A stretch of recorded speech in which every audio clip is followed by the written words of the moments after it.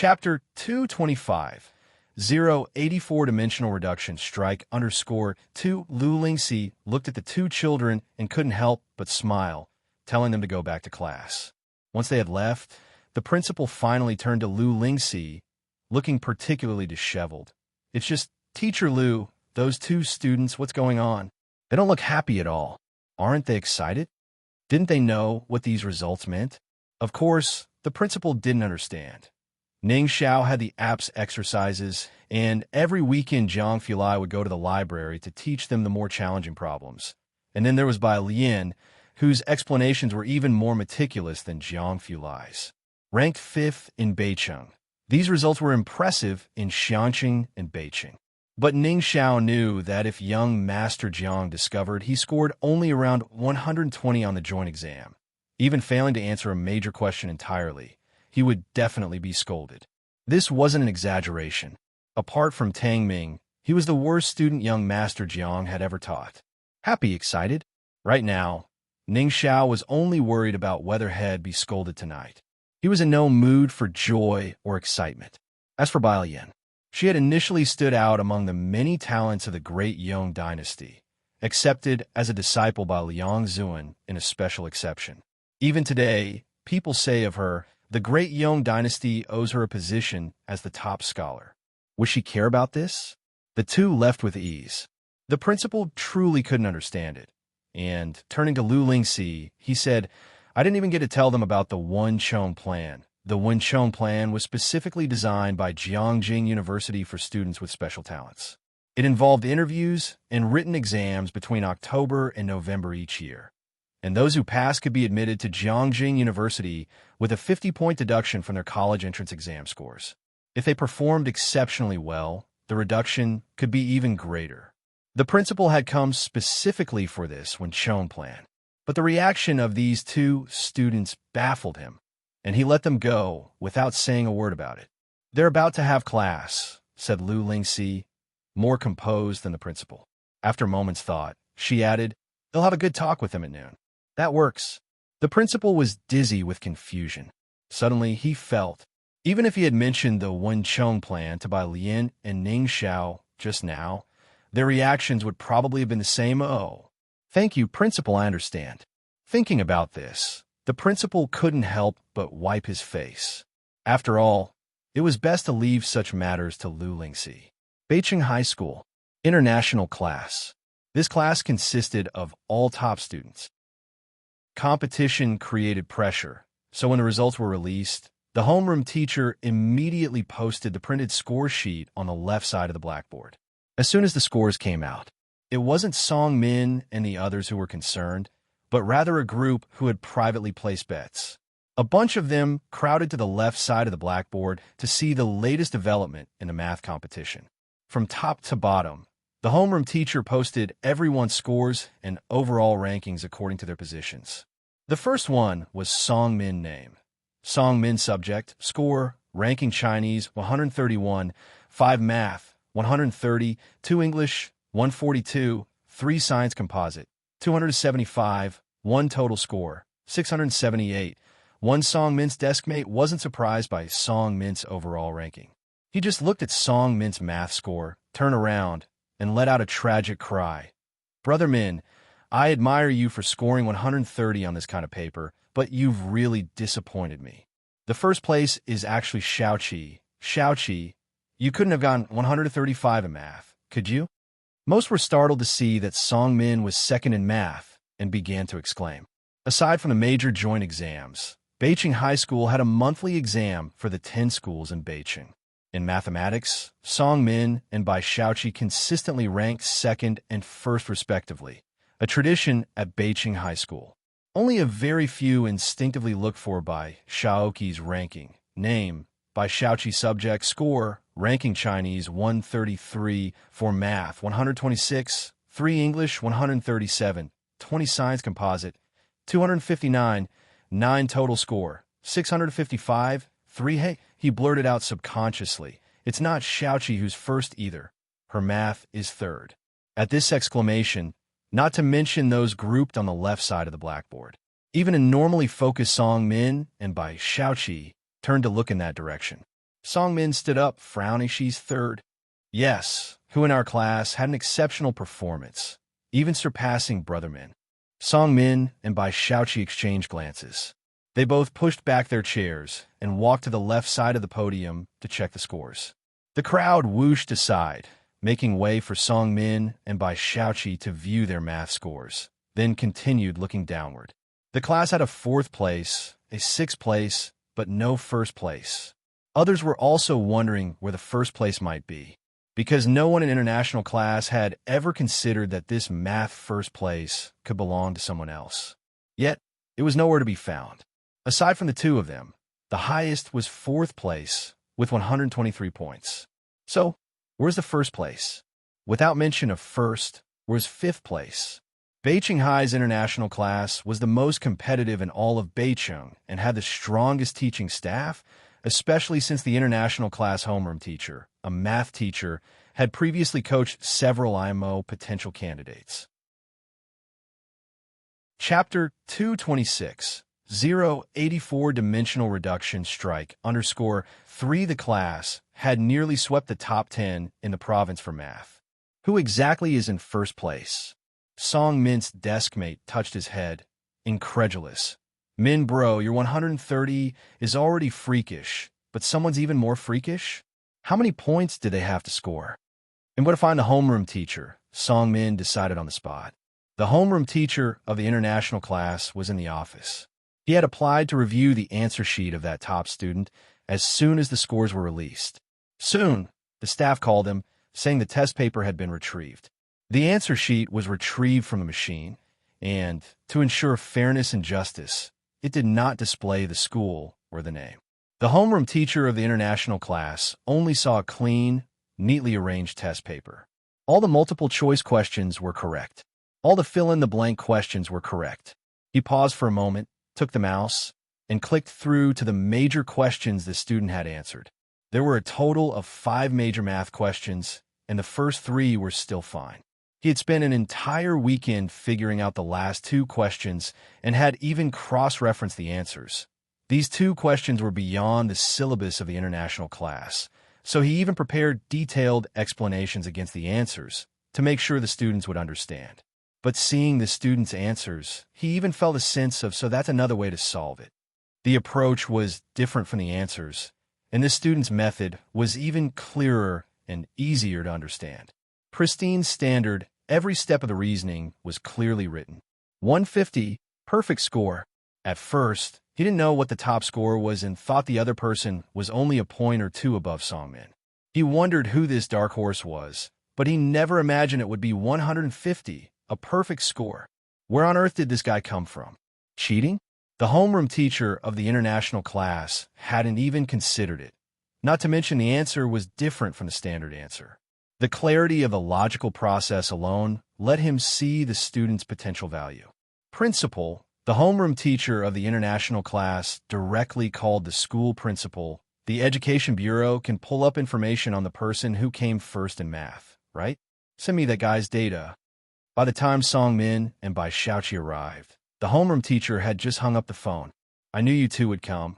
The homeroom teacher took a deep breath. That first place, 150, song student by student, I can only say that you two didn't lose unfairly this time.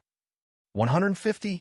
Song Min and Bai Xiaoqi exclaimed simultaneously. The homeroom teacher nodded. Yes, with a score that terrifying, I think this guy's math might even match those from Jiangjing Affiliated Middle School. The name Jiangjing Affiliated Middle School might be very foreign to others, but the people from number 1 high school were well aware. Are you talking about Liang Wuyu and them? Songmin asked, almost in astonishment. Even with his confidence, he had never thought about comparing himself with Liang Wuyu and his peers. That was a natural gap. After all, the Liang family were top educational aristocrats, and the resources they had access to were different from the outset. But Songmin had also never imagined that this person with a 150 score would be so highly regarded in the eyes of the homeroom teacher. To be mentioned in the same breath as Liang Wuyu? Teacher, who is he exactly? Songmin couldn't help but ask out of curiosity. Still checking. Bai Xiaoqi recovered her composure, her demeanor always elegant and her appearance lovely, finding it strange. If his math is that good, why didn't he make it into the top 10 overall scores? After all, the top 10 overall were from their class. He might be lopsided in his studies, the homeroom teacher explained. That was plausible, but for the time being, neither Song Min nor Bai Shaoqi had the mind to worry about how this person was lopsided in their studies, because that score of 150 had both of them utterly disconcerted. When they returned to report to the class, and everyone heard the score of the first place, most of them exchanged looks. First place, 150. Second place, 130. Third place, 126. Some thoughts they dared not voice out loud. Isn't this a dimensionality reduction assault? Since when did such an incredible person appear? The homeroom teacher of the international class was also pondering this question until he finally received a phone call from the staff. The information and scores of the first-place student have been found. Teacher, it has been sent to your email. The homeroom teacher quickly ended the call and logged into his email, indeed finding a new message.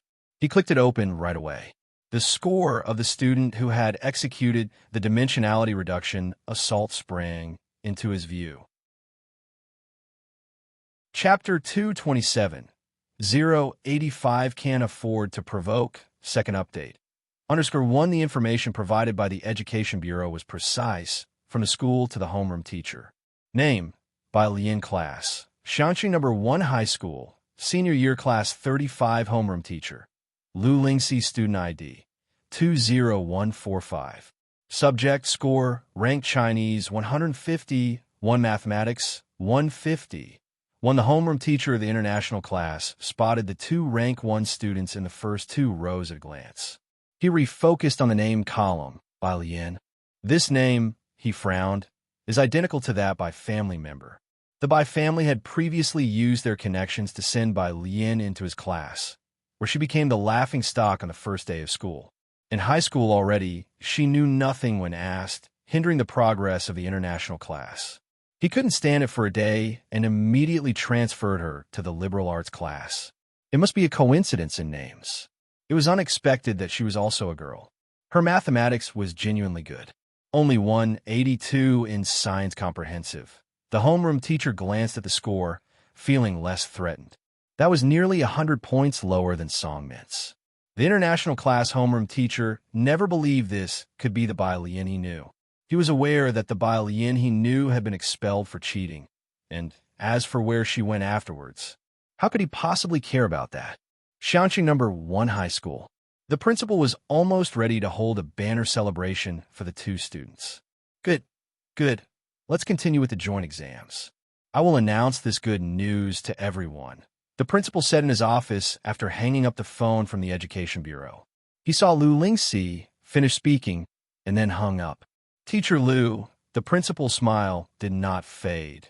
The joint examination for the top 10 schools is not canceled. This was no surprise to the principal or Lu Lingxi. Bai Lian's sudden emergence was likely unforeseen by the schools in Beicheng. They thought that the other schools had almost no impact on the top 10 rankings and were dragging the progress of the joint exams, which is why they decided to cancel. Now, talk about dragging progress? No impact on the rankings? Upon seeing that 150 score, the heads of the top 10 schools dared not speak another word. I asked, Bai Lian does not want to participate in the One Chong plan. Lu Lingxi sat across from the principal, slightly contemplating. Lu Lingxi remained calm. Bai Lian said she doesn't like any of the 10 majors offered by the One Chong plan. Principal, to actually pick and choose among Jiangjing University's offerings? Since getting to know Bai Lian, the principal felt he had gained much insight. Class 15. Bai Lian pulled out 2 practice books to start solving problems. She was mainly working on biology, leaving chemistry to Ning Xiao and Tang Ming while she finished with biology before swapping with them, making the most of everything. After school in the afternoon, Tang Ming, mingling with a group from Class 15, was also very anxious. God of fortune, don't you think you scored a bit too high? Bai Lian raised her eyebrows, her eyes exceptionally clear and cold. Could it be that you scored too low? Tang Ming. Pu Xiaoan was taking photos on her phone for materials, and Zhang Xiai's looped his arm around Tang Ming's shoulder taller than him like brothers. You hang out with our class every day, why don't you transfer to class 15? Tang Ming was in no mood to joke with Zhang Xi's, just making a bitter face. Don't ask me first. When they arrived at Mother Zhang's flower shop, Zhang Xi's went his separate way from Bai Lian's group. He stroked his chin, watching Tang Ming and Ning Xiao's retreating figures. What's up with these two? They look like they're preparing for a heroic sacrifice. Before he could figure it out, his mother, holding a watering can, knocked him on the head. What are you dazing about? Hurry up and deliver the prawns I made to Xiaolu. Library. Second floor. Bai Lian sat with her legs crossed, spreading out her books, then took out her error notebook, flipped open the tip of the pen with one hand, appearing lazy and casual. Across from her, Tang Ming and Ning Xiao were not so relaxed. Jiang Fulai sat beside Bai Lian, his left hand resting on the table. Leaning slightly forward with his right hand holding the math and science papers Bai Lian had given him, he scanned them from beginning to end. After spending 3 minutes scanning, he laid the papers on the dark brown tabletop, his fingers clearly defined pressing down on the paper. Looked up, his face pale, yet sharp. 121.95? His tone was unhurried. Those were Ning Xiao's math and physics scores.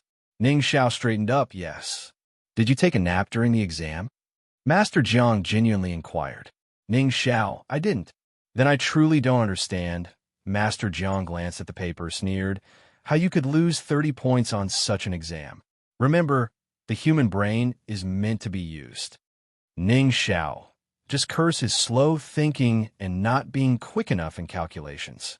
Jiang Fulai's gaze turned to Tang Ming. Tang Ming quickly sat up straight, nervously awaiting Master Jiang's critique. Chapter 228, 085 Can't Afford to Provoke, Second Update. Underscored 2, however, when Jiang Fulai looked at him upon reaching Tang Ming, he just sneered and said nothing more. Mr. Jiang, Tang Ming started to speak timidly. Jiang Fulai raised his hand. Since I've taught you, don't call me Mr. Jiang. Tang Ming, cack, whimper. He's not John von Neumann, possessing a mighty brain, studying mathematics at 3, mastering calculus at 8, finishing undergraduate studies by 10. He's just an average top student. There's indeed a barrier between geniuses. All day today, Tang Ming had been showered with praise from the homeroom teacher and other subject teachers. After all, his progress had been remarkable. Chenju only scored 110 in math. In the past, Tang Ming wouldn't have dared to dream of such a day. Yet here, young Master Jiang didn't even bother to scold him. Of course, the people Jiang Fulai often criticized were all of the same type as he won, the distinguished alumnus of Jiangjing University. When it came to Tang Ming, young Master Jiang truly didn't know where to begin with his criticism. After all, most of the questions in the papers were as easy as 1 + 1 to him. With Tang Ming's score of 111, Jiang Fulai only wanted him to disappear from his sight right now, immediately. If President Ma found out that someone he had taught scored like this in mathematics. Thinking of this, his gaze turned coldly towards Tang Ming once again. Mr. Jiang, Bai Lian twisted open a bottle of mineral water and handed it to Jiang Fulai. His math is now ranked 3rd in the school. Jiang Fulai took the water subconsciously. Are there only 3 people who took the test? Bai Lian, Jiang Fulai. He glanced at Bai Lian, silently took a sip of the mineral water. Don't you have to go to the hospital to visit your aunt? Young Master Jiang changed the subject. Bai Lian unhurriedly retracted her gaze, started to pack her things, and spoke with a nonchalant tone. Just 3 people taking the exam? She countered. Jiang Fulai. On the other side, he looked up solemnly at Jiang Fulai. Sister is first. He said. After the 3 left, Tang Ming and Ning Xiao finally came back to their senses. Tang Ming was acutely aware of the long road ahead. Across from him, Ning Xiao also lowered his head in reflection, knowing ever since he found out that Bai Lian only slept 5 hours a day, he had been far too relaxed. With Jiang Fulai and Bai Lian around, yet being unable to outperform Songmin in math was truly unacceptable. Xiangqing Central Hotel. Zhang Xi's brought a lunchbox to Yin Lu. Yin Lu was staying in room 1205 of the hotel. When Zhang Xiai's arrived, Yin Lu hadn't come back yet. He sent a message to Yin Lu, and Yin Lu told him to leave the lunchbox at the door. She will be back later. Zhang Xiai set down the lunchbox, but saw a letter half-stuffed through the door crack with what appeared to be bloodstains on the envelope. Knowing that Yin Lu had many cyberbullies, he frowned. He took out the envelope and left the lunchbox as he went out. After returning to the flower shop, Zhang's mom learned about his exam results and almost hit him with a kettle. Zhang Xiai's agilely retreated to his room and shut the door. He opened his phone to find someone to play games with in the class group chat. In the wait to group up for the game, he thought of the cyberbully and pulled out the envelope from his pocket. Snap for photographs fell to the ground. Zhang Xiai's stared at the photos that had landed on the tiled floor, stunned. Clearly, the photos had been captured from some videos. Even though he was alone in the room, he swiftly picked up the photos and clamped them down on the table. Each photo had a line of words written on the back. "You think you can escape me? Come here at 11 tonight." You wouldn't want these videos to appear online, would you? There was an address left. Zhang Xiai's felt his head buzz, everything crashing down. "Good guy, why aren't you hitting ready?" From the phone, the voices of Wang Qi and the others came through. Zhang Xiai's lifted his head, his normally sunny, handsome face now covered with a layer of gloom, like a clear sky obscured by dark clouds, oppressive and suffocating. The blood-stained white envelope was crumpled in his grip. Veins on his forehead and arms stood out. He abruptly raised his hand and wiped his eyes. After a while, he pulled open the door and left. I wonder if Xiaolu ate well. Zhang's mom was pruning a pot of flowers, hearing the door open, but not looking back. 15 in physics. Just wait until your dad comes back and see how he scolds you, she murmured. Normally, Zhang Xiai's would come over to help her trim the flowers and ask her not to tell his dad. Today, however, Zhang Xiai's was very silent. He put on a black baseball cap and also took out a pot full of white iris flowers from the bucket. The snow-colored iris flowers, in bunches, were very elegant. Zhang Xiai's wrapped up an entire large bunch. Chapter 229, 085, Can't Afford to Provoke, Second Update. _3 Xiangqing Hotel Room, 1205. Knocking. Inside, Yin Lu was taking a shower in the bathroom. Knowing her propensity for cleanliness, her sister knew it would be a long one. She opened the door to find a tall, handsome young man standing outside. "Ah, are you little brother Zhang?" Zhang Xiai's did, after all, represent the face of the male students at Xiangqing No. 1 Middle School.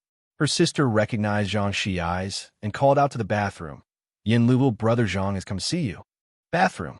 Yin Lu's hand shook, and the razor blade slipped from her wrist. She quickly stood up from the water, dried herself off, and got dressed before coming out.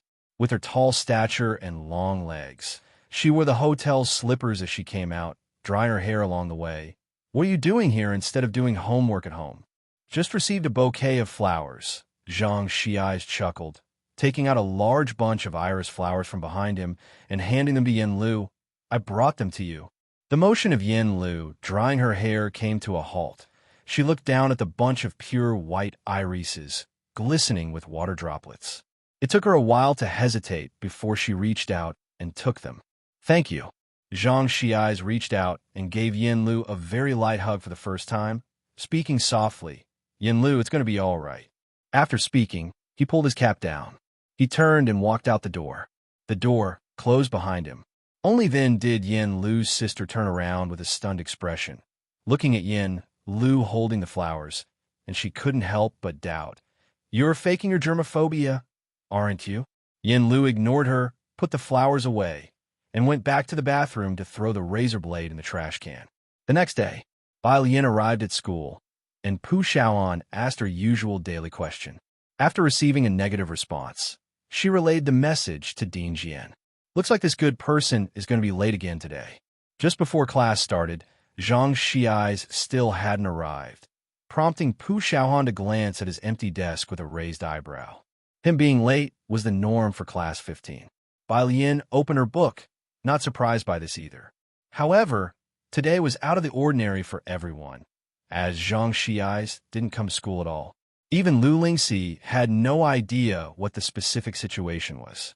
In the evening, after school, Bai Lian and a few others, including Pu Xiaohan, decided to inquire at his mother's flower shop. Zhang's family lived above the flower shop, but the shop had not opened that day either. There was a backyard. Pu Xiaohan glanced at Bai Lian. Bai Lian, holding a phone in one hand and a question bank in the other, gestured with a nod of her chin. Pu Xiaohan understood the signal and began to knock on the backyard door. "And Zhang, are you home?" And Pu Xiaohan, Zhang Shi's classmate. Zhang's family living room. Yin Lu sat on the couch in a daze. Next to her, Zhang's mother's head was buried in her knees, her expression obscured. Of the three women, only her sister was somewhat composed, pacing the living room. Yin Lu, she initially wanted to ask Yin Lu about Zhang Shi's connection with Mr. Lu.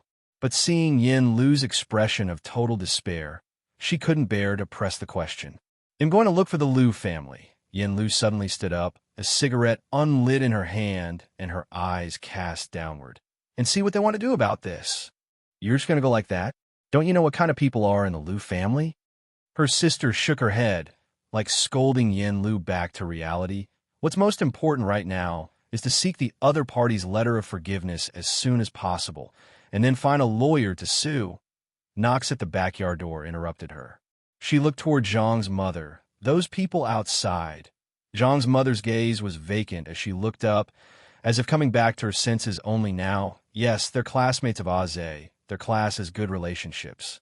Zhang Shi's eyes had missed a day of school, and Bai Lian and the others must have come to inquire about his situation. Her sister opened the door and saw several people in Xiangqing No. 1 middle school uniforms. "Classmates, little brother Zhang has some issues and needs to take some time off," her sister said with a smile. "Something's happened." Bai Lian, holding her phone, squinted at Yin Lu's sister with a casual smirk. Yin Lu's sister met Bai Lian's gaze, and under any other circumstances, she would certainly have asked Bai Lian if she wanted to enter the entertainment industry, but now wasn't the time. She nodded. "Yes, I'm helping them look after the shop, so you all better go home and do your homework." She closed the door and let out a sigh of relief. The girl just now was good-looking, with a seemingly casual expression, but those dark eyes made one feel completely exposed. "I sent them away." Yin Lu's sister returned to the living room, and her phone finally rang. The other two looked at her anxiously. She answered, and it was Time Media calling. She had contacted them first thing in the morning, and all three had been waiting for a reply. "Little Exen, I can't handle this matter. Forget about getting a lawyer. You should also find a chance to extricate yourself as soon as possible. You know what the Shiming family is like." Lu Xian had even managed to arrange a meeting with that person from the Su family. How bold you must be to mess with the Lu family. The other party hung up after speaking. Calls back went unanswered.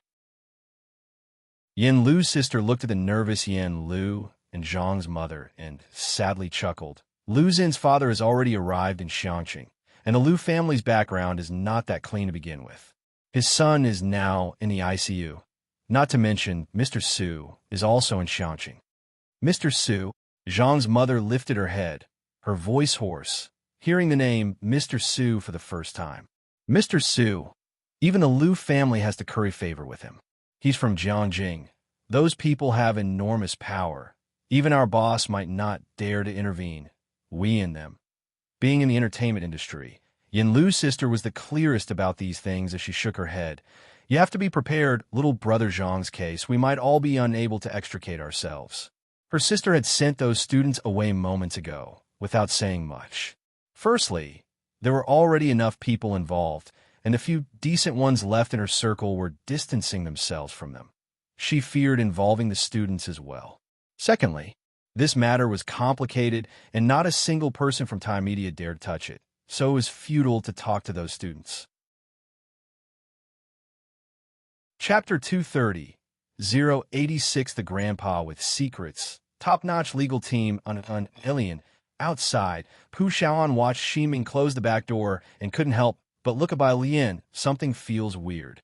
Bai Lian looked up at the doorframe, her phone idly twirling in her hand. Not sure, she gripped her phone tightly, pausing to think. "You go home first, ask around." When the students from Class 15 left, they did not have the same ease as when they arrived. But no one from Class 15 could have imagined. What sort of thing could the usually sunny Zhang Xiais have done? At worst, it might be a family emergency, the most serious being Zhang Xiais falling ill, or perhaps a car accident. Huh! Pu Xiaohan slapped herself in the face. Such a jinx. That was what most people in Class 15 thought. Bai Lian took the opportunity to visit her aunt in the hospital. Ji Hung had only come by during the afternoon to bring Shun Qing chicken soup. It was ill-timed, as Su In and Ji Milan were there, and the room was filled with the health supplements they had brought. Seeing Bai Lian arrive, Su In greeted her with a smile. Alien is off school. It was all very typical. He always knew how to keep a proper distance in his dealings with others. He never crossed the line. Bai Lian didn't have much animosity toward him, but that was about it. With Ji Mulan standing beside her, Bai Lian just hummed in response, the most courtesy she was willing to show. Mr. Su, what brings you here tonight? Ji Xiaojun had just finished teaching not long ago and poured water for Ji Mulan and Su In. Today, they hadn't made use of Bai Lian, mainly because Ji Xiaojun felt Bai Lian had animosity toward Ji Mulan, and he was afraid Bai Lian would splash water on Ji Mulan's face. Su In smiled.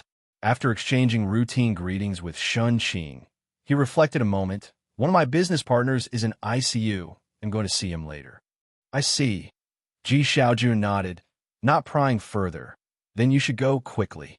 Su In also knew that Ji Mulan and Bai Lian, mother and daughter, didn't get along well. He wasn't clear about the past between the two, but he could feel that Ji Mulan's attitude toward Bai Lian had been problematic for some time. After he left with Ji Mulan, Ji Xiaojun turned to Bai Lian, gesturing for her to help herself to some water. You and your mother. He wondered if there was any possibility of reconciliation between them. After all, they were mother and daughter. Now, Ji Mulan's relationship with Ji Hung was somewhat mended. Stop! Bai Lian couldn't stand hearing about Ji Mulan, placing her workbook on the table. Uncle, I came to see my aunt. To others, it seemed there wasn't much of an issue between Bai Lian and Ji Mulan. But only Bai Lian knew the original Bai Lian was already dead. Dead in the icy cold lake. Ji Xiaojun silently watched Bai Lian sit by Shun Qing's bedside, instinctively checking Shun Qing's pulse. Shun Qing even gave him a white-eyed look, annoyed at his meddling. Ji Xiaojun then turned to make Bai Lian a cup of tea. His familial bonds were thin. Ji Mulan was his sister, and he couldn't let go. Alien, your grandfather said you've been going to bed past midnight and getting up before 6. Shun Qing could now sit up and lean against the headboard, her head swathed in bandages. Her voice was becoming stronger as well. In short, she was recovering very well. Ji Hung had woken up in the night to use the bathroom and saw that Bai Lian's window was still open. That day, he came over worriedly to discuss this matter. So, on behalf of Ji Hung, Shun Qing spoke, your health is important. We can take our time. There's no rush this year. Bai Lian withdrew her hand, looked up still in her school uniform with an unzipped jacket revealing her white shirt underneath, and said to Shun Qing with a voice both soft and slow, but I need to study, Aunt. Shun Qing. Right. Studying is most important, but try to go to bed by midnight if you can. Ji Xiaojun placed the tea to one side, listening and utterly speechless. Is this how you persuade someone? After seeing Shun Qing, Bai Lian went back home, as she still had Lance waiting for her at home. After she had left, Ji Xiaojun glanced at Shun Qing. Dad asked you to persuade her, not to indulge her. Why don't you say it then? Shun Qing leaned against the headboard. Ji Xiaojun was even less helpful than Ji Hung. Before Bai Lian could speak, he likely would be the one to start saying, It's okay. Alien, whatever time you study until it's fine, your uncle will stay up with you. Ji Xiaojun opened his mouth. He wanted to retort, but he didn't know where to start. Illogical. He could only bury his head and go to the bathroom to fetch water for Shun Qing.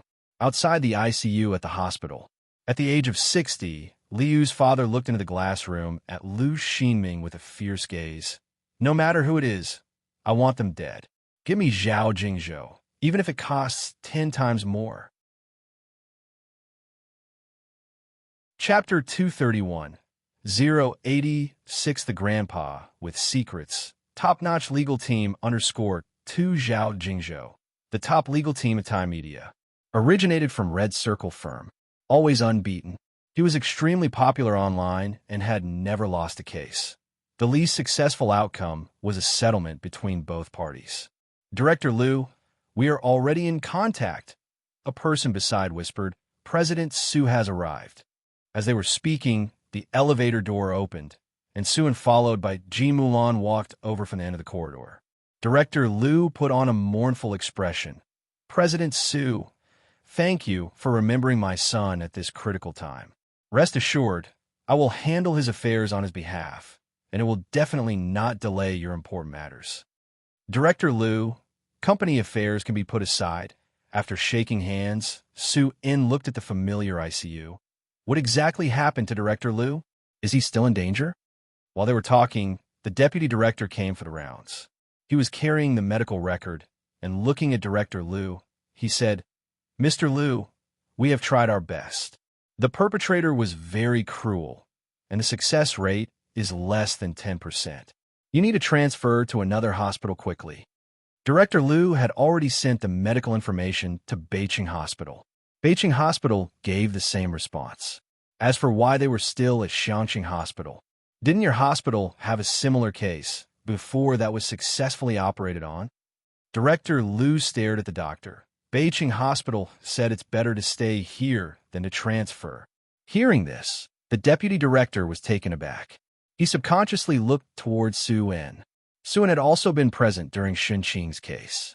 Director Liu noticed the deputy director's glance and quickly looked at Su In. President Su, this matter. Su In also felt troubled. I don't know that, doctor. Ji Mulan looked at Director Liu and tugged on Su In's sleeve. Just ask Alien for me. She's still having tea with my dad every day. Director Liu gratefully looked at Ji Mulan, then made as if to kneel down. President Su, I beg you, please save my son. He has done so much charity work, and to be harmed by a thug. Hey, Director Liu, please don't be like this. Su In knew Liu Shiming was a well-known philanthropist online.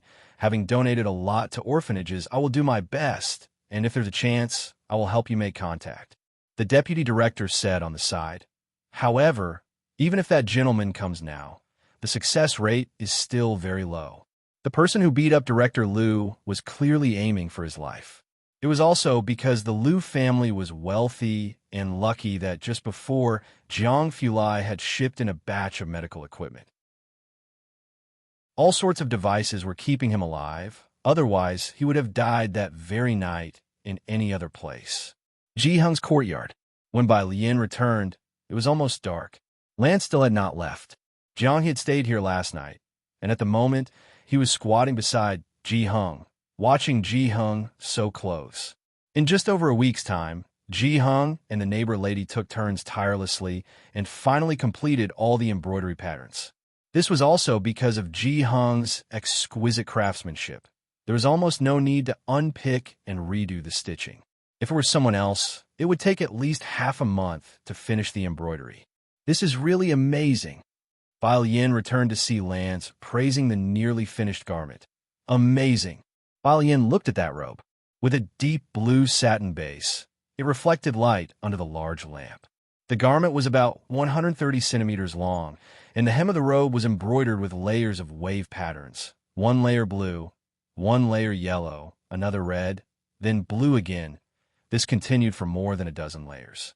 Above the wave patterns were embroidered auspicious clouds. The first 3 colors of the auspicious cloud patterns were very small, and the crepe myrtle pattern spread out at the hem, matching the sleeve cuff in color and pattern. From the collar to the middle of the robe, however, there were numerous dragons embroidered on a gold and red base, with gaps filled with different colored patterns, the flowers that Lance liked. Although it looked gaudy, yet it possessed a unique style.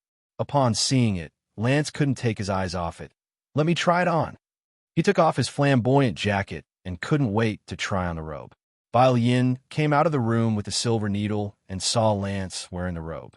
He wasn't very adept with the button loops, so Ji Hung helped him fasten them. Lance was used to being out of tune on a regular day. Floral pants, floral shirts. Today's robe still featured his favorite colors, but the deep blue satin and exquisite embroidery made the otherwise gaudy flowers appear like a piece of fine craftsmanship. Jiang sat on the side, watching Lance transformed and marveling. He was astonished at how Lance had gone from a disco old man to a handsome old man with a change of style. Not bad. Bai Yin slowly pulled out a silver needle and gave her assessment. With her discerning eye, she could naturally see that Ji Hung was not only a master of embroidery, but the materials he had chosen for Lance's garment were also top-notch. Chapter 232 086 The Grandpa with Secrets Top-notch legal team _3 It's just. Bai Yin glanced at the warehouse. The fabrics in Ji Hung's warehouse were almost all very precious. Where did he get them from? Yeah, Lance put on the robe and didn't want to take it off anymore. He sat down on the chair, signaling to Bai Yin to just sew for him like that. Wash. He was not willing to take it off to wash for the time being. Do you want one too? Ji Hung wrapped the embroidery needle in oil paper, and when he looked up, he saw that he was full of amazement.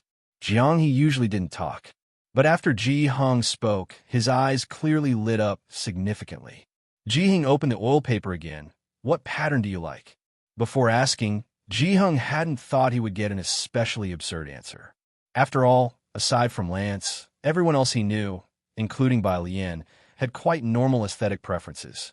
Until he heard Jiang's response, he had never imagined he would hear this kind of answer. Cabbage. Ji Hung what? Jiang looked up, worried that Ji Hung hadn't heard him, and gestured with his hand. I want a big cabbage. In Ji Hung's mind flashed 1, 2, 3 big cabbages, really. He was very relieved that his granddaughter had a very normal aesthetic preference. Otherwise, surrounded by the tastes of people like Jiang and Lance, he would one day doubt this world. Xiangqing Police Station. Yin Lu was supporting Zhang's mother, suppressing her emotions and asking the police in a clear and organized manner. Can't we visit? We want to see if he's all right. The police knew that this young man had brutally beaten a philanthropist to such a state and was very indifferent towards the two of them. Sorry, before the sentence takes effect, family members are not allowed to visit, except for the defense lawyer. Having said that, he didn't bother with the two people anymore. He simply left. This wasn't their first visit. Zhang's mother was sobbing. Xiaozi wouldn't do such a thing. Let's leave first. Sister XN pulled the two of them away forcefully. With a criminal case, even if the Liu family is willing to settle privately, the sentence won't be short. Right now, there are two very important things. First is to find a lawyer, and second is to try to get a letter of forgiveness from the Liu family. The problem was, how did Zhang Xiais get involved with Liu Ximing? Sister Xin couldn't figure it out. On the desolate roadside, Zhang's mother shook her head. I don't know, he usually just plays basketball and video games, has no other hobbies. The most is that kid from the Chun family. She knew Zhang Xiais very well and couldn't find a trace of connection between Zhang Xiais and Liu Ximing. This is strange, Sister Xin frowned. Yin Lu, however, seemed to have remembered something, and she went back to the hotel to check the surveillance footage from the day before. Sister Xin knew Yin Lu had unusual feelings for the Zhang family and accompanied her to watch the surveillance. Why are you looking at yesterday's surveillance?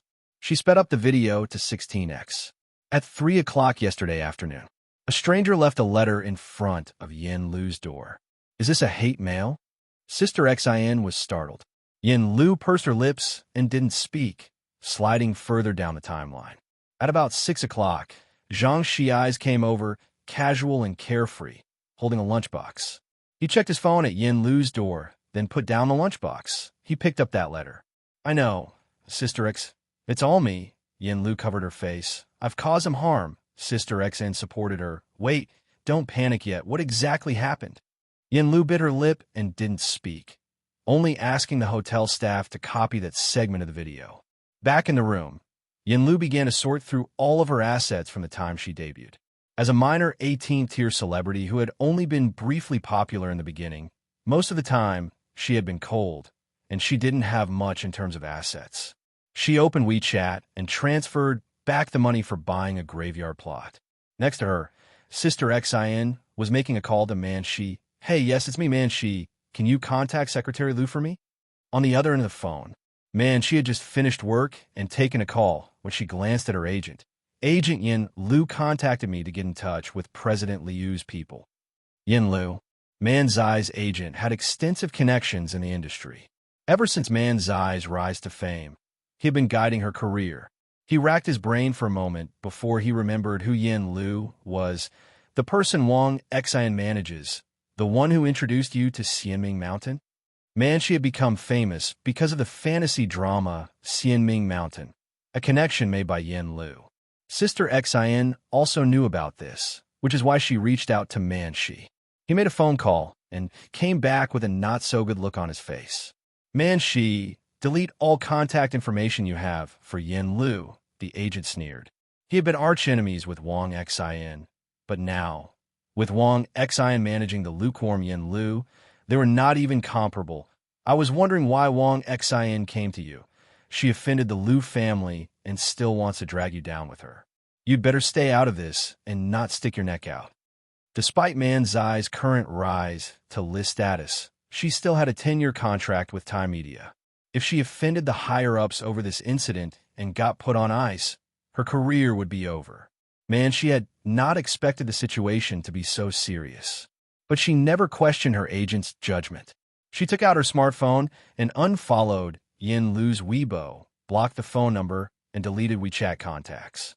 The next day, Ji Hung woke up early to find Bai Lian crouching and waiting for him.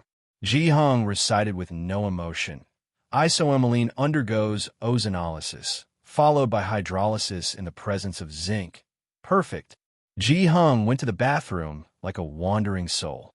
In the outside bathroom, Jiang he had already prepared his toothpaste and handed him the toothbrush, staring at Ji Hung with shiny black eyes without saying a word. Ji Hung. He took the toothbrush expressionlessly. I didn't say I wouldn't make clothes for you. Jiang he blinked. Cabbage. Got it. Ji Hung lowered his head, brushing his teeth very dispassionately. If it had to be cabbage, then let it be cabbage. Ji Hung had learned to resign himself to his fate and to comfort himself. Compared to the floral pattern Lance insisted on adding, cabbage at least had a bit of charm. Bai Lian went to school as usual, and in the morning, most of the class still had no clue about Zhang Shi's whereabouts. I climbed over the wall into his yard last night. Wing Chi sat on Zhang Shi's desk, seriously analyzing. No one was in the yard. I don't know where they went. That day, while playing games with me, he suddenly disappeared. Wing Chi remembered this incident. Suddenly disappeared? Bai Lian stopped writing, turned her head slightly, and squinted her eyes. Be more specific. Wang Chi recounted everything about Zhang Shi's return home, and then tagging him in the group chat.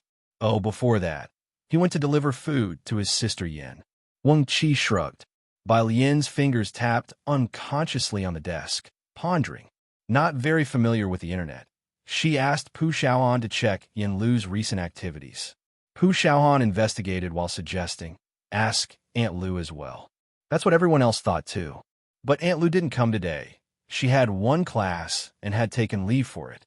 Class 15 people went to Zhang's flower shop again at noon. Still no one. After school, in the afternoon, Bai Lian and Pu Xiaohan went together with others. Jiang Filai had freed up some time today and waited at the milk tea shop entrance with Jiang He. Bai Lian saw them from a distance and was just about to go over when the window of a nearby car lowered. Alien. It was Su En. Seeing this, Pu Xiaohan beside her said, Alien, well, go check at the Zhang family first. The few from class 15 didn't interrupt and left first. Bai Lian paused and glanced inside the car. Ji Mulan wasn't in the passenger seat. She didn't leave, but politely asked, do you need something? It's like this. Su En got out of the car from the other side.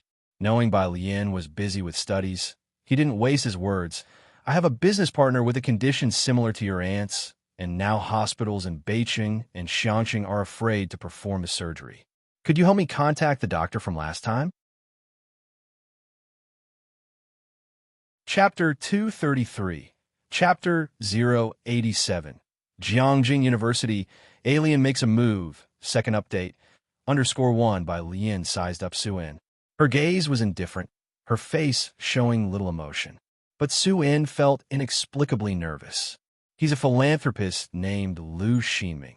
Su-in explained to her, my business partner for this deal, but he was attacked by an enemy for some unknown reason, and now he's in the ICU. Lu Shiming, Bai Lian remembered the banner that had been hanging in the cafeteria before. She had some impression of him. Wing Chi had also mentioned before that this person was indeed a philanthropist.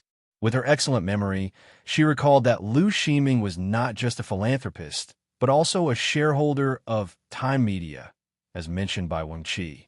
He was also Yin Lu's boss. Are you too close? She asked. Su-in shook his head.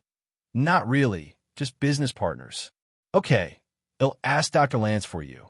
Bai Lian withdrew her gaze, thinking for a moment. You ask Yin Lu about her recent whereabouts and news for me, and it's best if you can give me her phone number too. Yin Lu. Su-in found the name somewhat familiar. In just a second, he remembered that she was the new artist he had recruited to promote Xiangqing. I know her. They'll look it up for you right away. Su-in had recruited her casually. Nobody knew that this public welfare activity was initiated by the Su family. Very few artists would take on such public welfare activities. Yin Lu was from Xiangqing and was the first one to accept this public welfare activity. Su-in had a good impression of her. Later, when his assistant told him that Yin Lu had been blacklisted online for being obsessive-compulsive, he still didn't replace her. This was the first time Bai Lian had asked him for a favor. Su-in took it very seriously.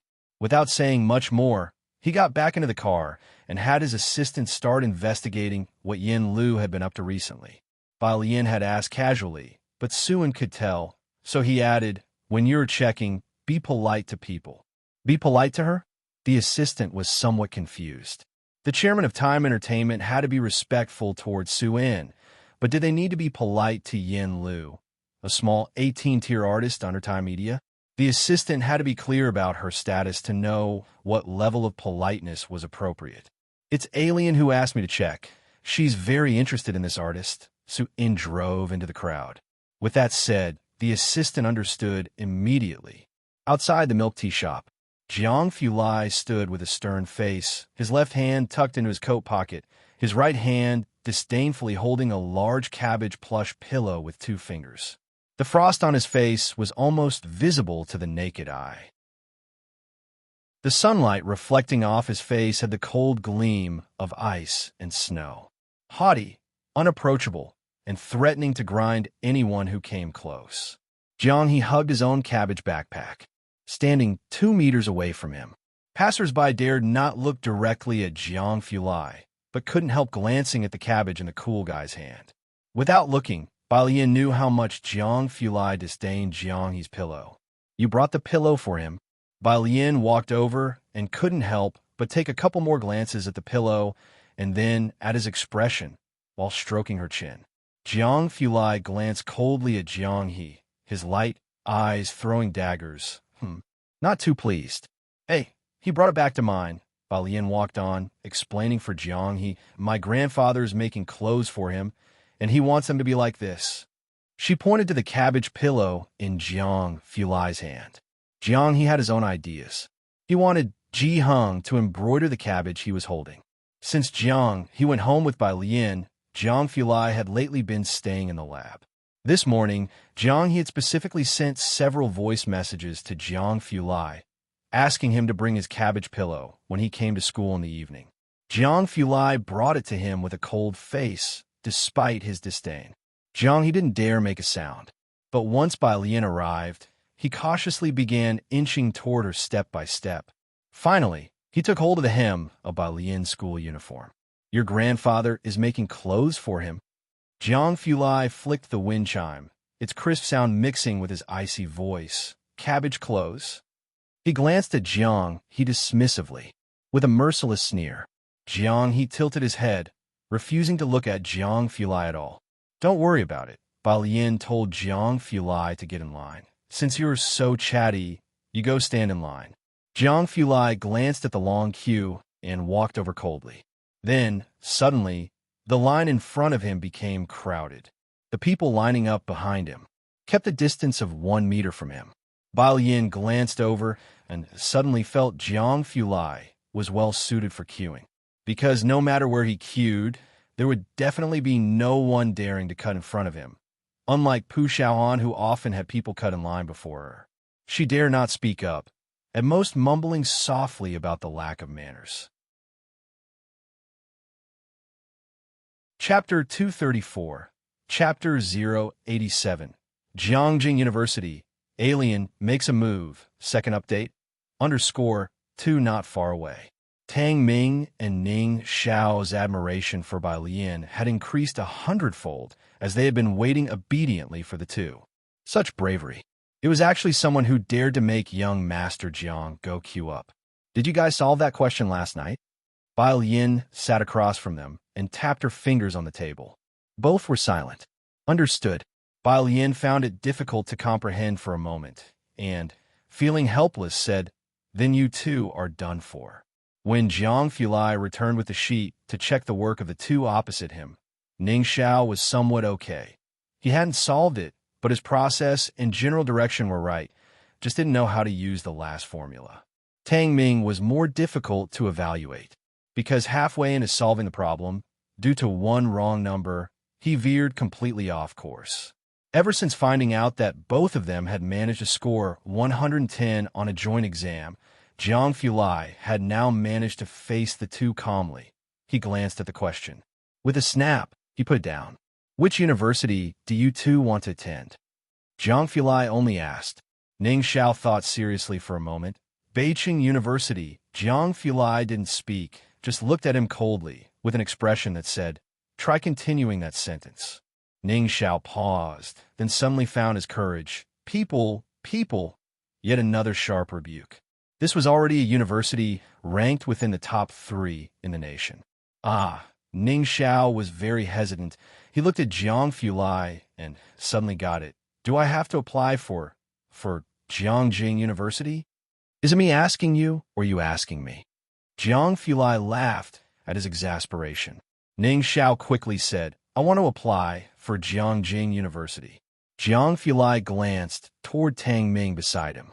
Tang Ming pointed to himself, a confused expression on his face. Can I even apply?" No, listen to my explanation. I also want to apply." "Yes, I want to apply too." Bai Lian looked down at her problems, not wanting to watch the spectacle unfolding before her. Right in the middle of it, her phone lit up. It was a message from Su In, who had found some information about Yen Lu. Bai Lian directly opened it. Meanwhile, in the hotel where Yen Lu was staying, Zhang Ma had already taken out a bank card. This was the money their family had saved up over the years, and Yen Lu also gave her his card. On the side, Sister Xian received a phone call. Then she looked at Yen Lu in surprise. "Xiao Lu, are you very close to Director Zu's assistant?" "Director Zu's assistant?" Yen Lu furrowed her brows, unable to recall this person. That was strange. However, there was no time for Sister Xian to think further. She directly said, "Yes, he gave me the phone number of Director Liu's executive assistant. In the hospital ICU. Director Liu had just finished a call with Su On." Okay. Thank you, Director Su." Director Liu's hand was trembling as he ended the call, looking into the ICU at his son. "Ximing, don't worry. Dad will avenge you." Chairman, the executive assistant by his side, handed over a document and a photo to Director Liu. "This is the photo from the scene, not found by the police, and there's several dozen videos on young Director Liu's phone. We suspect that person came for these." Director Liu glanced at the photo. He sneered. "Delete them all. Also, is there any news about Zhao Jingzhou?" The assistant already knew how to handle these matters, but it involved several artists. "We made contact. He has been dealing with an economic dispute case recently and mentioned that you don't need him for this case. His apprentice can handle it." "It has to be him," Director Liu said, looking at the assistant, his gaze icy. "I want him to be sentenced to death." The executive assistant nodded. "All right, he'll contact lawyer Zhao again." As he spoke, the assistant's phone rang. It was a call from Sister Xian. She said that Zhang Shi's mother and Yen Lu came to visit Lu Ximing and to apologize. The assistant didn't know how they had found his phone number, and without answering, he looked questioningly at Director Liu. Director Liu's gaze was fixed on the ICU, his face showing a crazed and bloodthirsty expression. You let them come over. After hearing the news, Yin Lu didn't tell Zhang's mother about this and came over by herself. She couldn't guarantee the state of these two women. At this time, she should be like Man Shi, looking out for her own safety, but she still gritted her teeth and followed. Outside the cold ICU doors, Yin Lu, accompanied by Zhang's mother, faced the old man who stood with his back to them in front of the glass door. Director Lu. Yin Lu's face was somewhat pale, her hairstyle extremely disheveled, as she bowed and offered 2 bank cards. We are here to apologize to Mr. Lu on behalf of Zhang Xiai's. Zhang's mother kept apologizing to Director Lu, mouthing him sorry. On the dimly lit corridor, the cigarette in Director Liu's hand flickered on and off. The pungent smell of tobacco drifted away as Director Lu turned around. He snatched the 2 bank card from Yin Lu's hands, threw them onto the ground, and fiercely grasped Yin Lu's neck. Apology? You all can go to hell and apologize to my son. Director Lu. Yin Lu tugged at the corner of her mouth, attempting a smile, hatred evident in her eyes. You should know why Lu Xen was beaten, don't you? You think, do I have evidence? Zhang's mother and Miss Xen hurried over to help support Yin Lu's arm. Xiaolu. Director Lu suddenly let go. He just stood there, looking down at Yin Lu, who was bent over, coughing hard. And he laughed. Fine. Director Lu took a drag of his cigarette, flicked the ash, and eyed the few people before him. You want to settle this privately? It's not impossible. If you kneel for my son all night and apologize, they'll consider a private settlement with you. It wasn't easy for Yin Lu and the others to find Director Lu. As long as there was a glimmer of hope, no matter the condition, both she and Zhang's mother did not hesitate. It was just a matter of kneeling down. The two of them did not hesitate at all. Ding! The elevator doors opened. Bai Lian had asked Lu Lingxi about the news she received from Suan, and Lu Lingxi told her about Zhang Xiai's being at the police station. She also found out that Yin Lu and Zhang's mother were at the ICU. The moment the elevator doors opened, she overheard Director Liu's words. Kneel to him. Bai Lian stretched out her hand, irritably opening her uniform, slowly walking closer. Her voice was very cold. Everyone in the corridor turned to look in their direction. Zhang's mother's face changed. She had learned these past 2 days that Zhang Xiai's had hit an important figure, and Miss Xen had also instructed them not to involve any students. This has nothing to do with you. Hurry along. She didn't call out Bai Lian by name. Hey, student. Miss Xen also recognized Bai Lian. She was startled, then caught Bai Lian's sleeve, shaking her head at her. You're just a student. This matter is complicated. The Lu family is among the top 100 enterprises in the country, a major taxpayer. Bai Lian took off her uniform and handed it to Miss Xen, methodically saying, Hold this.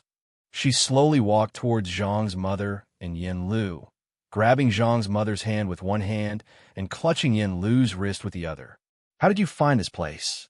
Zhang's mother came back to her senses, her voice lowered, much more rational. Don't concern yourself with this matter. Director Lu was their last straw. Bai Lian let go, and she straightened Zhang's mother's disheveled clothes, her tone casual and light. Auntie, if you don't have faith in me, you should at least have faith in Zhang Xiai's. Do you think Zhang Xiai's would have done what he did? She tilted her head slightly, looking at the person on the ICU bed. The corners of her mouth lifted in a smile, like a blood flower blooming in the depths of hell. Just to have you kneel before him here. Zhang Xiai's wasn't here, but she was still present. She was right here, and no one was going to break his bones without getting past her. Zhang's mother and Yin Lu were stunned, especially Yin Lu. Let's go. Bai Lian held Zhang's mother again, leading her away. Zhang's mother took heavy steps, looking back frequently. Her voice choked. Xiaozi. Director Lu watched Bai Lian appear and glanced toward Yin Lu and Zhang's mother with a sinister look. You two better think this through. After today, if you want a private settlement, there won't be another chance. Zhang's mother paused her steps. She turned around. Auntie, Bai Lian pressed the elevator button, soothing her. Do you really think you would settle privately with you just because you kneel? It's fine. We'll find a lawyer and sue him above board. Find a lawyer? Director Liu watched their retreating figures and sneered coldly. Did you really think you could still find any lawyer? Chapter 235, 088, dominant alien underscore. Wan Zhang's mother didn't want to leave. But Bai Lian was right. She should trust her son. She wiped her tears away. Grasping Yin Lu's hand, she looked up again with a resolute expression. Xiaolu, let's go. Ding! The elevator stopped on their floor. Doors slowly opened. Zhang's mother entered first with Yin Lu, while Bai Lian was the last to get in, only glancing back at the elevator's entrance. She gazed faintly at the sign for the ICU, Psycho, Surgical Intensive Care Unit, the same ICU where Shun Qing had been admitted the previous time. Chairman Liu watched the elevator doors close and turn his head. What did the court and Zhao Jingzhou say? Zhao Lu is already preparing to come to Xiangqing. The court has commenced the trial, and the subpoenas will be in their hands by tomorrow. The administrative assistant had arranged everything properly, that Zhang Xiai's is shrewd, reporting himself to the police immediately. But for intentional assault cases, he's looking at least 7 years of imprisonment, thinking he could escape by turning himself in at the police station. But Chairman Liu wasn't a pushover. Even if Zhang Xiai's engaged Zhao Jingzhou, he was still looking at a minimum of 7 years imprisonment. Beep! The ICU machine suddenly flashed wildly. The doctor on duty and nurses quickly ran over. Take him to the emergency room first. What about President Su? Chairman Liu's complexion changed, not worried about Zhang Shi's case, but now concerned only for Lu Xinming's life. The administrative assistant immediately made a call to Su In. Please wait a moment. At Su In's end, the assistant helped look into Yin Lu's affairs and heard some rumors. He was completely flustered, and as he traced the matter between Yin Lu and Zhang Xiai's, cold sweat beaded on his forehead. Despite Su In being in the middle of an online meeting, the assistant knocked on the door. President Su, this is urgent. I must speak with you right away. Su In raised his hand, pausing the meeting and muted the microphone. He gestured for the assistant to speak. This matter involving Chairman Liu had a lot to do with Yin Lu and Miss Bai. Yin Lu's agent asked me for Chairman Liu's number. The entertainment circle is shunning Yin Lu, and the exact details are still unknown. The assistant knew the seriousness of the situation. The assault on Chairman Liu is no small matter, and Miss Bai is definitely investigating. I think you should be cautious in how you handle this. The assistant started looking into Yin Lu's current situation as soon as he learned that Bai Lian was looking into her whereabouts. News from entertainment circle always spreads quickly, and word of Chairman Liu's intent to blacklist her had traveled fast. Su In's mind was in disarray, and within a few seconds, he made a decision. First, sever cooperation with the Liu family. As for Alien, I will ask around. Also, there's no rush to contact Dr. Lance. Around 8 in the evening, Zhang's mother and Yin Lu supported each other as they walked ahead, the streetlights elongating their shadows. Bai Lian looked down slightly, observing the two silhouettes. Manager Xian carefully extended her hand, offering Bai Lian her school uniform jacket. Thank you. Bai Lian reached out to take it, but didn't put it on, simply walking slowly down the stairs, her brows and eyes drawn together, her tone calm. So why did Zhang Xiai's hit him? I don't know yet. Manager Xian was somewhat coming to her senses, replying from behind Bai Lian, her gaze fixed on Yin Lu. It was related to Yin Lu, but Yin Lu had been silent all this while. Bai Lian followed her gaze, nodded her head, her tone even okay. Manager Xian was more than a decade older than Bai Lian and should have seen her as just a child. Yet standing next to Bai Lian, she felt an inexplicable pressure. But the other party was polite in her speech and actions. Not far from the hospital, a black business van parked steadily by the roadside. The passenger window was half open. Having been in the entertainment industry for so long, Manager Xian had no trouble recognizing that this not-too-luxurious business van was somewhat different from those she was familiar with. She was quite surprised. This girl was Zhang's younger brother's classmate. This kind of vehicle wouldn't attract much attention in Beicheng, but it was conspicuous in Xiangqing. She hadn't expected Zhang Xiai's to have such well-to-do classmates, and it seemed that she got along quite well with Zhang Xiai's. The rear car door opened. A chill poured out. A kid resembling a jade ice sculpture sat in the back, cradling a Chinese cabbage, and raised his head belatedly at the sound, then rested his chin on a pillow. "Get in the car first." Bai Lian instructed Zhang's mother, Yin Lu, and the others to get into the vehicle. After Manager Xian got in, she sat down somewhat awkwardly. She just couldn't ignore the cold air coming from the driver's seat, and couldn't help but look over. All she could see was the back of a head and the outline of a chiseled profile, with pale, slender fingers resting on the steering wheel and a Bluetooth earpiece in his right ear, speaking to someone.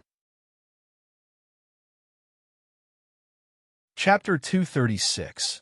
088 Dominant Alien_2. The tone was casual and lazy, yet laced with ice, such a unique voice that it would stand out even in the entertainment industry, spouting words that left people clueless.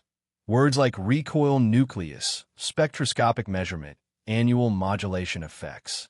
Sister Yin Luxin couldn't make out a single word. Where to?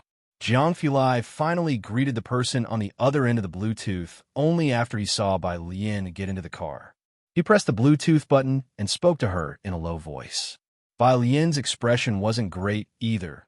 To the flower shop. First sending Mother Zhang and the others back. "So, you guys still haven't seen Zhang Xiai's?" Bai Lian tilted her head as she asked the person sitting behind her. By now, Yin Lu had caught on, her gaze fixated out the window that had almost lost its luster. "Before the trial, we can't see him unless we find a lawyer to go meet him." Both she and sister said they checked, and Zhang Xiai's was in criminal detention. Family couldn't visit. So no one knew what exactly Zhang Shi's current situation was. She and sister were already doing their best to find a lawyer. Bai Lian nodded, indicating she understood. She took out her phone, opened the dial pad, and directly punched in a string of numbers. Chief Chen on the other end. He had just finished his work for the day and was about to take a quick shower when a specially set ringtone for his phone went off. He hurriedly put down his clothes and answered the phone with the speed of a sprinter. The one making this call could only be either Bai Lian or Jiang Fulai. "Miss Bai." He answered the call before the third ring with lightning speed. Bai Lian, phone in hand, her other arm resting on a half-open car window, was invigorated by the cold wind, and she concisely stated her concern. "I want to know how he's doing inside now." Zhang Xiai's. Chief Chen hadn't heard the name before, but that didn't stop him from looking it up at the police station. He no longer cared about his shower and put his hat back on. "Don't worry, I'm heading to the police station to check for you." Lu Ximing, who is that? Chief Chen hadn't heard of this person either. Bai Lian pondered. Philanthropist? Seems like a shareholder of Time Entertainment, too. She only ever heard Wang Qi mention him briefly. "Don't look at me." Jiang Fulai hadn't said a word while she was talking, but upon seeing her look his way, he raised an eyebrow. "I don't know either. If you're talking about Lu Sun, I might recognize him a bit." Back seat. Sister looked at Yin Lu, then at Bai Lian and the others, utterly baffled. Lu Ximing wasn't just a major shareholder of Time Entertainment. He was also well known online for his frequent charity work, especially with good marketing. It was Sister's first time seeing someone who hadn't heard of Lu Ximing, and it wasn't just one or two people. And then, Lu Sun. Who is that? Which Sun? Sister was somewhat muddled for a moment. Zhang family. Mother Zhang hadn't rested in 2 days. Bai Lian took her back to the Zhang family home, comforting her to get some rest. "Auntie, take care of yourself first." She didn't urge Mother Zhang to eat, but bought her a bowl of soup on the way for her to drink. Under Bai Lian's comforting, Mother Zhang closed her eyes and fell asleep, though it was not a restful sleep. Her brow furrowed even in her light slumber. After ensuring Mother Zhang was asleep, Bai Lian quietly closed the bedroom door behind her and left. Jiang, he was leaning on the Zhang family's couch, dozing off, as she came out. Jiang Fulai stood alone in the yard, the desolate moonlight behind him casting a large shadow over the house and potted flowers in the yard. He deliberately avoided the people in the main hall. Sister Yin Luxin was sitting on the other end of the couch, and due to Jiang Fulai's presence in the entire environment, it was very quiet. At this moment, Sister's phone ringtone suddenly broke out. She was startled, subconsciously covering her phone, cautiously answering it while discreetly glancing at the yard. The call was from the publicity department of the Su family. What? Ah, okay, thank you. Sister blinked away her daze after hanging up the phone, then turned to Yin Lu. Xiaolu, you can't be late for the publicity event tomorrow morning at 8. Yin Lu looked up, her lips dry as she spoke. They haven't replaced me. Everyone must know about the ban Lu Dong ordered, right? Never mind. Yin Lu forced a smile, her hands trembling as she fished out a packet of cigarettes from her pocket. Can you help me? Be there on time tomorrow. Bai Lian sat next to Jiang He, picked up a cup of cool, boiled water from the table, took a sip to quench her restlessness, and then looked up. You must go. Yin Lu was stunned, but now, Yin Lu, right? Bai Lian set down her cup, her posture casual as she sat on the couch, her arm resting lightly on the armrest. Under the light, she looked towards Yin Lu, her voice calm and rational. You don't need to worry about Zhang Shi's situation. Since the Su family hasn't replaced you, even if it's in a swamp, you have to stand up.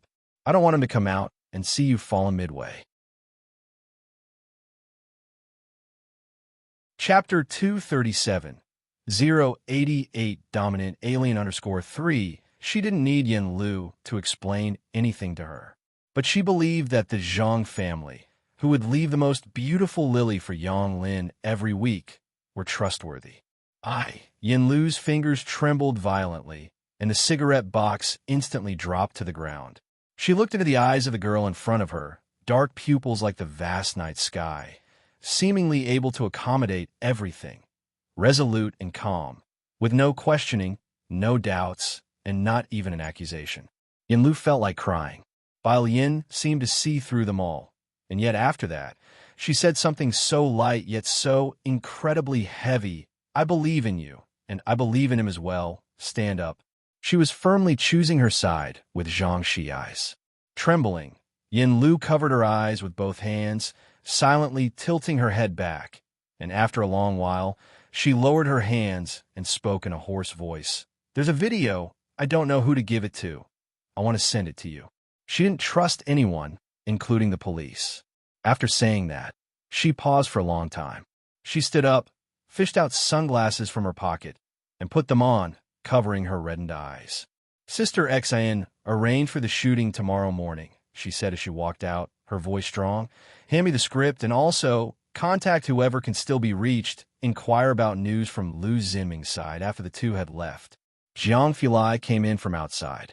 Bai Lian picked up the cigarette box that Yin Lu had left on the sofa, playing with it in one hand, her gaze lowered in no rush as she drew out a long, thin cigarette from the box. With the cigarette loosely held between her fingertips, she bit it casually, and, as she turned her head, she saw Jiang Fulai coming out of the courtyard. The two exchanged glances for a moment. Bai Lian, Tui. She spat out the cigarette. Police station. Chief Chun came to check on Zhang Shi's case, and the station chief was very surprised to know that he was looking into Zhang Shi's eyes, quickly leading him to the detention area. He's right here. Chief Chun peered through the small window in the iron door at Zhang Shi's eyes inside. Zhang Shi's eyes lay on the only bed, motionless. Chief Chun frowned. Open the door. The door was opened. Looking at Zhang Shi's back, Chief Chun said, Zhang Shi's eyes, Miss Bai asked me to come to see you. The other party still didn't move. There was no basic reaction whatsoever. Chief Chun, he's been in this position for the past 2 days, hasn't touched his meals. The station chief quickly explained, we didn't do anything. This kid got beaten up by the victim himself. You didn't see the bloody scene. It was a vicious attack, aiming to take a life. The methods were extremely cruel. If it were someone else, they would almost certainly believe this was PTSD. But he didn't think Zhang Shi's eyes would have it. After all, When they received this report, they felt that this man was mentally abnormal, and a person with abnormal mentality torturing a victim wouldn't have any aftermath effects. Chief Chin's brows were furrowed as he looked at Zhang Xiai's. "I understand.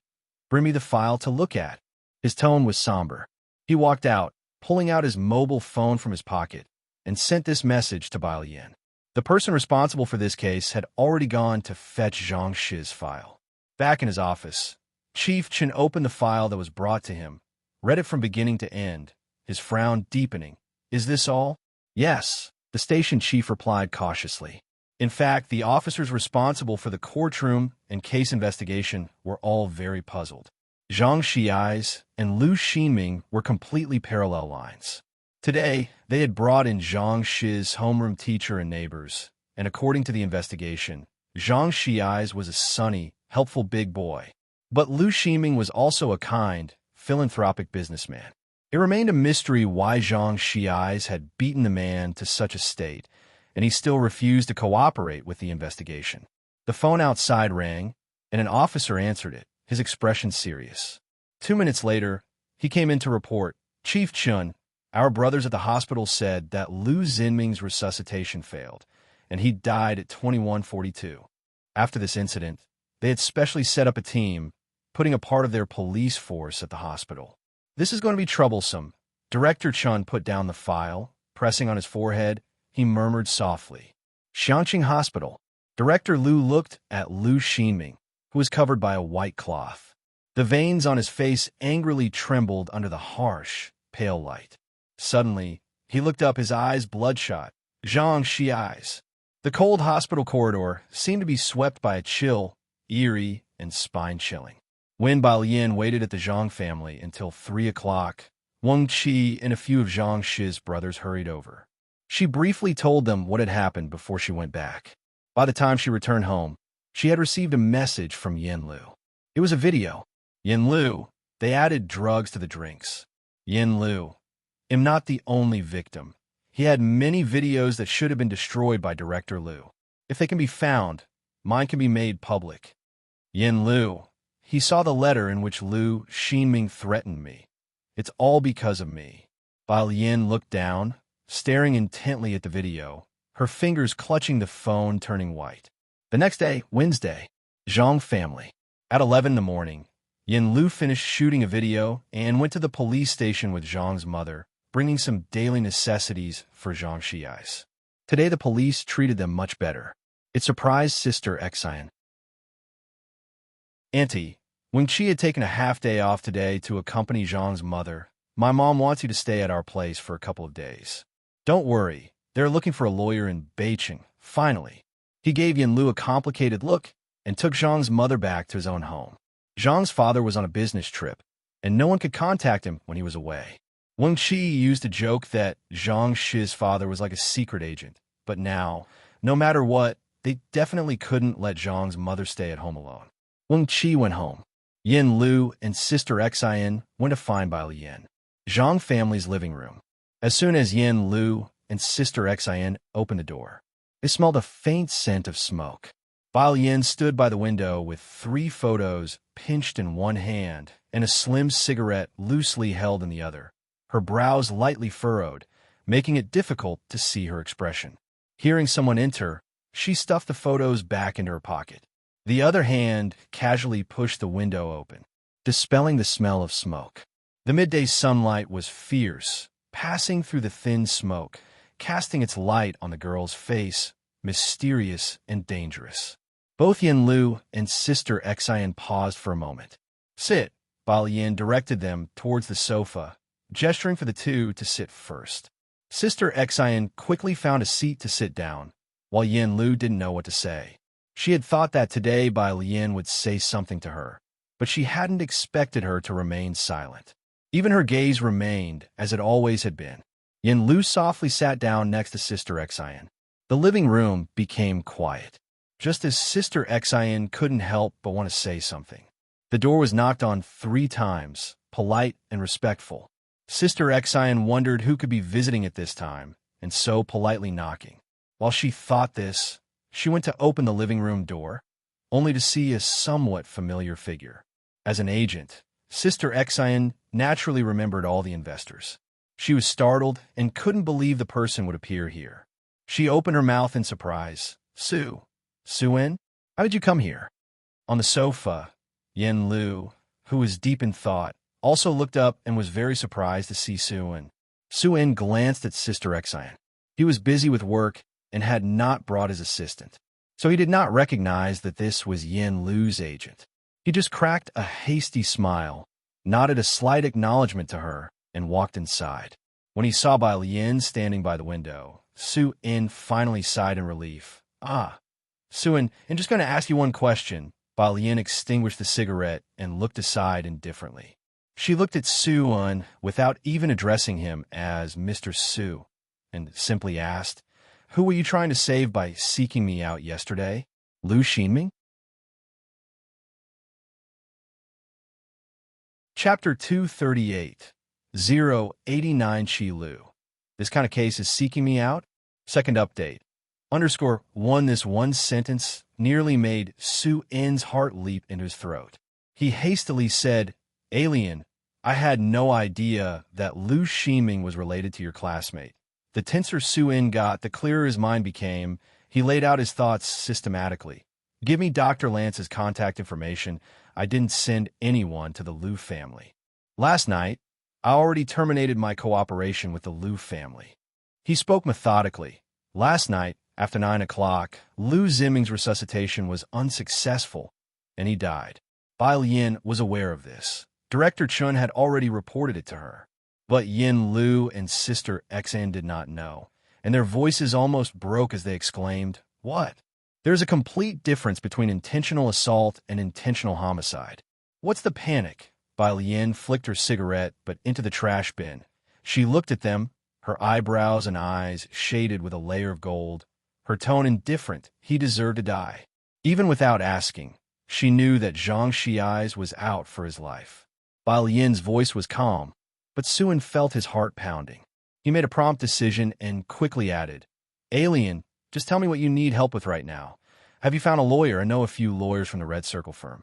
Bai Lian said nothing, her dark eyes like dense ink, revealing no emotion.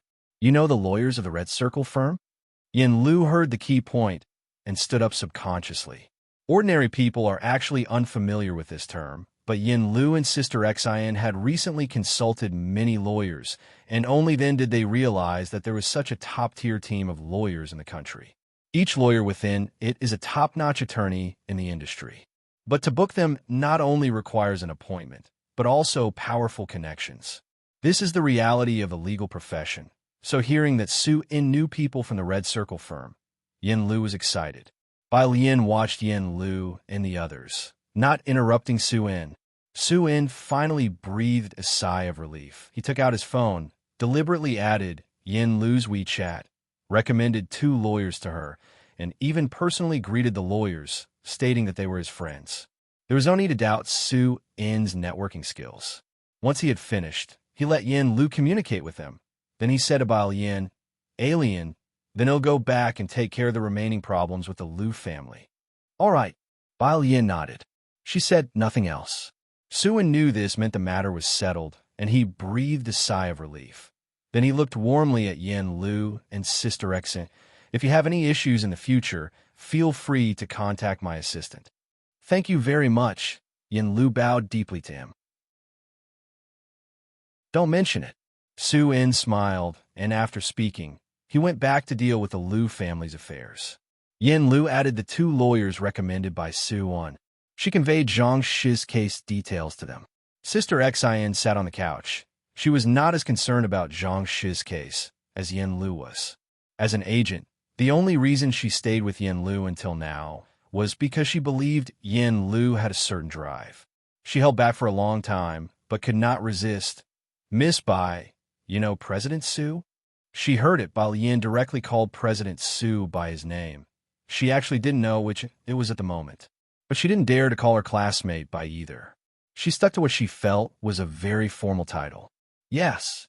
Bai Lian was propping herself up on the windowsill. She was holding her phone, replying to Director Chun with an address. and when she looked up and saw Sister Xen staring at her, she couldn't help but raise an eyebrow. "What's up?" "Ah." Sister Xen snapped back to reality, hiding her inner shock. "No, nothing. President Su. He was someone that even Lu Ximing treated with great respect." She couldn't help but question at the bottom of her heart. What kind of classmate was Zhang Xiai's in the end? Director Chun hurriedly came to find Bai Lian. After being busy all night and the morning, he finally cleared up the matter with Zhang Xiai's. Xiao Zhang still doesn't want to talk this morning. Director Chen plopped down at the table in the Zhang family's main hall and poured himself a cup of water and drank it down in one breath. Then he handed the materials he found to Bai Lian for her to see. "This is the information I gathered." "You are," Sister Xi noticed Director Chun. Bai Lian sat opposite, her head lowered, slowly flipping through the materials Director Chun had gathered. After placing down his teacup, Director Chun smiled and greeted Sister Xi. "Hello. Hello. I'm an undercover officer currently investigating the case involving young Mr. Zhang. If you have any information or evidence, make sure to let me know in time." "An undercover officer? Huh?" Sister Xi nodded, her head bobbing eagerly. "Thank you, officer." Director Chun waved his hand, indicating it was no problem. "So, your point is," Bai Lian read through the entire case process at a glance. He acted heinously. Director Chun sat up straight, his fingers tapping on the table rhythmically yet casually. He showed a rare seriousness. "There's surveillance footage, and although his confession might mitigate the charges, since the plaintiff has passed away, under such circumstances he won't get away with less than 3 years. A society ruled by law. Normally, cases with a confirmed suspect like this do not require a trial and are directly handed over to the presiding judge. It wouldn't even pass through Director Chen's hands typically. It was rare for him to handle a case personally, and the seriousness of his team meant that even the Liu family could not interfere. By the window, after hearing the case during the phone call with Yin Liu, the attorney fell silent for a moment. "Madam, I would really like to take on this case, but according to what I know, the plaintiff has hired Lawyer Zhao." "Lawyer Zhao?" Yin Liu gripped her cell phone tightly, her voice betraying her shock. "Which Lawyer Zhao?" "You should have guessed. Zhao Jingzhou. The other party really wanted to help Su In, and owing Su In a favor wasn't something easily done. But since the plaintiff's defense attorney was Zhao Jingzhou, he dared not take the case, fearing he might mess things up and leave a bad impression on Su In, or even worse, displease Su In. With him involved, there are not many lawyers from our firm who dare take on the case." Yin Liu had just caught a lifeline, but hearing these words, her face turned pale. "Is it Lawyer Zhao?" Xin's sister heard Yin Liu's voice from the table. "That Zhao Jingzhou?" Yin Liu pursed her lips and nodded. "What do we do now?" Xin sister murmured. "Who else would dare to take it on?" Bai Lian was messaging Jiang Fulai. "Zhang Xiai's isn't seeing anyone or talking. Is he also in self-isolation?" Jiang Fulai looked at her message and raised an eyebrow at a name that kept appearing frequently. Then he took the time to open up an investigation report sent by Director Chun. Bai Lian didn't know Lawyer Zhao. She let her phone screen go dark and placed it on the table. Looking up, "Which Lawyer Zhao?" "Zhao Jingzhou." Xin's sister looked at Bai Lian with a wry smile. The lead attorney of Time Law Firm fought and won over a dozen cases, big and small, without a single loss. His most classic case was that 300 million economic lawsuit. He's quite popular online and rarely takes cases now. He could argue that the dead are still alive. It's unexpected that the Liu family managed to invite him to Shanqing. Zhao Jingzhou's 2 classic cases were even made into short videos which garnered over 1 million views online. Almost everyone on the internet knows him. The fact that he's almost never lost a case is already terrifying, and the internet has almost mythologized him. So when Xin's sister and Yin Liu heard his name, they both felt a chill. "Miss Yin, you should look for someone else." The lawyer on the other end of Yin Liu's phone call spoke up helplessly. "I really dare not take it." The person on the other line hung up. Yin Liu and Xin's sister exchanged glances. Even the lawyer recommended by CEO Su dared not take the case. Bai Lian snapped back to reality, and resting her arm lightly on the table, she looked up at Director Chun. "Do you know this Zhao Jingzhou?" She frowned slightly. Judging from Yin Lu and Xin's sister's descriptions, he must be a formidable litigator. Miss Bai, hold on, I'll go, and dragged Chi Yundai back here. Director Chen pondered for a moment, then picked up his phone and walked out to call Chi Yundai. Last night he had messaged Chi Yundai, who had ignored him. The first call, Chi Yundai didn't answer, nor did he answer the second.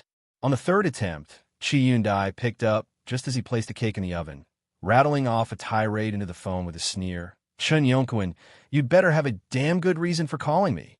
He had been at a battle of wits with the cake for a month, and he was in a foul mood.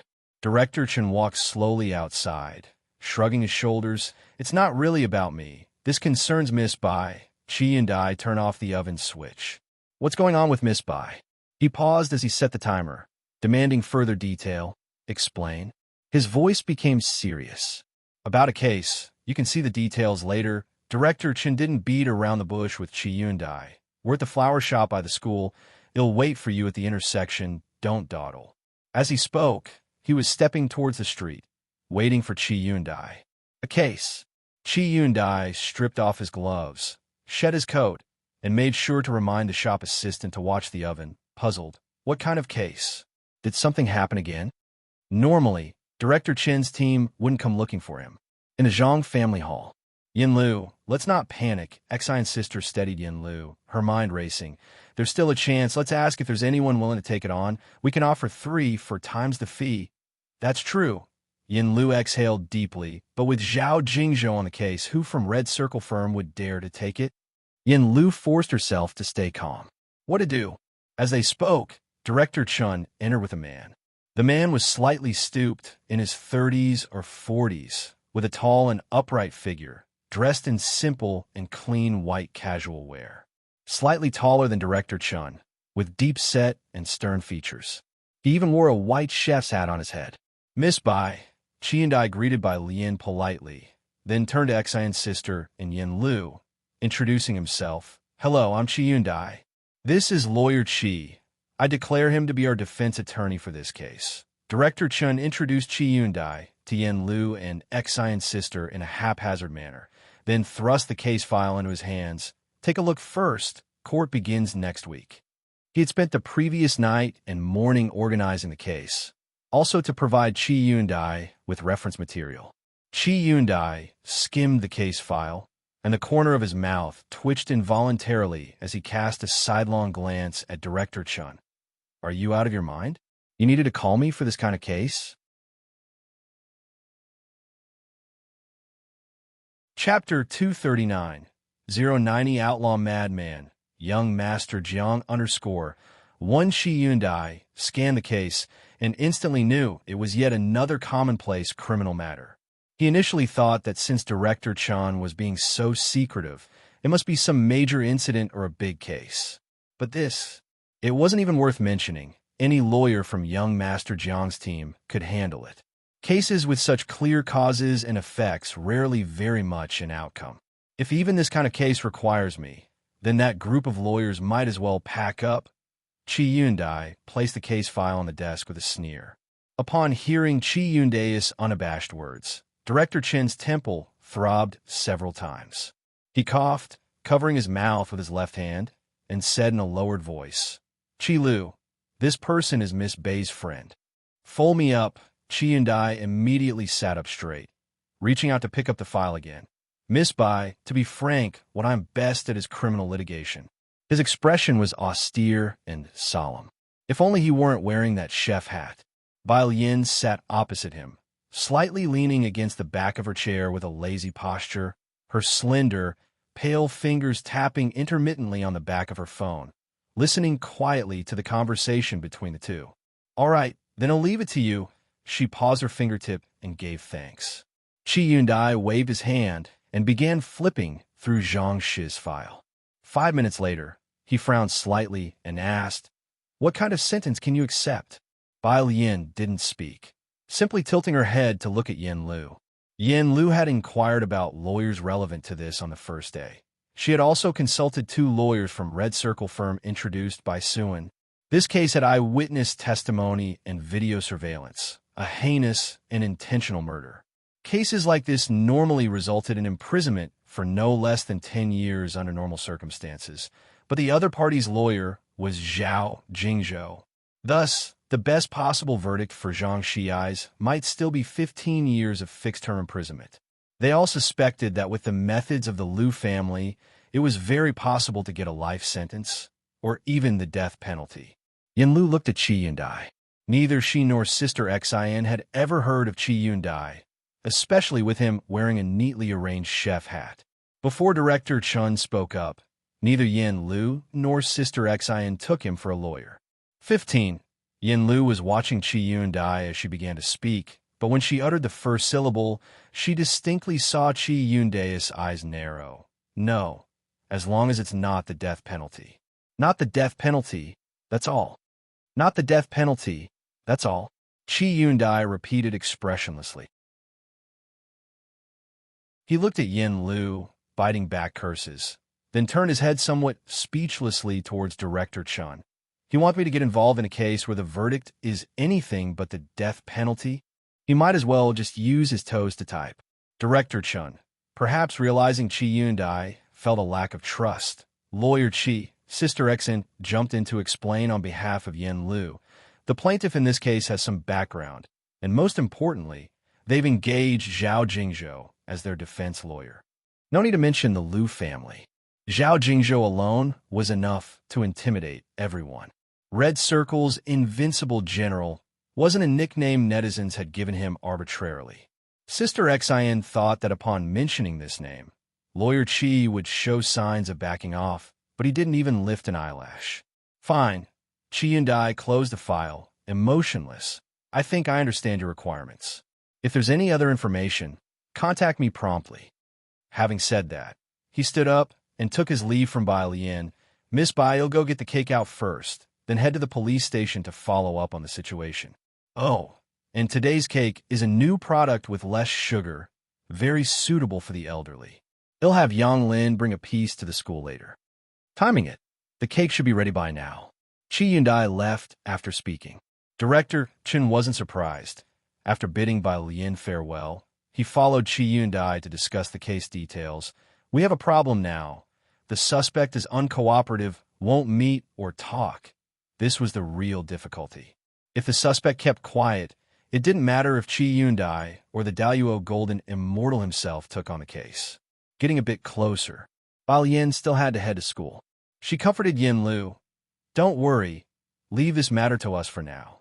Director Chun and his team had never dropped the ball on important matters. Bai Lian walked toward the school. Behind her, Sister Xen said to Yin Lu, I think Miss Bai's friend seems quite reliable. I believe they can negotiate a reduced sentence for little brother Zhang. Let's hope so. Yin Lu took a deep breath, rallying her spirits. If there are any activities coming up, count me in. Just leave out the day of the trial. They'll take on the rest. No matter the outcome, she couldn't collapse now. If something really happened to Zhang Xiai's, his parent from the Zhang family would still be waiting for her. Chapter 240. 090 Outlaw Madman, Young Master Jiang _2. Let me think, Xinjia pondered in her mind. Ever since the news broke that Yin Lu was blacklisted, no partners sought her out. I have a classmate who is a producer for the Great Eternal Prosperity. They'll ask if he can give you an audition opportunity. Thank you, Yin Lu said, looking at Xinjia earnestly. Xinjia. Xinjia waved her hand. Meanwhile, Bai Lian returned to school. At the entrance of the teaching building's staircase, Wang Qi had just returned as well and got into an argument with someone at the bottom of the stairs, surrounded by a 3-layer deep crowd of students. Say that again, the buzzcut boy shouted at him. What if I say it again, huh? Everyone knows Zhang Xiai's is a murderer. Spit. He even killed a great philanthropist. Wang Qi was about to fight when he was held back by students from class 15. Wang Qi, let it go. Let's try not to cause any trouble for Mother Lu. No wonder the school ranks so low. Having a murderer isn't surprising. A social pariah. A disgrace. The buzzcut boy spat. You say one more word? A voice rose from within the crowd. It was light and slow. The crowd subconsciously parted to make way, revealing Bai Lian behind them. She had taken off her school uniform jacket and was casually carrying in her hand, revealing the snow-white shirt underneath. Her hair was arranged carelessly with a few strands blown messy by the wind, and she walked forward slowly, step by step, with the wind against her. Each step seemed to tread on bones, pressing on everyone's hearts. The noise of the crowd gradually disappeared. Quietness lingered. Only the shallow sound of breathing remained. Bailin stopped in front of the buzz-cut boy. She was taller than the average girl. She reached out, her pale, snow-like fingers casually grabbing the boy's neck, forcing him to crouch down. She looked down at him, raised an eyebrow, and said with a light and indifferent tone, "Go on. Why aren't you talking anymore?" The buzz-cut boy was very arrogant. He was jealous of Zhang Xiai's. But his arrogance did not mean he was foolish. Alarm screamed in his mind, and he had the feeling that this Bailin was even crazier than the lunatic Chun Wei from the school. His neck restrained, he couldn't speak, and could only look up at her with fright. "The Dean of Discipline is coming," someone shouted from not too far away. Wang Qi tugged at Bailin's sleeve, Sister Lien. Bailin gave Buzzcut Boy one last glance. Without hurry, she let go of her hand, then shook her uniform jacket and methodically put it on. The boy gasped for air and stumbled several steps backward. "What's all this crowd about? Are you fighting?" The Dean of Discipline approached with a stern face. In the center of the crowd, Bailin was pulling up the zipper of her school uniform slowly, head bowed. When she looked up again, her face was back to its usual laziness. She looked at the Dean of Discipline and dropped her long lashes slightly. "No, teacher, I was just discussing a question with Wang Qi." They were gathered around to watch. "Oh, it's Bailin." The Dean of Discipline's mood brightened immediately upon seeing her, smiling particularly warmly. His gaze then fell on the buzz-cut boy behind her. "Bailin, no one's been bullying you, right?" The Dean of Discipline eyed the troublemaker Buzzcut warily. Bailin was demure. "No, Dean." The Dean of Discipline nodded, clearly disbelieving, but said, "It's all right, Bailin. You go on up. He'll stand here and keep an eye on things." Buzzcut. Other students. This is ridiculous. At the police station, when Jiang Fulai finished up and came over, Chief Chun and Chi Yundai had already been waiting at the door. "Chief Jiang, this kid hasn't said a word in 3 days." Director Chun frowned. The biggest fear in a case was an uncooperative suspect. Jiang Fulai's face was expressionless as he spoke succinctly. "Take me to see him." Detention center room. Zhang Xiai's curled up, lying on the bed. He hugged himself with both arms. His whole face was buried in his arms, the hair at the back of his head messy, and there were dried blood stains on his clothes. A strong rejection to communicate. Jiang Fulai entered and stood in the middle, looked around for a moment, then lowered his eyelids and said, "You can't face yourself now? Afraid of the gaze of others?" Zhang Shi's body stiffened. Director Chen respectfully carried in a chair. Jiang Fulai held his overcoat, coldness emanating from head to toe. He slowly sat down, then lifted his right hand slightly. Director Chun understood immediately. He left the small cabin, gently closing the door behind him. "I've almost finished investigating the matter." Jiang Fulai relaxed back into the seat and raised an eyebrow after Director Chun left. "Do you think you did wrong? But I don't think you made a mistake." Zhang Xiai's dropped his hands, revealing a pair of bloodshot eyes. "In this world, no one can judge right from wrong. I don't think the law upholds justice. It's just a set of rules to restrain everyone's behavior." Jiang Fulai looked at Zhang Shi's back. "Why not believe in yourself?" Zhang Xiai's suddenly sat up and turned around to look at Jiang Fulai. Zhang Fulai just sat there, looking indifferently at Zhang Xiai's, his tone unhurried. "Yin Lu will have a bright future, paved by your own hands. Lu Xian is nothing but a sacrifice on that road, and you're the key to that road. It's up to you whether to destroy the key or hand it over to her." Zhang Shi's voice was hoarse. He hadn't had water in a long time. His lips were cracked, and when he looked up again, his listless face finally showed some vigor. "Thank you." Zhang Xiai's was afraid. He feared facing his teacher, his classmates, his parents. But he never regretted it. If there were 10,000 possibilities, even if the chance was 1 in 10,000, he'd rather endure the possibility of never meeting her than have her face this. But there was no such possibility, so he felt even if Liu Xian died 10,000 times, it wouldn't be enough to atone. Have you come to realize? Zhang Fulai stood up, looking down at him from above. Zhang Xiai sat up straight and nodded. Yes. That's good. Zhang Fulai's demeanor remained cold, and the dim light in the room blurred his overly sharp profile. The trial is next Wednesday. He'll let attorney Qi in, try to cooperate with him as much as possible. Zhang Fulai left. 5 minutes later, Qi Yundai came in. He looked at Zhang Xiai's, who seemed to have become a different person, his eyes shining with a startling intensity. Did you listen to young Master Zhang's nonsense? Don't listen to him. He's just an outlaw. Listen to me. I'm a lawyer, and whenever I wear this suit, I won't let any criminal escape. Zhang Xiai's came back to his senses and looked at Qi Yundai. If Yin's sister's family filed a complaint, would he be sentenced to death? Every life has its meaning.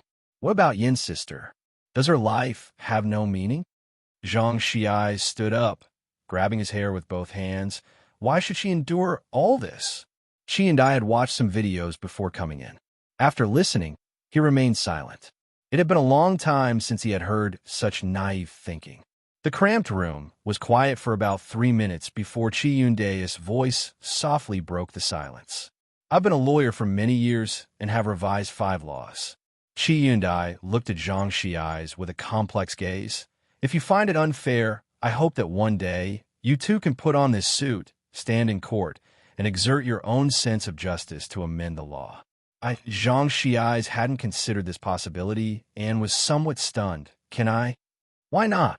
Qi Yundai took a cigarette from his pocket, nibbled on it, and gave Zhang Xiai some time to think. In no more than 2 years, you can make it to Jiangjing, and it'll wait for you at the University of Political Science and Law. I wasn't keen on taking apprentices before, but I can reserve a spot for you.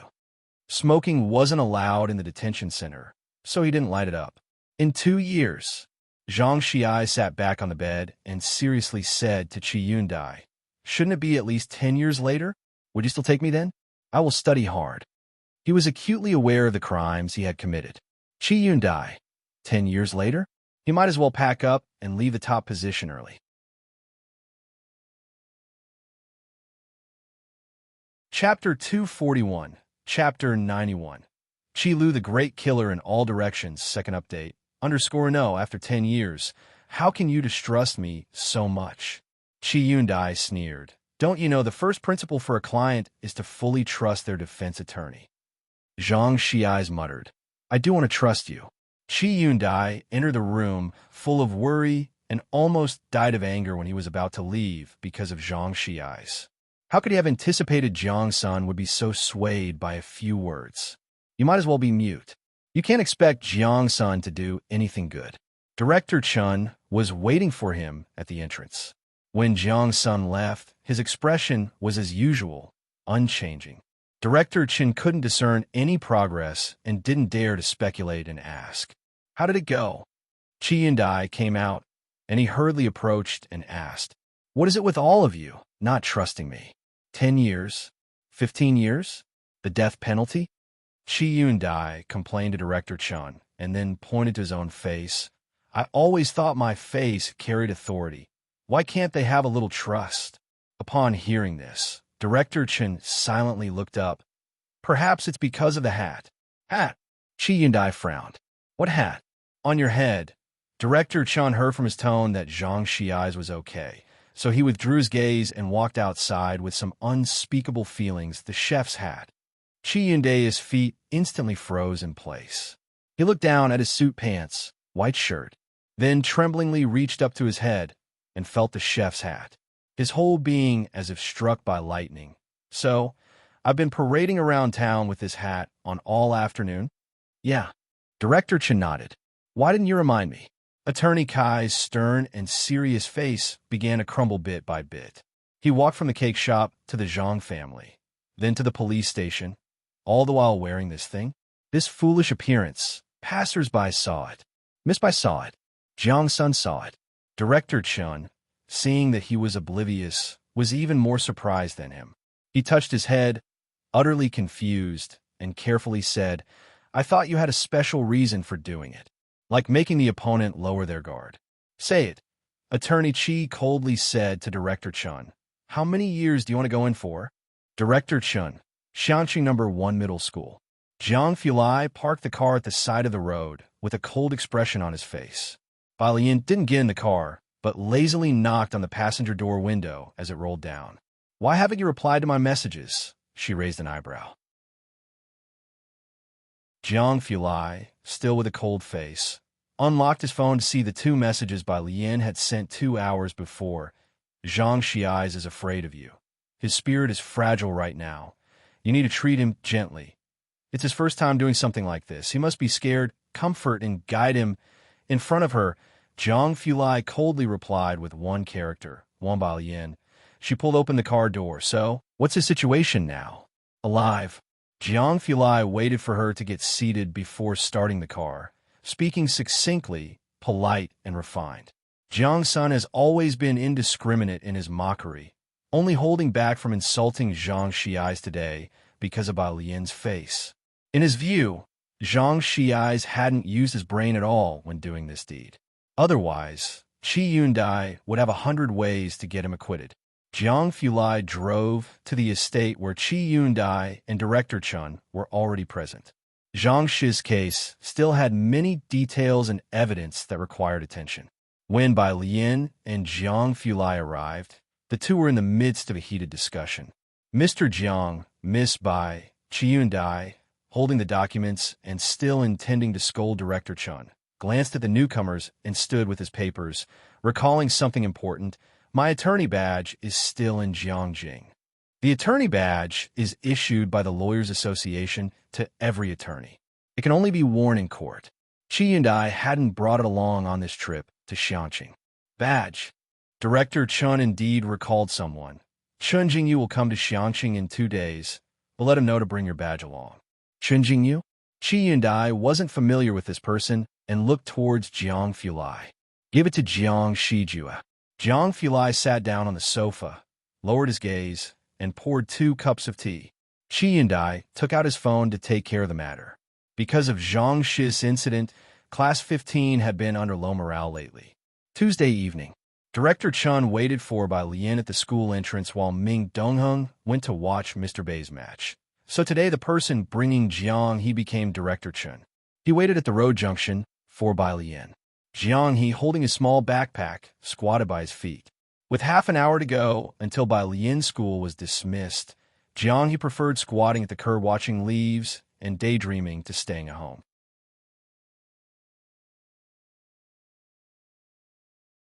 Chapter 242, Chapter 91.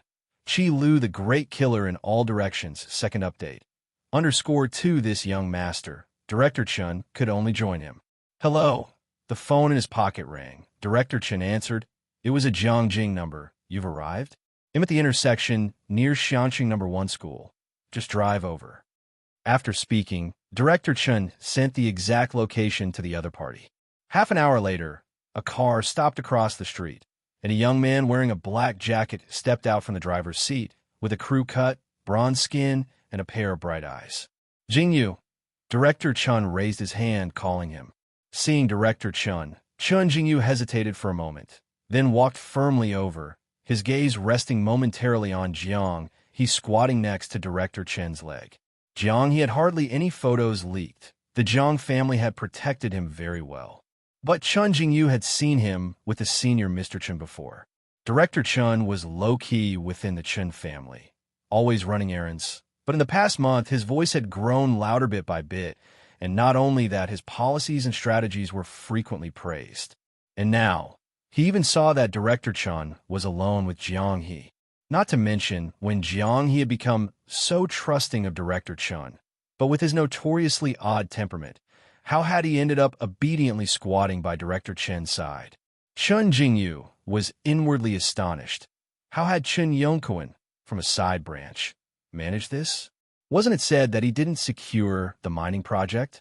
Director Chun, Chun Jingyu stood 3 steps away from Director Chun, handing over a 5 centimeter wide black wooden box. This is what Lawyer Chi needs. Director Chin took it. It was Chi Yunde's badge. But what case in Xiangqing requires his intervention? As someone from Jiangjing, Chun Jingyu was naturally very familiar with the devilish lawyer team under Jiang Fulai's command, especially Chi Yundai. Upon hearing this, Director Chun simply smiled. A local murder case. The trial starts tomorrow. Do you want to come? I can save my seat for you. Chi Yundai was now focused on teaching. Apart from Jiang family cases, he rarely took on other jobs. A local case? Chun Jingyu shook his head. He wasn't interested in that. No need. Tomorrow I'm going to the fight club to find teacher Tongpa. Tongpa. Director Chun was moved. He looked up. You are planning to learn Muay Thai from him? Tongpa, the teacher who defeated Ming Dongheng, had been ranked first internationally in martial arts competitions for 3 consecutive years. Many aspired to be his disciples. I must join the Dongwu organization within 3 years. Chun Jingyu was full of ambition. Dongwu Club, the most famous martial arts organization in Asia. Director Chun was not interested in these matters. As the school let out, he spotted Bai Lian, who stood out in the crowd, and waved urgently. Miss Bai, over here. Chun Jingyu followed his gaze. He immediately saw a girl in a Xiangqing No. 1 school uniform slowly walking towards them, earphones in her ears. Her eyes reflected the setting sun, as ethereal as drifting clouds. Jingyu, Director Chun introduced with a smile. That's Miss Bai. I'm waiting for her. Miss Bai? Who is she? It was the first time Chun Jingyu had heard this name. He found it unexpected that Director Chin's attitude towards this girl seemed quite special. Director Chin smiled and explained as he also introduced her to Chun Jingyu. Her grandfather does beautiful embroidery.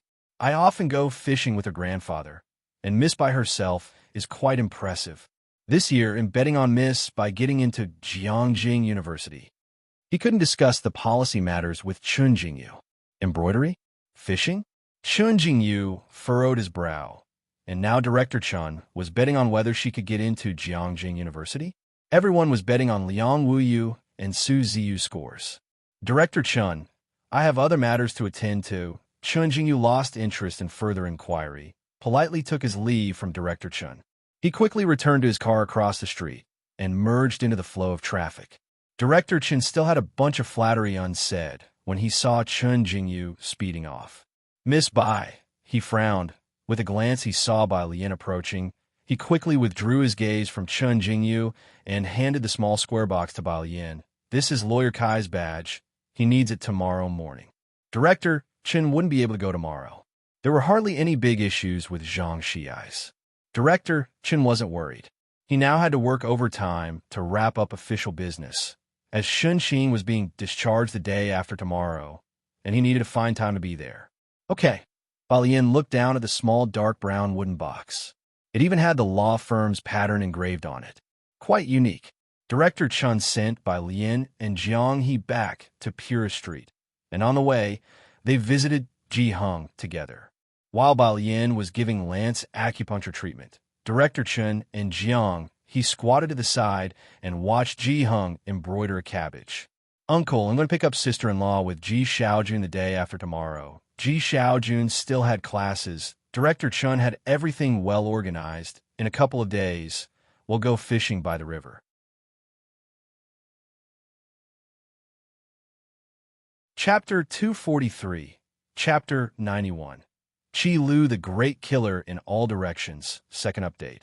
_3 Ji Heng squinted his eyes as he threaded the wool-like end of the thread through the nearly invisible eye of the needle.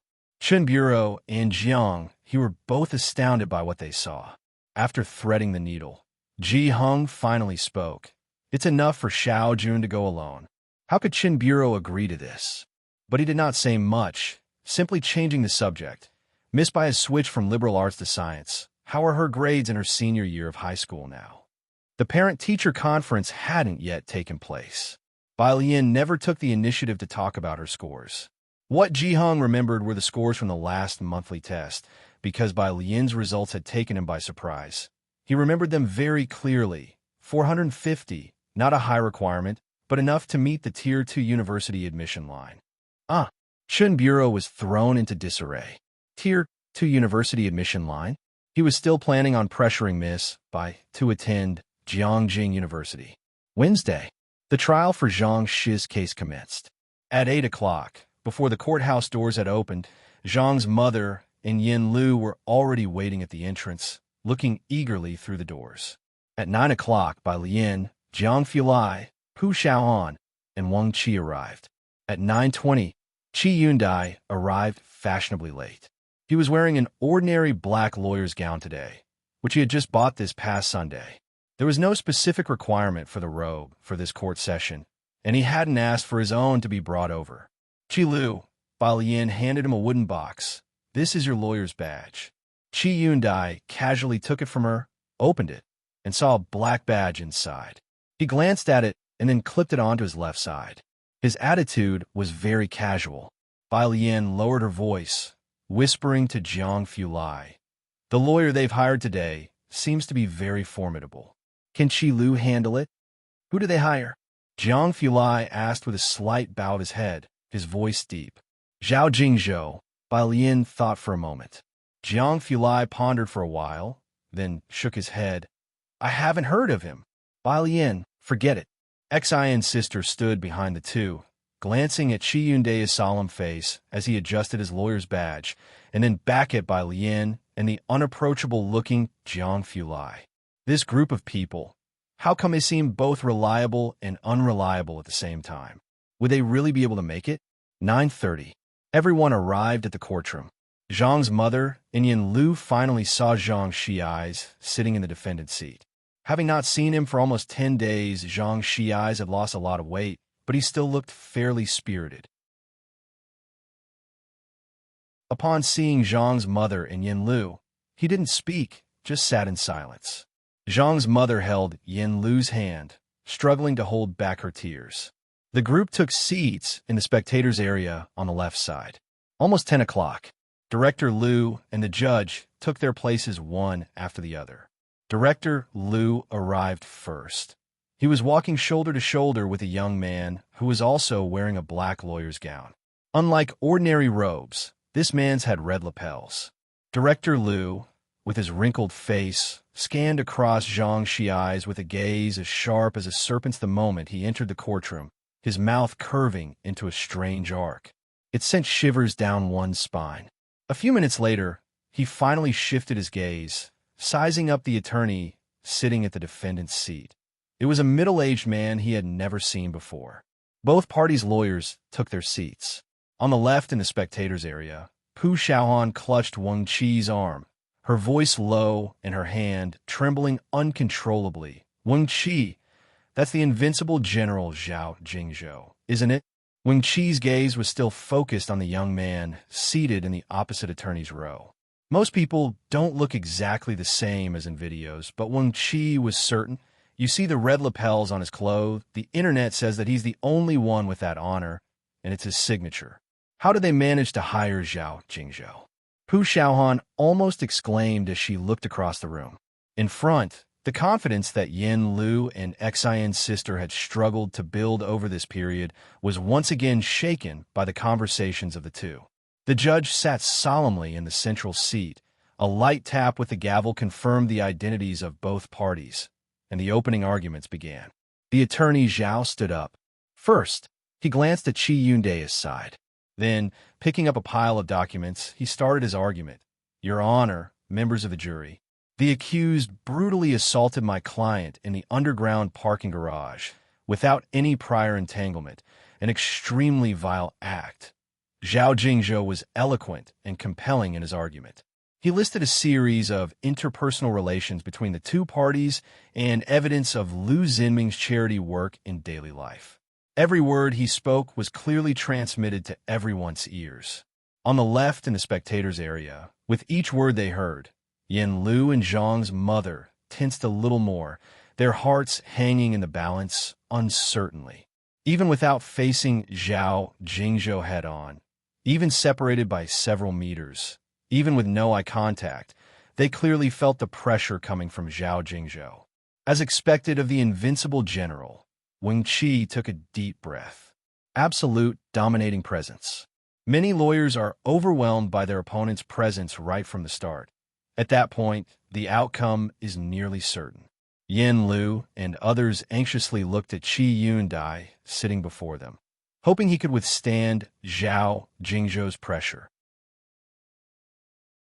"Don't worry," Zhang's mother, not wanting to pressure Qi Yundai, said with a trembling voice.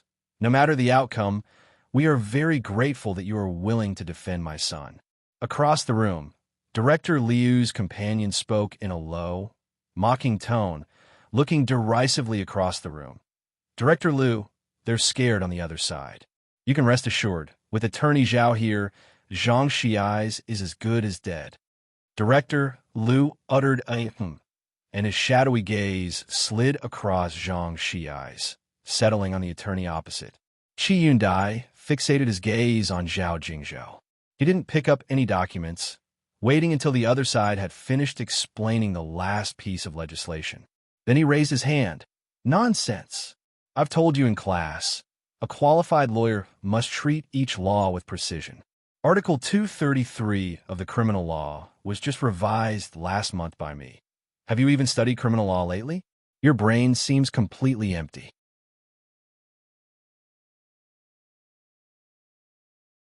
Chapter 244. 092 all-around crush _1 Qi Yundai was now immersed in studying law, taking public courses, and giving lectures.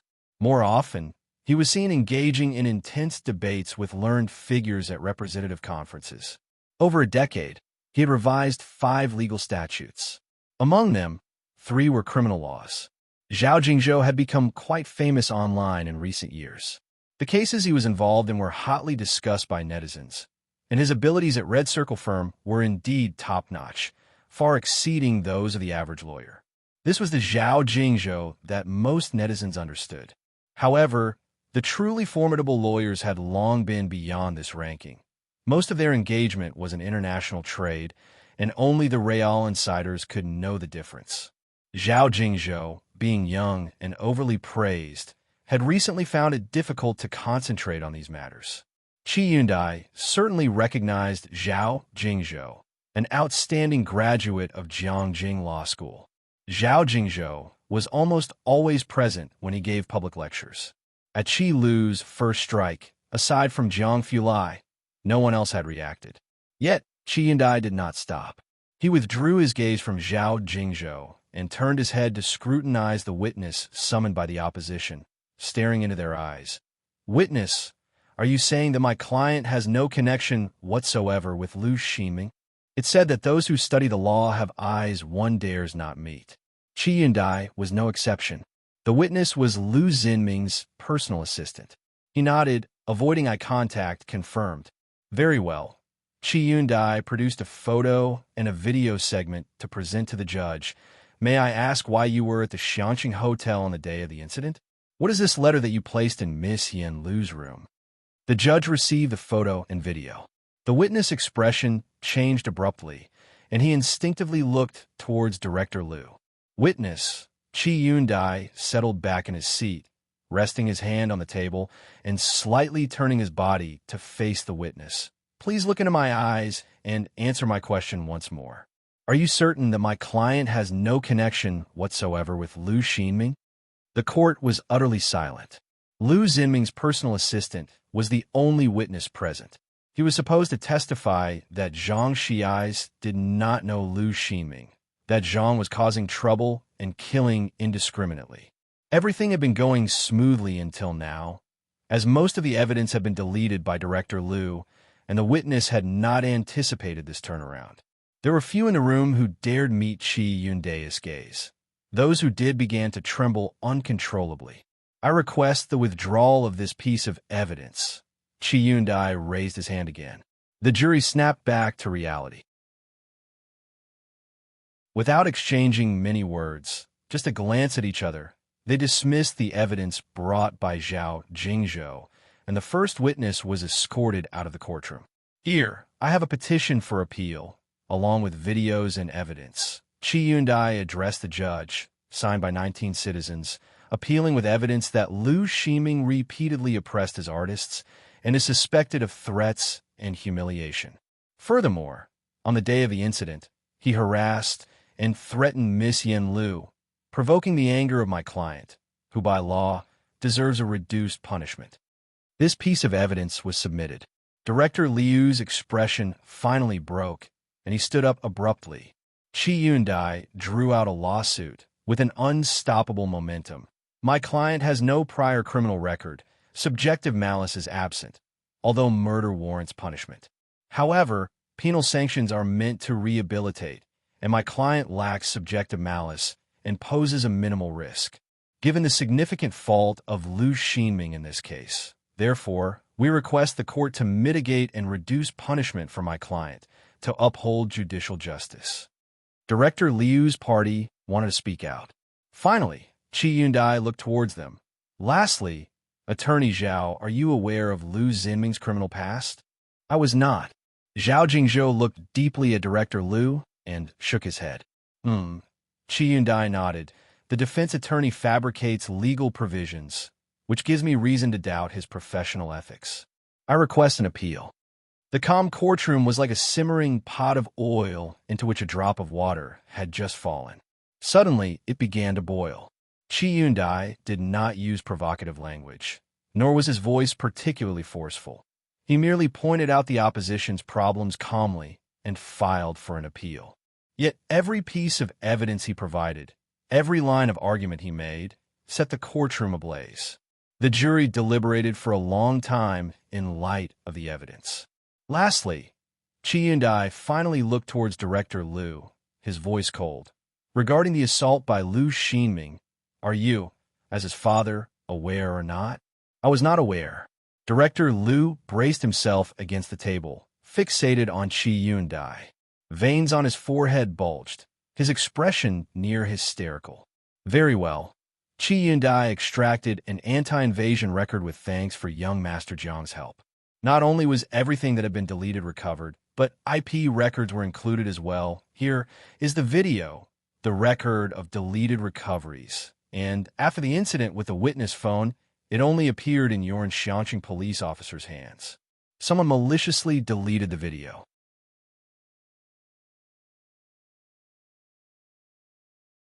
Chapter 245, 092, all-around dominance _2, so Mr. Liu, Qi Yundai sneered. You're not trying to tell me that the video was deleted by the police, are you? Whoosh, what could Director Liu say to that? Accuse the police of deleting it? Would he dare say that in court? The entire courtroom once again fell into an uproar. Director Liu found himself in a peculiar predicament. His and everyone else's logical thinking on their side, firmly controlled by Qi Yundai, including Zhao Jingzhou. You couldn't find a single logical flaw in Qi Yundai's reasoning. Clack, the judge banged the gavel. Order, order. The whispers and exchanges in the courtroom gradually ceased. Zhang Xiai's, sitting behind a fence half his height, also came back to his senses, having been in a state of tension since the incident occurred. For the first half of his life, he had been coasting through life, with his greatest ambition being no more than a minor supporting role. At this moment, as he watched Qi Yundai defending him and the other 19 victims in the courtroom, Zhang Xiai's finally began to understand the meaning of the words Qi Yundai had said to him at the end of that day. The opening of a grand trial came to a close. The evidence provided by Qi Yundai was comprehensive, valid, and sharp. After the jury deliberated and studied the evidence, at 3:27 p.m., the verdict was finally delivered, a sentence of 1 year of fixed-term imprisonment. While motive has no bearing on the establishment of intentional homicide, it has a significant impact on sentencing.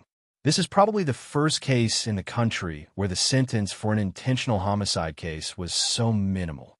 Beyond that, the opposing witnesses, lawyers, all were released on bail.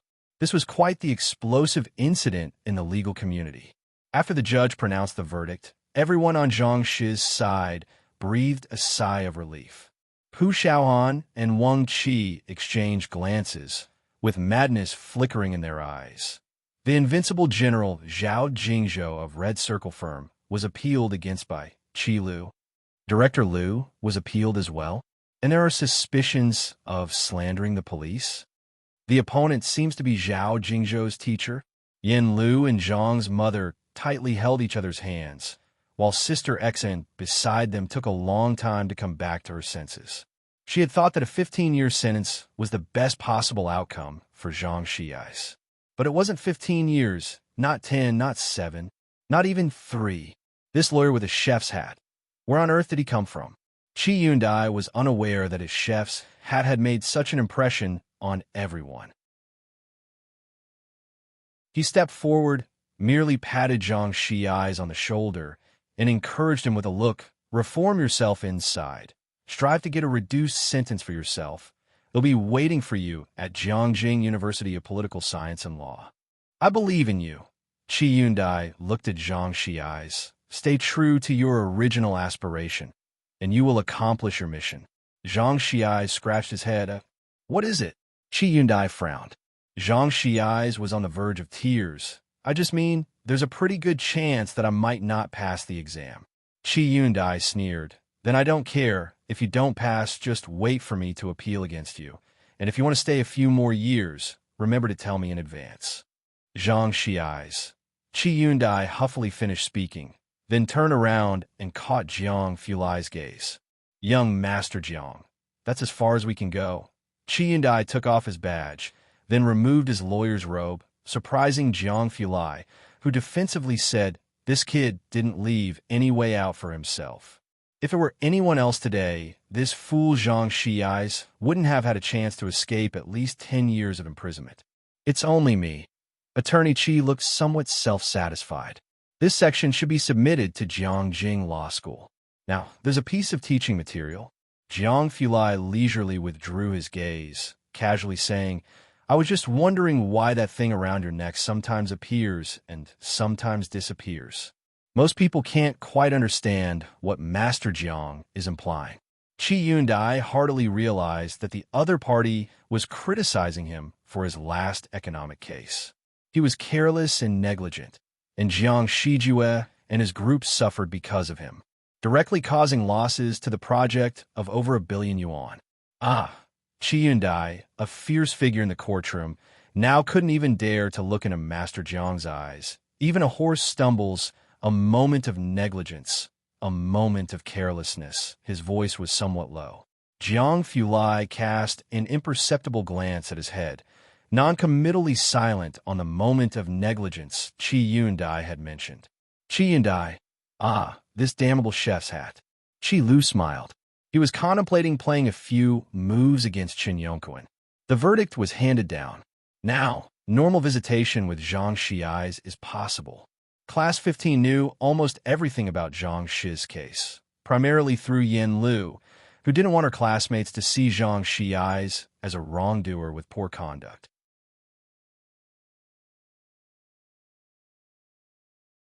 Chapter 246, 092 All-Around Crush _3. Hey, no worries, we'll meet again in a year, Wing Qi said nonchalantly, patting Zhang Xiais on the shoulder. Director Chun granted them access, and quite a crowd stayed in the detention room. He smiled cheerfully, looking no different from usual. Ning Xiao spoke little. He just looked at Zhang Xiais and said, now you're really one of the good guys. Oh, and also, Pu Xiaoan put a stack of notebooks and exercise books on the table. Qi Lu said you're going to take the entrance exam for the University of Political Science and Law. We've asked the police, and you're allowed to read while being reformed. These are all the books we've prepared for you. Study well. Zhang Xiais grinned, but his smile didn't last a minute. He looked down to see a pile of books and notebooks. Take some time to study properly. Bao Yin sat on the only chair inside, casually crossing his long legs and gently tapping the backrest with his arm. His eyes slightly squinted, but his tone was as consistent as ever. Every 7 days, Jiang and I will come to tutor you and check your learning progress. Of course, this was something Jiang Fulai had fought for Zhang Xiais. Normally, visits were only allowed once every half a month, but since Zhang Xiais was a student and shown a tendency to strive, an extra visitation right was granted. The law is unemotional, yet it carries a touch of humanity. What? Zhang Xi's never expected that he still had to study while inside. Bao Yin and Jiang Fulai were going to come and tutor him. Jiang Fulai, the person who seemed to despise him with a glance, was coming to give him tutorials. Bao Yin looked up, glanced at him very calmly. That look seemed to pose the question, do you have any doubts? Zhang Xi's. Right, he had no doubts. The group didn't take up too much of Zhang Shi's time. They were there to represent the entire class to visit him, leaving time for Zhang Shi's family later. The bunch of young boys and girls laughed and chatted as if nothing had changed from before. The visitation time ended quickly, and one by one, they left. Before leaving, Bao Yin finally reached out and patted his shoulder. Are you scared? Zhang Shi's eyelashes trembled slightly. Don't be afraid. Bao Yin's gaze seemed to look right through him, toward a distant place. The people you're protecting aren't just those 19 individuals.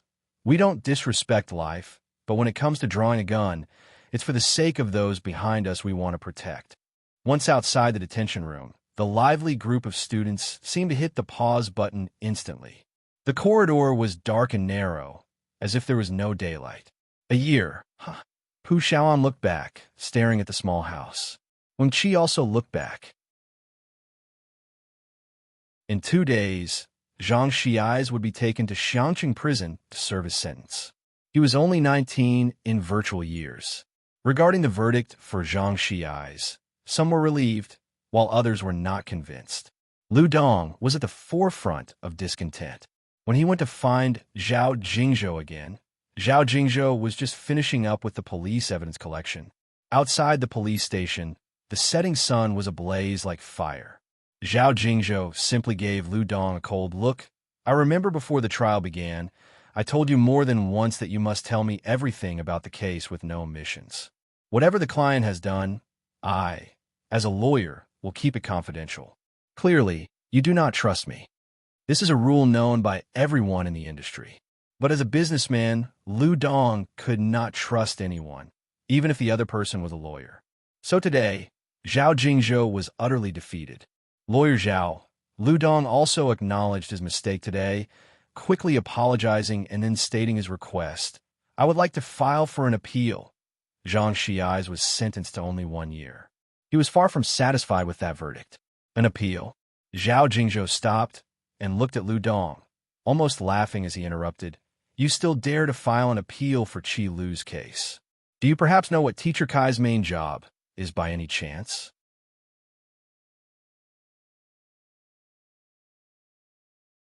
Chapter 247, Chapter 093. Alien raises the spear again. Second update. _1 Director Lu was taken aback. I know he's your teacher. Teacher. Zhao Jingzhou shook his head, his gaze complex. I have only attended a few of his public lectures. Everyone at the University of Political Science and Law wanted to become his disciple, but he made it clear that he doesn't take apprentices. Of course, none of that is important. Zhao Jingzhou collected his thoughts and looked at Director Lu. Putting aside the second trial, I think you should be more concerned about your own safety as well as your company's. It's best if your company doesn't have any financial loopholes. What? The tone of Zhao Jingzhou startled Director Lu. A sense of unease began to spread. Although Teacher Qi is involved in the amendment of the criminal law, his specialty is economic capital market cases. Zhao Jingzhou withdrew his gaze, walking outside as he spoke, because his home turf has always been the international stage.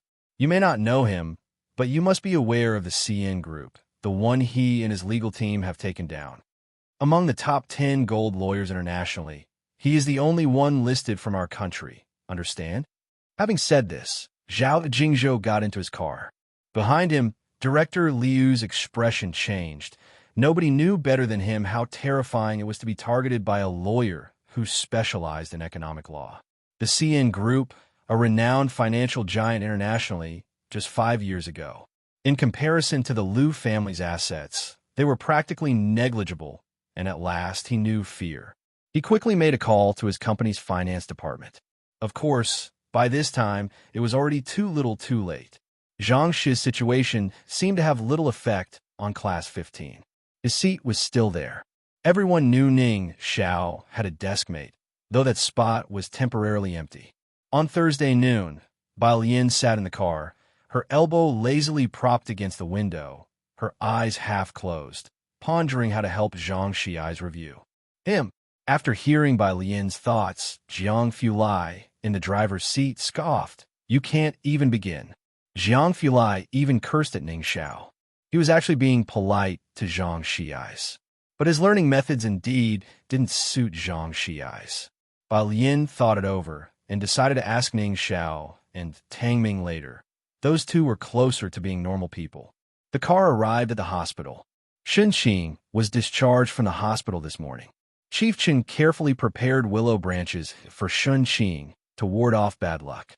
Aside from Dr. Lance, Ji Xiaojun also knew that Jiang Fulai played a significant role in Shen Qing's survival, as the equipment used to sustain her life in the past few days was related to him. For this reason, Ji Xiaojun specially invited Dr. Lance and Jiang Fulai to lunch at noon. However, Dr. Lance had a consultation and couldn't make it.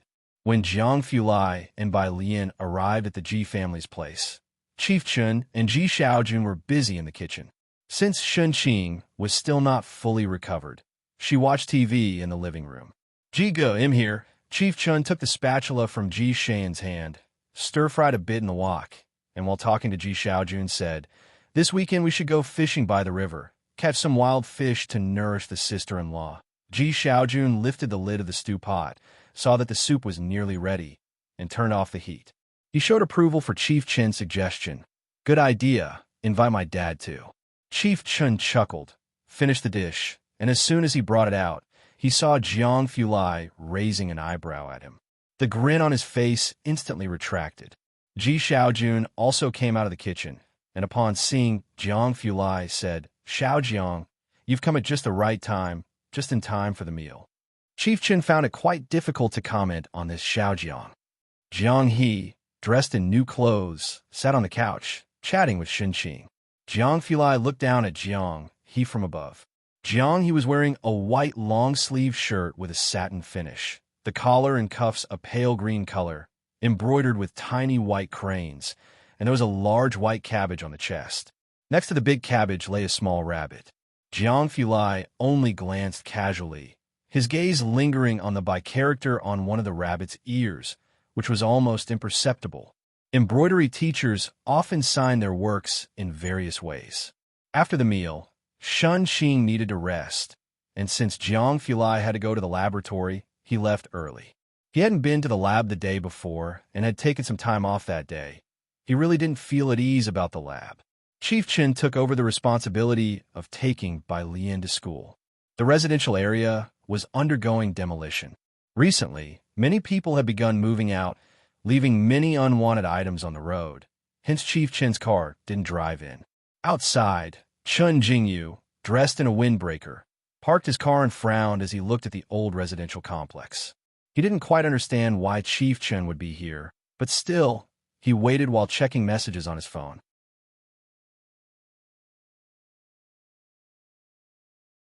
Chapter 248, Chapter 093. Alien raises the spear again, second update, _2 when he looked up again. He saw Director Chen coming out of the doorway. Chen Jingyu's spirits lifted. "Jingyu," Director Chen approached. "What did you want to see me for?" "Director Chen, do you know?" Chen Jingyu's serious face was unusually excited. Bacter Street has developed a plaster that is extremely effective for physical recovery. It's called Danei. He was cut off midway when he saw Bai Lian and Jiang He lazily coming out of the residential complex. His excited voice abruptly stopped. He lowered his voice to ensure Bai Lian couldn't hear it. It's called the solid element paste, but it's available in limited quantities. The allure for martial artists was simply too great. "I know." Director Chen had been aware of it from the start and had even contacted Wang Yufeng's side to seek cooperation. Little did he know, they ended up creating their own brand. But Wang Yufeng is a tough nut to crack. The Chen family really needed this cooperation. He had been negotiating with the other party for a long time. The other party had a slippery person by the name of Xiaolu or Xiaoba. He hadn't even met them in person. That's why the family wants to send someone else to negotiate at the fighting arena. Chun Jingyu spoke out. The solid element paste was mostly used at auction houses. Who? Director Chun was taken aback, looking at Chun Jingyu. You shun. Chun Jingyu's peripheral vision caught by Lien reaching her car. He swallowed the rest of his sentence. I'll talk to you tonight. Bai Lien was wearing headphones, listening to an English audio lesson. As for what Director Chun and the others were talking about, she didn't pay any attention at all. She simply took Jiang He and got into the car. Not until the car door closed did Director Chun finally look at Chun Jingyu. Miss Bai is also very impressive. What style does she study? Long fist, sanda, or spear? Or perhaps Muay Thai? Chun Jingyu was indeed surprised. He knew what Director Chun meant by impressive. Which rank is she now? Her? She's probably unorthodox, but she is very strong. Director Chun had the fortune to witness a video of Bai Lien's. Although lacking in technique, one could tell that Miss Bai's strength was considerable. Unorthodox? Huh. Chun Jingyu withdrew his gaze. I thought by your tone, you meant she could compare with you, Shun. Director Chun was quite speechless. How can you compare? Yu Hongyi started learning martial arts at 3, took up the spear at 9, while Miss Bai is seriously studying. He knew Bai Lien was devoted to her studies. Chun Jingyu wanted to say that even being admitted to Jiangjing University wasn't guaranteed. So what was the difference between studying seriously and not? But looking at Director Chun, he didn't voice his thought. Afternoon after school. Milk tea shop. Wang Qi and the others pretended to order milk teas, while their eyes inadvertently drifted towards the kitchen. Yang Lin didn't bother with them, attending to other customers instead. Qi Yundai took a box of cake out, and, seeing Wang Qi and the others looking at him, he reluctantly took off his chef's hat. What? When he wasn't in court, he wasn't so unapproachable. Still aloof, he wasn't much for talking. Hee. Wang Qi scratched his head, very curious, and naturally asked his question, isn't it said that those involved in legal revision can't be defense lawyers? Qi Yundai handed the cake to Yang Lin and casually inquired, where did you hear that? Online, and Baidu says so too. Wang Qi said as if it were obvious. Qi Yundai, a look of incomprehension appeared on his face. You guys search for this kind of stuff on the internet?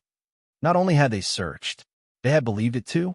It might have been the way Qi Yundai looked at fools with such overt transparency that made Wang Qi and the other boys exchange glances, then quietly take their milk tea back to where Bai Lien and Ning Xiao were. So we can't search online? Wang Qi asked Ning Xiao. Ning Xiao gave him a glance and reminded him. As everyone knows, all the answers on Qiandu are edited and answered by the public, including Qiandu Qianku. Wang Qi didn't dare to retort Ning Xiao, the academic god. He just looked at Bai Lien with an almost tearful expression. Lien's sister. Bai Lien casually put away her homework, looked up, and said, use your brain. Is everyone here? Zhang Shi's dad often traveled for business. And now, Zhang Shi's was not at home. So the people from Class 15 had discussed and agreed that they would take turns, a few each day, going to the Zhang family's place to help Zhang's mom move goods and flower pots. Today it was Bai Lien's and Wang Qi's turn among others. Once everyone was gathered, they all went to the Zhang family's flower shop at the street corner.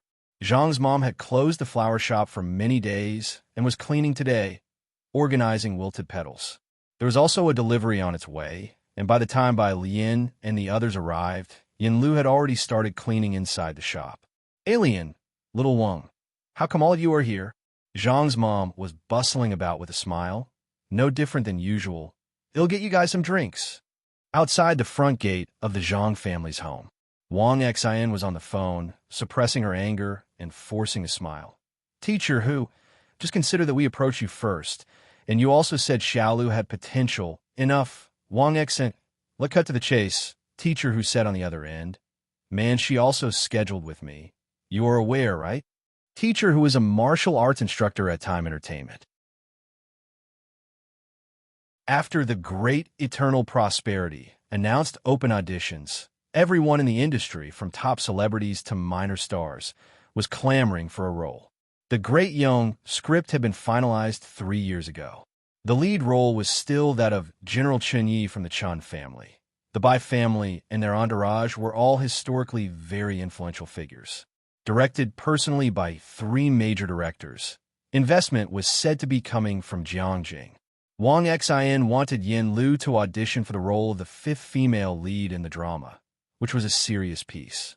Every female character was extraordinary, and the one Yin Lu wanted to audition for was a maid to the female lead, who since childhood had learned to use a spear and had been influenced accordingly. This was extremely important for the audition. Thus, she had arranged for a martial arts instructor well in advance. But she didn't expect to be stood up by teacher, who at the last minute. Of course, Wang Xin wasn't surprised. She was the top actress at Time Entertainment, and all the company's resources were funneled towards her. Between Yin Lu and Man Shi, was there really a choice to be made? Wang Xin exhaled deeply and entered the Zhang family's backyard. Inside the yard, several students were standing around drinking cola. Wang Xin glanced at Bai Lian, whose school uniform was unbuttoned, holding a cola can loosely in her hand, standing sideways to her, her profile as meticulously crafted as a fine brush painting, causing Wang Xin to look several times over involuntarily. She then went to Yin Lu and whispered to her about the situation with teacher who. It doesn't matter. Yin Lu dismissed the concern. They'll give a shot on my own. And, Wang Xin, please check other notices for me. They'll take anything. This Man Shi, could she be as popular as she is now without you? Wang Xin was irate. I can't believe she doesn't know you booked teacher. Who first? Oh well, let's try our luck. Maybe the director will see your aura and pick you for the 5th female lead. Bai Lian was multitasking with her mind. She overheard the conversation between Wang Xin and Yin Lu. She walked a few steps in their direction, with a casual posture, staring at Yin Lu for a while. Then slowly crumpled the cola can. You too. Have you never considered the lead female role? The lead female role? Wang Xin was taken aback before bursting into laughter. So many people are vying for it. The directors this time don't lack funding. They only care about acting ability and suitability. Even Manchu have a hard time being chosen. She sighed. Something seemed to dawn on Yin Lu. She raised her head to look at the sky and said softly, "Who am I to play that role?" Yin Lu was from Xiangqing, and people from Xiangqing had a very special sentiment towards the Bai family. She had never even considered acting as the young mistress of the Bai family. Who says you're not suitable? Bai Lian spoke casually. Yin Lu looked surprised. Bai Lian tossed the cola can into the trash can, her dark eyes narrowing slightly. She spoke in even pace, unrestrained and wild. Tomorrow afternoon at 5:30, bring the spear you are most comfortable with and wait for me here. Having been in this world for so long, it was also time to pick up the spear again.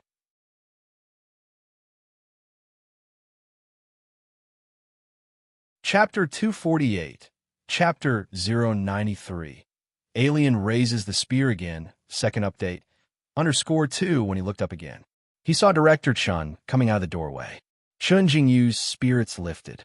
Jingyu, Director Chun approached. What did you want to see me for? Director Chun, do you know? Chun Jingyu's serious face was unusually excited. Bacter Street has developed a plaster that is extremely effective for physical recovery. It's called Danei. He was cut off midway when he saw Bai Lian and Jiang He lazily coming out of the residential complex. His excited voice abruptly stopped. He lowered his voice to ensure Bai Lian couldn't hear it. It's called the solid element paste, but it's available in limited quantities. The allure for martial artists was simply too great. I know. Director Chun had been aware of it from the start and had even contacted Wang Yufeng's side to seek cooperation. Little did he know, they ended up creating their own brand. But Wang Yufeng is a tough nut to crack. The Chen family really needed this cooperation. He had been negotiating with the other party for a long time. The other party had a slippery person by the name of Xiaolu or Xiaoba. He hadn't even met them in person. That's why the family wants to send someone else to negotiate at the fighting arena. Chun Jingyu spoke out. The solid element paste was mostly used at auction houses. Who? Director Chun was taken aback, looking at Chun Jingyu. You Shun, Chun Jingyu's peripheral vision caught by Lien reaching her car. He swallowed the rest of his sentence. "I'll talk to you tonight." Bai Lien was wearing headphones, listening to an English audio lesson. As for what Director Chun and the others were talking about, she didn't pay any attention at all. She simply took Jiang He and got into the car. Not until the car door closed did Director Chun finally look at Chun Jingyu. Miss Bai is also very impressive. What style does she study? Long fist, sanda, or spear? Or perhaps Muay Thai? Chun Jingyu was indeed surprised. He knew what Director Chun meant by impressive. Which rank is she now? Her? She's probably unorthodox, but she is very strong. Director Chun had the fortune to witness a video of Bai Lien's. Although lacking in technique, one could tell that Miss Bai's strength was considerable. Unorthodox? Huh. Chun Jingyu withdrew his gaze.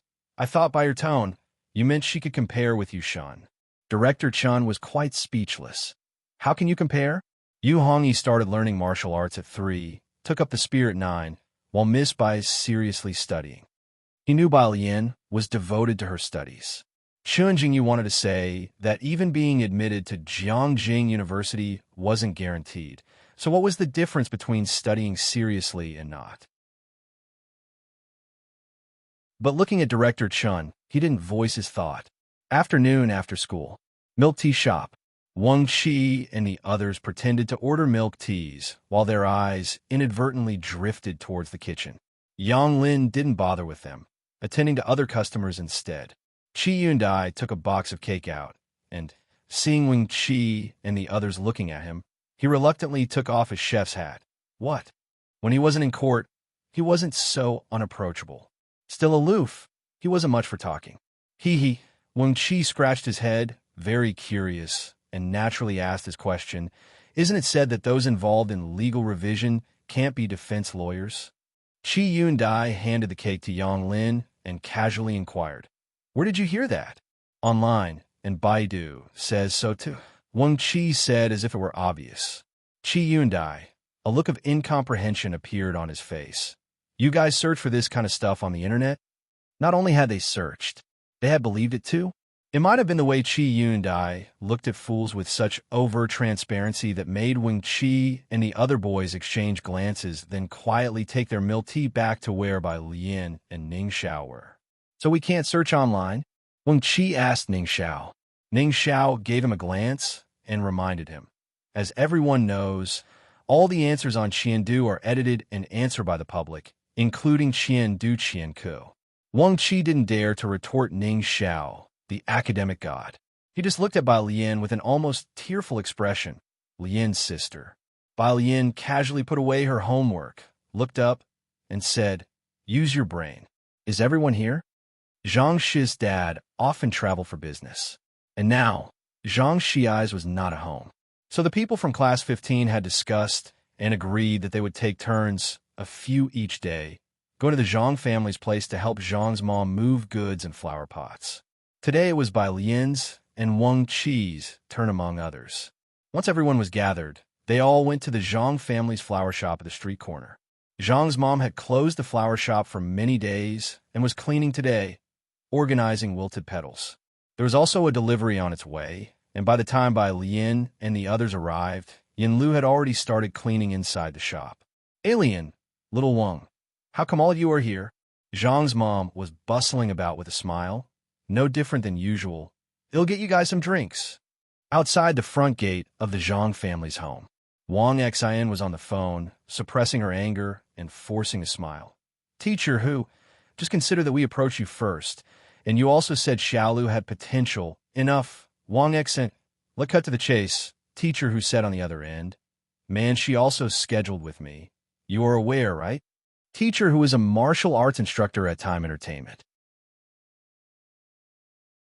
After the Great Eternal Prosperity announced open auditions, everyone in the industry, from top celebrities to minor stars, was clamoring for a role. The Great Young script had been finalized 3 years ago. The lead role was still that of General Chun Yi from the Chun family. The Bai family and their entourage were all historically very influential figures. Directed personally by 3 major directors, investment was said to be coming from Jiangjing. Wang Xin wanted Yin Lu to audition for the role of the fifth female lead in the drama, which was a serious piece. Every female character was extraordinary, and the one Yin Lu wanted to audition for was a maid to the female lead, who since childhood had learned to use a spear and had been influenced accordingly. This was extremely important for the audition. Thus, she had arranged for a martial arts instructor well in advance. But she didn't expect to be stood up by teacher, who at the last minute. Of course, Wang Xin wasn't surprised. She was the top actress at Time Entertainment, and all the company's resources were funneled towards her. Between Yin Lu and Shi, was there really a choice to be made? Wang Xin exhaled deeply and entered the Zhang family's backyard. Inside the yard, several students were standing around drinking cola. Wang Xin glanced at Bai Lian, whose school uniform was unbuttoned, holding a cola can loosely in her hand, standing sideways to her, her profile as meticulously crafted as a fine brush painting, causing Wang Xin to look several times over involuntarily. She then went to Yin Lu and whispered to her about the situation with teacher who. It doesn't matter. Yin Lu dismissed the concern. They'll give a shot on my own. And, Wang Xin, please check other notices for me. I'll take anything. This man Shi, could she be as popular as she is now without you? Wang Xin was irate. I can't believe she doesn't know you booked teacher. Who first? Oh well, let's try our luck. Maybe the director will see your aura and pick you for the fifth female lead. Bai Lian was multitasking with her mind. She overheard the conversation between Wang Xin and Yin Lu. She walked a few steps in their direction, with a casual posture, staring at Yin Lu for a while. Then slowly crumpled the cola can. You too. Have you never considered the lead female role? The lead female role? Wang Xin was taken aback before bursting into laughter. So many people are vying for it. The directors this time don't lack funding. They only care about acting ability and suitability. Even Manchu have a hard time being chosen. She sighed. Something seemed to dawn on Yin Lu. She raised her head to look at the sky and said softly, Who am I to play that role? Yin Lu was from Xiangqing, and people from Xiangqing had a very special sentiment towards the Bai family. She had never even considered acting as the young mistress of the Bai family. Who says you're not suitable? Bai Lian spoke casually.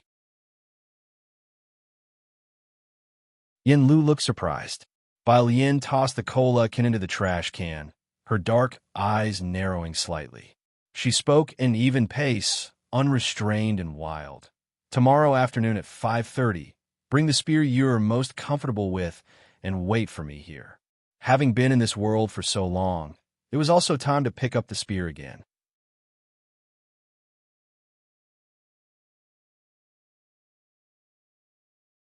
Chapter 250, 094, Dongwu Club _2, but for some reason I didn't understand, it was shut down for 2 months. The old home master fell ill from worry and passed away after that. Consequently, the Xingyi martial arts school plummeted, and all the students flocked to the Jingfeng Taekwondo gym. After finishing his story, Jian just scratched his head. However, Hall Master Jean is now working on a construction site. People around say that Hall Master Jean is very skilled, a martial artist of the 6th Dan. He could be a coach in any martial arts school. I don't know why he chooses to do hard labor.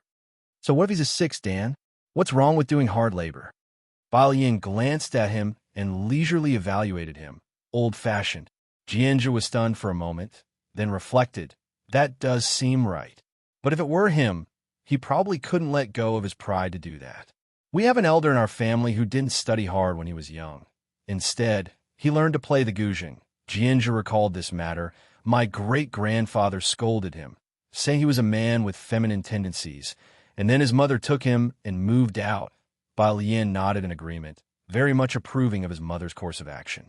Now, my grandfather and others want to include him in the family shrine, but they can't even get an appointment to see that elder. Jianzhe raised his eyebrows. The next day, Friday, school let out in the afternoon. Bai Lian went to the Zhang family's place, where 2 students from class 15 were helping Zhang's mother move some goods at the front door. There wasn't much. Most of it had been taken care of yesterday by Wang Qi and Bai Lian. Bai Lian went straight to the backyard. In the backyard, Yin Lu was sitting on the steps, reading a book about Great Yong. The director hadn't distributed scripts or character roles. The audition would consist of randomly selected scenes for on-the-spot performances. Understanding the historical figures was essential for fitting into the characters. Miss Bai, Sister Xen, stood up from the steps and looked behind Bai Lian.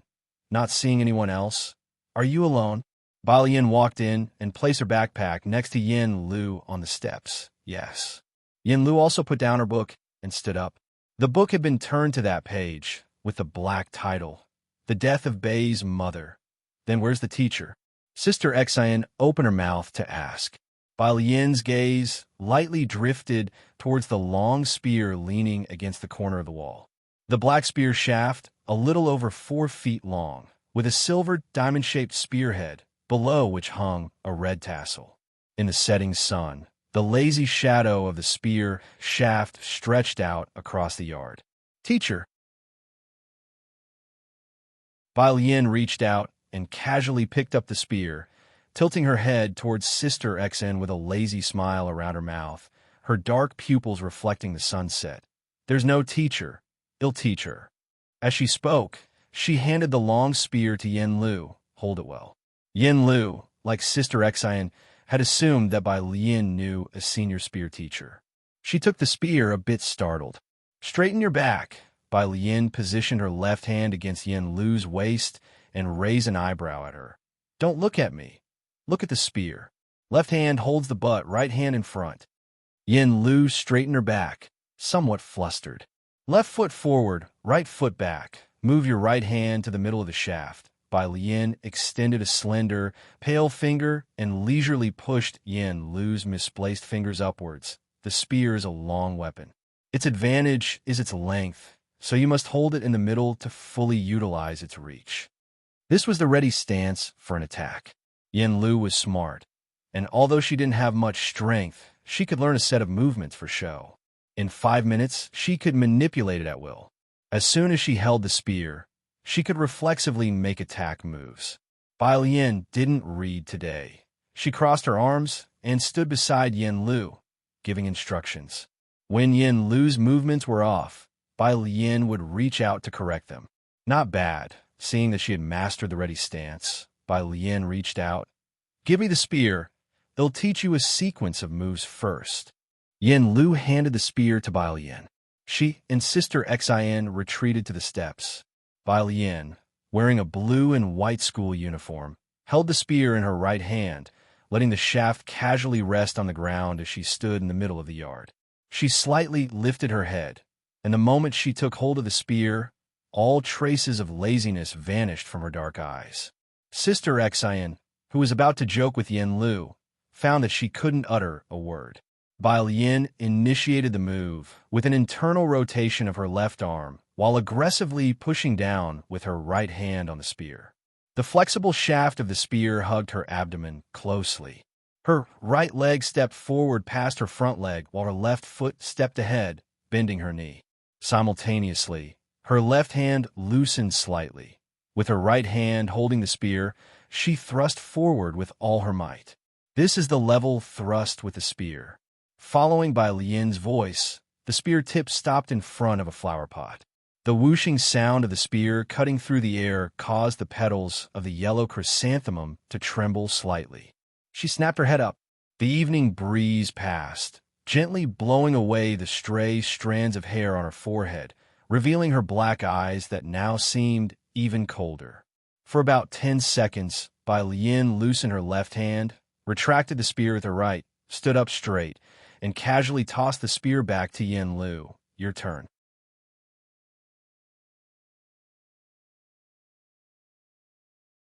Chapter 251, 094 Dongwu Club _3 behind her. The yellow chrysanthemum quivered as it shed 4 petals. Yin Lu and Sister Xen hadn't reacted yet. She instinctively took the gun. "Is it like this?" she asked, rotating her left arm inward, then looked worriedly at Bai Lian. "Stand over by Sister Xen. I'm afraid I might accidentally bump into you later." Bai Lian reached out to adjust her stance. Upon hearing her words, he looked up, his voice exceptionally light and breezy. in your next life. What? With the way you're doing it, Bai Lian lazily withdrew his hand and stepped back 5 paces, commenting, by your next life, you might actually be able to touch me. Yin Lu. Afterward, Bai Lian demonstrated again for Yin Lu, letting her record on her phone to practice slowly later on. Only then did Bai Lian leisurely leave with a school bag. After Bai Lian had left, Sister Xin finally retracted her jaw, grabbing Yin Lu's hand. I think you are truly blessed. Sister Xin was somewhat envious of Yin Lu. She had searched for Teacher Huss videos. Wang Xin didn't understand guns, nor had she learned martial arts. But purely in terms of aesthetics with a gun, that teacher who didn't seem to compare to Bai Lian at all, did he? This time it seemed she really had it. She was somewhat dazed. Across from the Zhang family, Ming Dongheng parked his car at the intersection waiting for Bai Lian. Tonight, Ji Xiaojun was treating Su In to dinner, as Su In had helped a lot while Shen Qing was hospitalized, and Ji Xiaojun owed him this meal. As they weren't that close, and the other was a big boss, Ji Xiaojun specifically chose a high-class, clean restaurant. Ji Heng was also going. Bai Lian would go over to eat at Qi Lu's house instead. When she and Jiang He arrived, Jiang Fulai hadn't come yet, and Chief Chun, originally wanting to help Qi Yundai wash vegetables, was because of a misplaced item chased out by Qi Yundai. With a gloomy face, Chief Chun thought Miss Bei's uncle was easier to get along with. Mr. Ming, Chief Chun looked at Ming Dongheng, remembering something important. Are you going to the grappling match this weekend? Ming Dongheng stooped to pass Jiang He's puzzle piece and said, he'll definitely be there to see Mr. Beizano. One duel. The man in the white vest was ferocious, and he had amassed numerous fans in the grappling arena. Clearly, Ming Dongheng was one of them.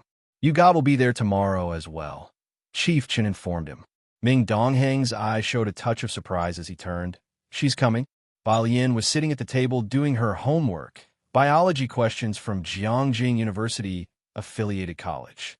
However, she was always multitasking, and upon hearing Ming Dongheng mention long spear, she looked up and glanced in his direction, although the two were having a conversation. They were watching Bai Lian vigilantly. Seeing her look over, Chief Chun rushed to explain excitedly to Bai Lian, yes, it's the long spear. You got... Oh, Miss Bai, you might not know her, it's Yu Hongyi. She's been practicing martial arts since she was a child, started learning the long spear at 9, and reached level 7 by 20. Of course, the most important thing is, last year, Dongwu Club personally invited her to join. Though Chief Chun didn't practice martial arts himself, he had heard of the famous Dongwu Club. Every member, there was a top talent in the martial arts world. Ming Dongheng and Chun Jingyu both wanted to join Dongwu, but hadn't met the entry requirements yet. Chief Chen finished speaking, beaming with excitement. Noticing Bai Lian's lukewarm reaction, she smiled and then went back to doing her homework. Ah! Chief Chen scratched his head, thinking next time he'd have to restrain himself. Miss Bai, being from Shanxing, would surely have never heard of Dongwu Club. Showing off or what? Chief Chen slightly wanted to slap himself. Just as he quietly slapped his own head, he caught Ming Dongheng giving him a cold look. Chief Chen, what did he do this time? When Jiang Fulai returned, Qi Yundai's vegetables were not yet stir-fried. Bai Lian was sitting at a table in the hall, holding a black pen, leisurely working through questions. A cold light enveloped her face, tinging her inherently lazy expression with a hint of aloofness. Jiang Fulai first glanced at Ming Dongheng. Ming Dongheng seemed a bit bewildered. Director Chun, however, was eagerly obsequious. He lowered his voice. Miss Bai was like this when she arrived, but she went to the Zhang family first today. This classmate Zhang had quite a significant impact on Bai Lian's mood. Jiang Fulai gave Director Chen a glance, his expression softening slightly. He walked over to Bai Lian's side. Ming Dongheng glared at Director Chen fiercely once more, then felt a bit melancholy. People from the Chen family were so annoying. Chen Jingyu threatened his position by Jiang's side. Chen Yongquan threatened his position by Miss Bei's side. Get rid of them, all of them. Thinking this, Ming Dongheng stared at Director Chen's neck. As soon as Jiang Fulai arrived, Director Chun, who had slipped away into the kitchen, felt a chill on the back of his neck and couldn't help but reach up to touch it. Jiang Fulai stood to the left of Bai Lian, looking down at her as she worked on a problem. It was a genetics problem. Bai Lian rarely made drafts when solving problems. She obviously hadn't finished reading this one yet. Jiang Fulai, his hand nonchalantly in his pocket, eyed the problem lightly and said, 9:3:3:1. He spoke the answer unhurriedly. Bai Lian paused in her writing. She threw her pen down, looked up, her hand resting on the back of her chair, and turned to look at Jiang Fulai. No, when you were in school, didn't a lot of people want to beat you up? Jiang Fulai raised an eyebrow, shamelessly proud. There were plenty who wanted to even when I wasn't in school. How many groups from your class went to the Zhang family? Jiang Fulai pulled out the chair beside her, closed her workbook casually, and asked. Bai Lian rubbed her wrist and pulled herself out of her emotions. All she wanted now was to cut Jiang Fulai 10 groups. Ning Xiao divided them up. I have to go see Yin Lu every day. Hearing this, Jiang Fulai's fingertips tapped on the table. He didn't ask further about Yin Lu, but seemed contemplative. Bai Lian also stopped working on her problems, sitting on the carpet, leisurely helping Jiang He with his puzzle. Jiang He looked up at Bai Lian, his sense of smell keen, and now dared to speak with her, Sister Bai. 9 o'clock, Pura Street.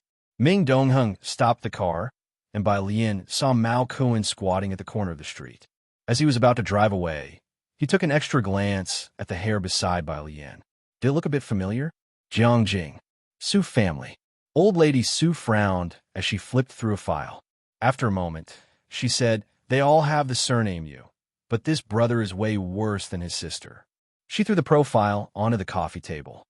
She was not satisfied with the information on this person. The butler smiled beside her, but inwardly sighed. The Yu family, favored by the Chun family, held a pivotal status in Jiangjing. Many wanted to form a connection with them. The Su family was simply not in the same league. If that young Master Yu was as outstanding as his sister, would the Su family even have a chance? Old madam. The butler thought for a moment before speaking up. Miss Yue is at a critical point in her final year of high school, and all the deals in Jiangjing this year are handled by Liang Wuyu. We shouldn't disturb Miss Yue with these matters. But old lady Su really didn't want to miss out on such a great opportunity with the Yu family.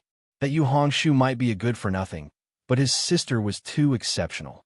Favored by the Chan family, they might benefit from the connection later on. Su Yue was raised by old lady Su herself. Her expectations for her were no less than those for her own grandson. At the butler's words, he smiled softly, speaking softly into the old lattice ear. Old madam, even though Miss Yue is not suitable, haven't you forgotten? There is still another young lady in the Su family. Without the butler saying more, old lady Su understood what he meant. She raised her hand. Give me the phone. The butler hurriedly handed her the mobile phone. Old lady Su reached out and dialed Su-en's number. It rang twice before Su-en answered. The sound of clinking glasses came from the other end. Mom? Su-en was quite surprised to receive a call from the old lady. Is that woman next to you? Old lady Su asked. Su-en frowned. Mommy, enough. Old lady Su interrupted him. She picked up the file again, her murky eyes fixed on the bold name, Yu Hongshu, and spoke in a somewhat charitable tone. I can let that mother and son enter our doors, and even allow her daughter to take the Su surname.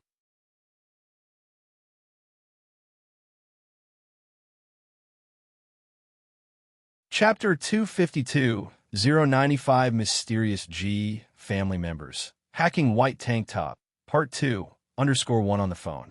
Su-en was very surprised by this call from his mother.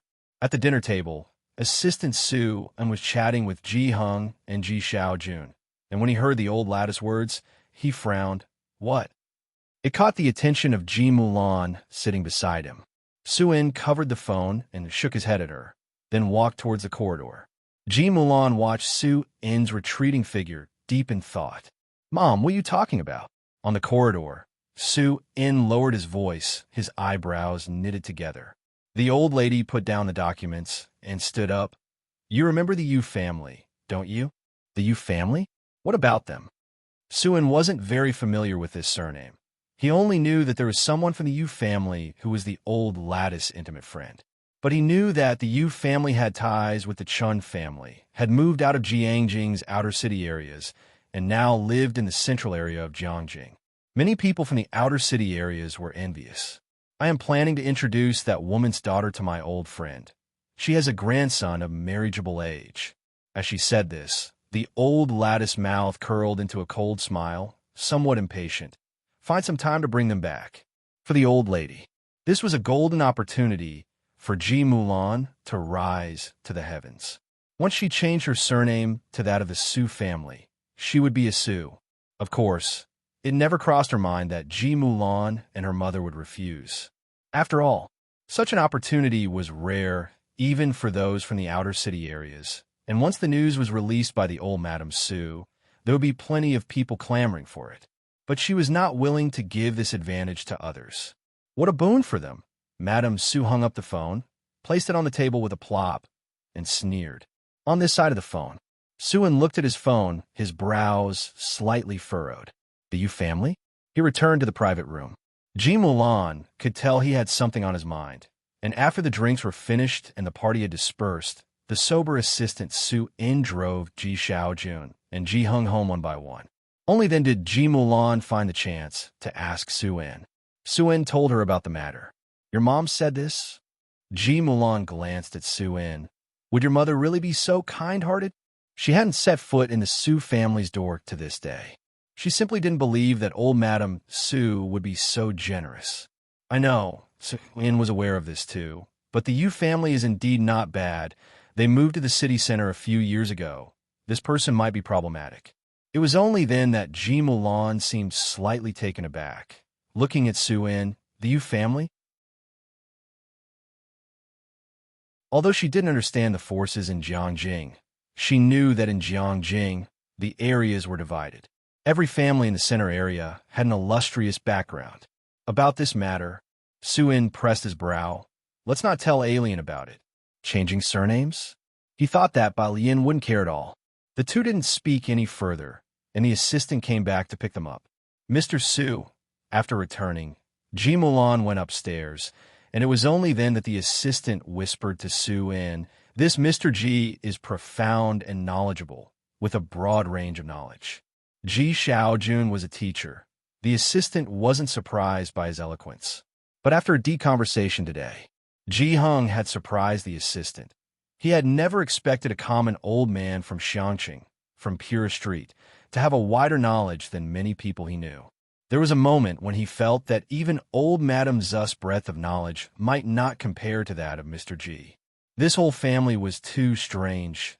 Initially, he had wondered how someone like Ji Mulan could emerge from a place like Xiangqing.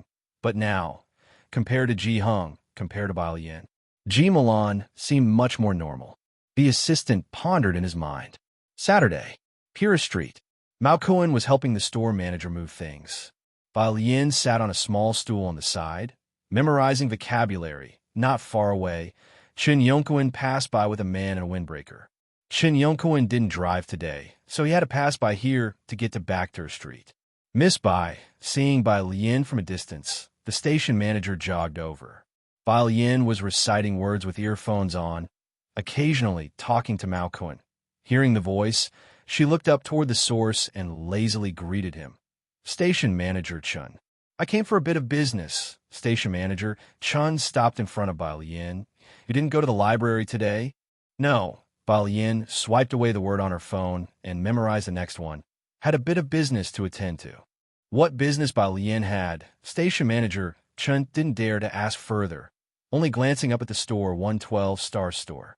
Behind him, Chun Jingyu, wearing a black windbreaker, glanced at Bai Lian, then at the blond young man beside her wiping sweat with a towel, his gaze lingering on the vocabulary page on Bai Lian's phone for a moment. Station Manager Chun, we're running out of time. He urged urgently. To the outside world, Mao Kuan always looked like a ruffian.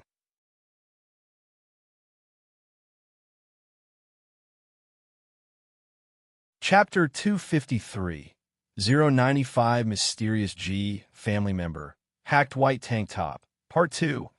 Underscore 2 at this moment, he still had the towel the manager had given him draped over his shoulder, which was very down-to-earth. Chun Jingyu glanced over, but quickly averted his gaze, not speaking to Bai Lian. If it were Yu Shun, he would definitely have gone up to say hello, but with Bai Lian, it wasn't necessary. Director Chen gave him a look. You go ahead. Okay. Chun Jingyu didn't refuse. Yu Shin said there are autographed photos of Mr. Bai at the Fight Club today. I'm heading there now. Autographed photos? Director Chun was stunned. Neither he nor Ming Dongheng had heard this news. Chun Jingyu gave Director Chen a look. Yu Shun is always well-informed. There won't be a mistake. After saying that, he took out his phone and strode forward. Next to Bai Lian, Mao Kuan, who was wiping sweat, was particularly sensitive to the words Mr. Bai. He took out his phone and sent a WeChat message to Xiaoqi. Tell me the truth. What was that thing you suddenly had me sign yesterday? Yesterday, Xiaoqi showed him some kind of artistic font? Supposedly, but Mao Kuan didn't quite recognize it. It was said to be a joint design by Xiaoqi and Sun Chun. Simple and easy to understand. Mao Kuan was stared at by Xiaoqi for an hour before he barely learned it. His brain felt very confused. He would rather fight 20 more bouts in the ring. Xiaoqi had always been gentlemanly. Mr. Mao, you don't need to know. Bai Lian glanced at the sky. Mao Kun's fight was the last one, but the Fight Club started early. Are you also going to the Fight Club? As for Bai Lian knowing about this place, Director Chen wasn't too surprised. He, Ming Dongheng talked about the Fight Club every day. Director Chen nodded. Mr. Ming will come later. Bai Lian seemed thoughtful. She stood up. I'll go with you. Of course, Director Chen was happy to have Miss Bai come along. Though as to what Bai Lian wanted at Backdoor Street, he didn't dare to ask. Mao Kun's delivery was not yet finished. He was still slowly moving goods inside the small store. Backdoor Street was chaotic and crowded, but Director Chen wasn't afraid, even by himself. But with Bai Lian by his side, especially with her appearance, he didn't dare to move about carelessly. At the entrance to Backdoor Street, he didn't take out the two countries' travel documents. Instead, he called Chun Jingyu to come out and meet them. Chun Jingyu was strong, and with him, Director Chun could be at ease. Ming Dongheng hadn't arrived yet. Only Chun Jingyu was closer to them. Chun Jingyu thought something had happened when Director Chen suddenly called him. When he arrived at the entrance to Backdoor Street, he found Director Chun standing with Bai Lian. He didn't need to ask to know what Director Chen meant. Director Chun fell back 2 steps behind Bai Lian, letting her walk ahead, his gaze constantly on the people in the wide street, afraid someone careless might run into Bai Lian. Director Chun. Chun Jingyu walked beside Director Chun with a somewhat poor complexion, his voice very low. Why would you bring her to a place like this? Miss Bai wanted to take a look, Director Chun said casually. On one hand, he sent a message to Jiang Fulai, and on the other, he sent one to Ming Dongheng. With just him escorting Bai Lian, Director Chun really didn't dare to relax. He still reported to Jiang Fulai. Otherwise, he couldn't bear the consequences if something went wrong. Having said that, he also introduced the area to Bai Lian in a hushed voice. Miss Bai, this is Qing Long Bar. We should keep away from it. Saying that, Director Chun led Bai Lian across the street. Why? Bai Lian removed one earbud, looking at Director Chun with surprise. Chun Jingyu failed to snatch the autograph photo and was called here by Director Chen. Hearing Bai Lian's obvious question, he glanced at her and sneered. Why? Because there are a lot of mercenaries inside. The border area is unmanaged. I wouldn't dare to enter casually. How do you speak? Director Chun warned Chun Jingyu. Ever since Chun Jingyu got in good with the Yu family, his strength had almost reached Ming Dongheng's. So even though he was Director Chen's junior, his attitude towards Director Chun was not very respectful. Only now that Director Chun had been praised by the elder Chen recently had his attitude slightly improved. Hearing Director Chen speak, Chun Jingyu averted his gaze. It was a bit unexpected how protective Director Chun was of Bai Lian. Miss Bai. Director Chen lowered his head again, enlightening Bai Lian. This is the safest auction house around. No one dares to cause trouble there. The other two places, the bar and the Fight Club, are very chaotic, especially the Fight Club. He was still speaking. Suddenly, the crowd in the middle of the road scattered to both sides, clearing a path, their gaze all turning toward the entrance of the street. Director Chen's gaze also involuntarily shifted in that direction. A silver modified off-road vehicle slowly drove in from the entrance. That is, Director Chen squinted his eyes. Chun Jingyu also stared fixedly at the vehicle. The car of Qing Longbar. It must be a high-ranking member. They both recognized the symbol of Qing Longbar. Given the reaction of the other people on the street, they must regard the person riding in the car with deep apprehension. Typically, cars here would line up and inch forward slowly. This was the first time they had seen a car being cleared away through here. Miss Bai. Director Chun nervously pulled on Bai Lian's sleeve, guiding her to retreat to a corner. He was extremely careful to avoid anyone bumping into Bai Lian. Let's back up and clear a path. Bai Lian lazily glanced at Director Chen's hand. Director Chun immediately withdrew his hand. With Jiang Fulai not present, he was truly scared of any mishap. Are they that afraid of this bar? Bai Lian casually crossed off a word, drawing back her gaze and memorizing another word. At this remark, Chun Jingyu glanced at Bai Lian once more, this time too lazy to even speak. Director Chun, however, explained excitedly, Miss Bai, it used to be fine, but you don't know the man from the bar is too fierce. He crushed Poison Scorpion with one hand. Just the 3 words, Poison Scorpion, were enough to intimidate a crowd. Director Chen hadn't been tormented little by that case initially. Speaking of this, Director Chen cautiously lowered his voice, his expression serious as he informed Bai Lian, Miss Bai, Poison Scorpion used to be a mercenary. The silver off-road vehicle continued at a normal pace. As it reached them, the vehicle suddenly came to a halt. The crowd abruptly fell silent. Director Chen's voice also faded as he squinted at the car, wondering why it had suddenly stopped when the passenger side door was pulled open and a slender, bookish youth got out. Spotting someone in the crowd, his face brightened. Sis.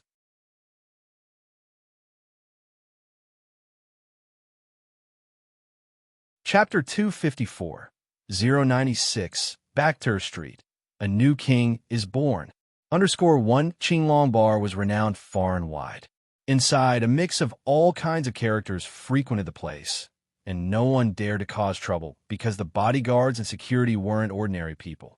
The last individual who did stir up trouble has become untraceable now. The bar was crowded, yet few had seen its high-level personnel. Rumors had it that it was backed by the Dawson family. Today was the first time anyone had seen someone from the bar's internal staff. The gaze of those around instinctively fixed on this gentle young man, with his straight jet black hair, simple white jacket, looking so pure and fine that he did not seem to belong in a bar. Sister? Who was he calling? Chief Chen and Chun Jingyu were also looking around, curious about who this sister could be. As they watched, the quiet and seemingly shy youth stopped in front of them. Sister, what are you doing here? He called out once again.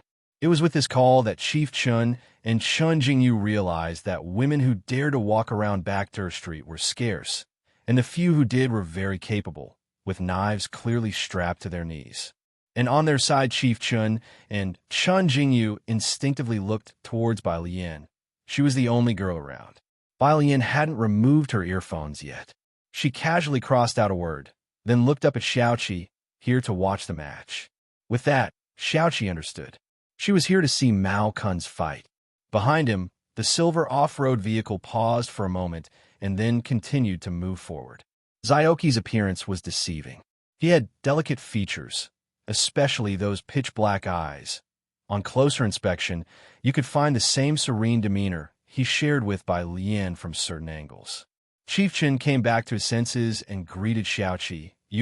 I'm also from Pure Street Orphanage. Xiaoqi looked at Chief Chen politely, working at Qinglong Bar. A jack of all trades, and sometimes even a freelance designer. Chief Chen comprehended it now. No wonder he knew Bai Lian, and they seemed quite close. He straightforwardly called Bai Lian's sister. Even Jiang, he never called her sister directly. He took out his phone and immediately added Xiaoqi on WeChat. Xiaoqi didn't refuse. Xiaoqi, my name is Mao Xiaoqi.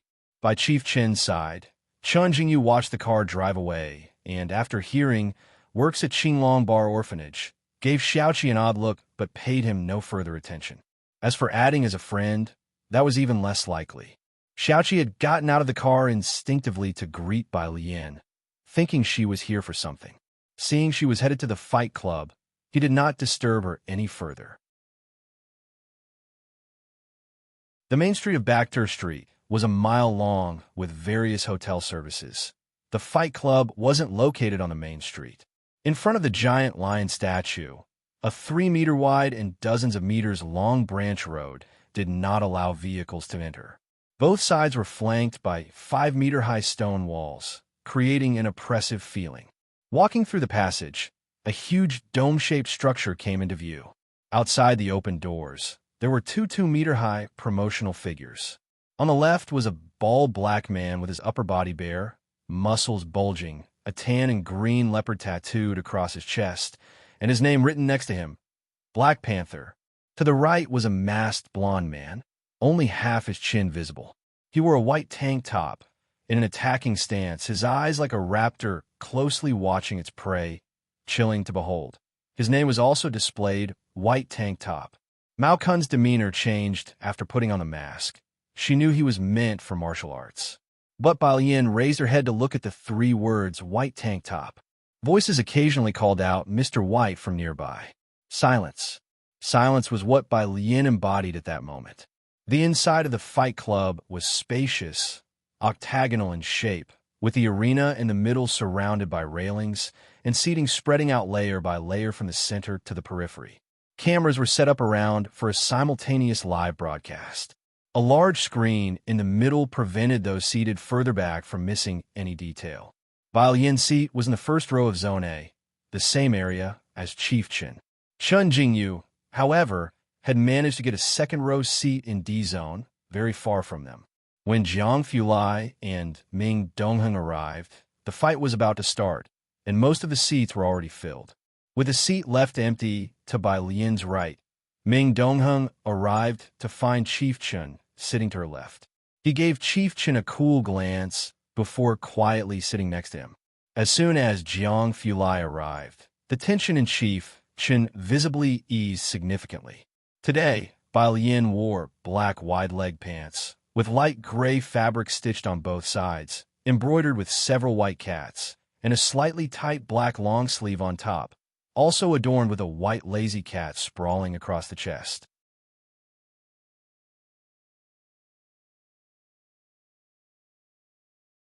Chapter 255, 096, Bakhtur Street, A New King is Born.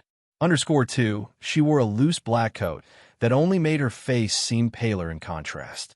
She didn't seem aggressive. Her long lashes drooped, and the scattered lights gracefully struck her nose and side profile. Looks from the surrounding crowd kept coming incessantly. Only now did they begin to retract. Jiang Fulai sat next to Bai Lian, leaning lightly against the back of his seat, his light-colored eyes sweeping over the ring. The noise, the bloodshed, and the oppressive atmosphere of the ring didn't alter his expression in the slightest. 7 p.m. The laser lights came on. The fight began, and the commentator was passionately excited. Ladies and gentlemen, hello. Today we are broadcasting to you live from Bakhtur Street. An unprecedented one battle. First, let's welcome the fighter currently ranked 8th in the UFC middleweight category, Black Panther, to the ring. Bakhtur Street's fighting arena imposed no weight restrictions and held no regard for life or death, offering high prize money. Many UFC fighters have been here, but because the fights were too brutal, they eventually dared not return. The top 10 ranked fighters here all had the strength to be ranked in the UFC. Next up, we have White Vest, who's climbed to NO2 in our arena within just 2 months. Whoosh, a tidal wave of cheers swept through. Ming Dongheng, standing next to Director Chun, also stood up excitedly, clenching his fists and shouting. The match was divided into 5 rounds, each lasting 5 minutes, with a best-of-5 rounds format. Both fighters were highly skilled, and with the score tied at 2-2 after the first 2 rounds, the stakes in the betting pool had skyrocketed to $3 billion. The final 5 minutes. Let's watch with bated breath. Mr. Bai will surely win. Ming Dongheng wiped sweat from his brow, not taking his eyes off the ring. Director Chun had a hard time understanding the match. Bai Lian was somewhat silent, and beside her, Jiang Fulai watched very intently. Throughout the whole time, he spoke only once. Black Panther's ground control is too strong. He's the ceiling in the UFC. Xiao Bai winning against him is going to be a bit brutal. Hi's voice was not loud, but Ming Dongheng and the others heard him. Ming Dongheng couldn't help but take a glance at Jiang Fulai. He didn't realize that young Jiang knew so much about fighting, even down to the professional terms. Knew Black Panther's signature move. Wow, the audience gasped. The commentator, flushed and breathless, provided play-by-play. We see that Black Panther has hit White Vest in the face, sweeping kick to White Vest's left fist. There's blood. White Vest is bleeding. On the ring, blood dripped down from the cyan mask onto the floor, staining the White Vest red. Black Panther is showcasing his ground techniques, with White Vest locked on the ground. On the ring, Black Panther's legs, crotch, arms, and the weight of his body were completely bearing down on White Vest. White Vest locked the opponent's leg with his left leg and propped himself on the floor with his right elbow. His face was suddenly defenseless, getting hammered directly by Black Panther's fists. Cracked the mask, caved inward. White Vest rolled over, sat up from the ground, and suddenly stood, lifting Black Panther and slamming him down. We can see that White Vest is trying hard, but this move didn't break through. Black Panther has many defensive options. In this dangerous moment, White Vest must seize the opportunity for consecutive strikes, not giving the opponent any chance to breathe. It was at this moment, White Vest stepped forward with his left foot, dodging Black Panther's punch and elbow strike, and with a hook punch knocked the rising Black Panther back to the ground. Black Panther's mouth and nose were also bleeding. The two grappled and scuffled on the ground. Incredible, truly incredible. This is a clash between UFC and Bacter street fighters. We know that only Sun Lang has ever been ranked in the UFC from Asia. If White Vest wins today, he will be the second Asian to enter the UFC rankings. If Black Panther can win, he will create a myth of 10 consecutive victories in Bacter Street's fighting arena. The most intense fighting arena, where blood almost dyed half the floor. Black Panther's best ground fighting skills were now being suppressed by White Vest. However, White Vest also seemed to be running out of energy. His punches toward Black Panther had none of the force they had before. Bang! Black Panther gave up on defending his head and punched White Vest off to the side onto the ground. Both men lay on the ground. No one got up. The referee blew his whistle and entered the ring, standing between the two and bending over. 3. He was counting down. In the last 3 seconds, whoever got up would be the winner. If no one got up, it would be a draw. White Vest, get up and you've won. White Vest, get up, come on, hurry up. Black Panther, forever a warrior. The vast arena was filled with the excited shouts of fans. Almost everyone was standing, fists clenched, eyes glued to the ring.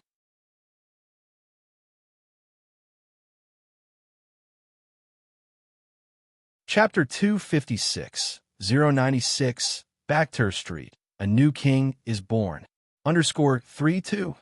The referee counted the second count. The man in the white vest's fingers twitched.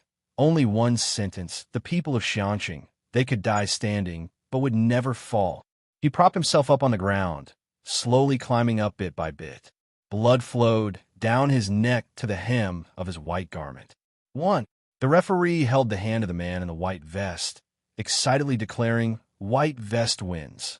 At that moment, whether it was the audience at the scene or those watching the live broadcast on TV, everyone stood up, including Zhang Fulai and Bai Lian. We all hear the excited voices of the audience. White Vest did it. The willpower of a person exceeded all our imagination. White Vest. He created a new record in just 2 months, becoming the second person after Sun Lang. There are no cowards in Bacter Street Arena. White Vest and Black Panther are warriors forever. Let's look forward to their next meeting. There are no losers on the stage. Every person brave enough to stand there is a warrior. Today, blood stained the octagonal iron cage on Backter Street, and a new uncrowned king of Backter Street was born. In front of the camera, White Vest bent down and extended a bloody hand toward Black Panther. Black Panther managed a difficult smile, then raised his right hand toward him. The live broadcast image froze on this century's handshake. The exhilarating boxing match was over, but the excitement still surged through the veins of the audience on the scene.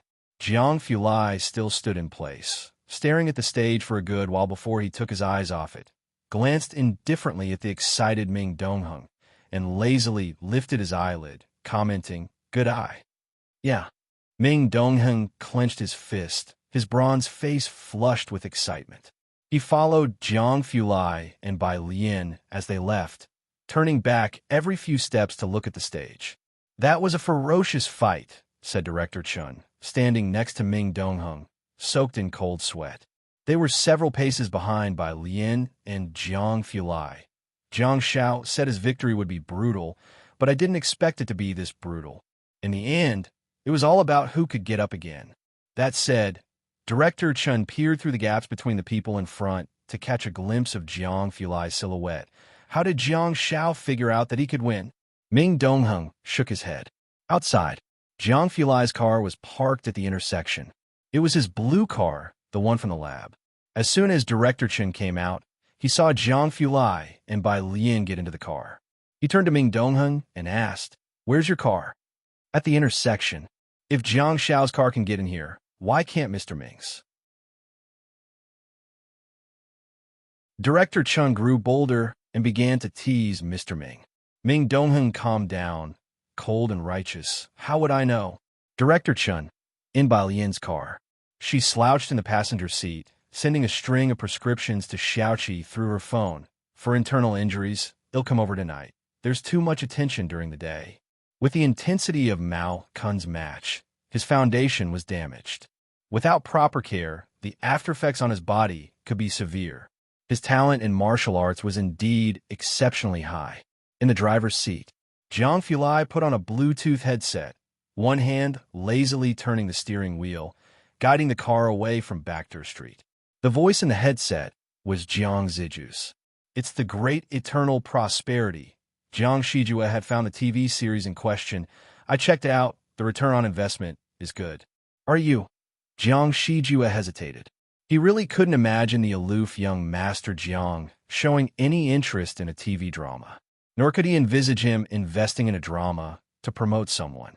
But he didn't dare to ask aloud. "No need," said Jiang Fulai indifferently, anticipating Jiang Ziju's question. "Just a normal investment. As for predetermined choices, completely unnecessary." If Yin Lu still didn't get the lead role after Bai Lian's intervention, then she wasn't suited for this line of work, and Jiang Fulai would advise her to switch careers early. His investment was to add luster to her, to give the drama solid support, to offer them the utmost help, not to create shortcuts for her. Of course, he didn't think Bai Lian would misjudge a person. Jiang Shijua. "Okay. Pure Street." Jiang Fulai parked the car, and he and Bai Lian got out together. The alley was already fitted with streetlights, not too bright, a soft yellow glow stretching their silhouettes long. "I'm going to see Zhang Xi's tomorrow." Jiang Fulai was probably a step behind her, his gaze on her shadows, his voice also sounding somewhat lazy. "You take a day off?" Bai Lian glanced at him. They had agreed to tutor Zhang Xi's every Sunday. This was the prison's way of accommodating Zhang Xi's as a high school senior. "They'll check his homework." Jiang Fulai tilted slightly, looking over at Bai Lian, raising an eyebrow. "Don't worry, I won't scold him."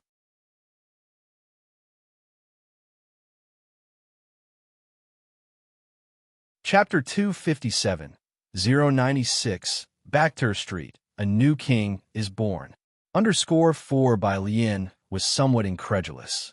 She tilted her head and looked at him with a pair of big eyes. "Let's go inside." Jiang Fulai stopped at the corner, looked toward the front yard, and slightly raised his right hand, somewhat like he was taking an oath. "I really won't scold you." Only then did Bai Lian look away. It meant she believed him. It was 11 o'clock at night. Bai Lian changed into a black outfit and left the house with her homework. Back to her street's Qinglong Bar. Inside, the lights twinkled, and smoke filled the air at the peak of its liveliness. After checking on Mao Cohen, who was sobbing on the bed, Bai Lian calmly returned to the bar, seated herself on a high stool, lazily flipped open a practice book with one hand, and absent-mindedly tapped the bar top with the other.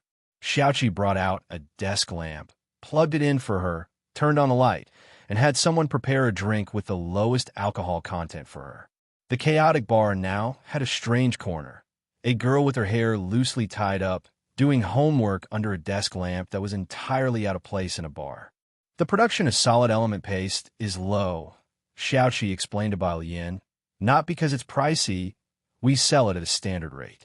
The problem now is that the raw materials can't keep up. There are few people planting medicinal herbs, but after the news gets out that we're buying up a lot of them, many farmers will start planting these herbs again. Now, there were few people cultivating medicinal herbs. Xiaoqi took some of the recouped funds and paid a deposit to a group of veteran farmers in Shanxing. He was sharp-witted and handled this matter well. Besides having artistic talent and business acumen, even Mao Kun's godfather said Mao Kun was lucky and wanted to relocate Xiaoqi under his wing to do big things. Just today, Xiaoqi had been taken out to see the world. But Xiaoqi didn't want to work for the big boss. Nearby, Xiaowu rubbed his arm and shivered. Just looking at little Mao gives me the shivers. He's so fierce. Xiaowu was particularly sensitive to pain, having been dumped at the orphanage due to his poor health. The kids in the orphanage didn't like him. Only Mao Kun was willing to take him in. Now, he cried and trained every day. Bai Lian listened and slowly flipped to the next page, when suddenly something came to mind. She looked at Xiaowu and Xiaoqi. Are you guys really not going back to school? I've almost self-taught everything I need. Xiaoqi responded softly and politely. He once wanted to attend school, but now school seemed pointless to him. Bai Lian observed Xiaoqi. Mao Kun had told her that Xiaoqi was very talented and used to love painting. But sis, whereas Xiaowu only scratched his head, with his red hair he was somewhat lost. My dream is just to be a street thug. He wasn't smart, nor did he have any advantages. He had decided to follow Mao Kun because he saw him as a powerful street thug. After understanding what a street thug was, Bai Lian, forget it as long as you're happy. By the way, Xiaoqi handed an invitation to Bai Lian. This is Dongwu's invitation, inviting little Mao over. They say little Mao also has a teacher, so they've prepared one for you too. Bai Lian looked up, nodded her chin at her black backpack, put it in there. She was doing her homework and didn't have time to look. So Xiaoqi casually folded the invitation and tucked it inside. The next day, early in the morning, at Su In's residence, Grandmother Zu's video call came through. She had originally thought that Su In and that woman would have been eager to agree, but instead, Su In hadn't called for a whole day. To feign retreat, you must choose the right time. As soon as the video connected, Grandmother Zu's gaze passed over Ji Mulan and settled on Su On, speaking dispassionately. Don't overdo it. This implied that Bai Lian and Ji Mulan were insatiable and overly greedy. I can't handle this. Su-in picked up his phone and stood by the window. Grandmother Su looked deeply at Su-in. Don't use such tactics on me. She ended the video call. She had someone tracked down Bai Lian's contact through Su-in's secretary. As the head of the household, even Su-in's assistant didn't dare to disobey, nervously obtaining Bai Lian's mobile number. Bai Lian's phone number was sent to Grandmother Su very quickly. As soon as the call connected, without waiting for the other side to speak, Grandmother Su began, I am Su-in's mother. He's already told you everything, right? Come to Jiangjing within 3 days and change your surname. Bai Lian had just woken up not long ago. She leaned by the window, her left hand propped on the sill, her right hand holding the phone to her ear.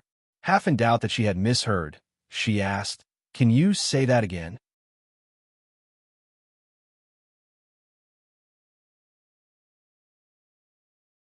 Chapter 258, 097 Brother Jiang.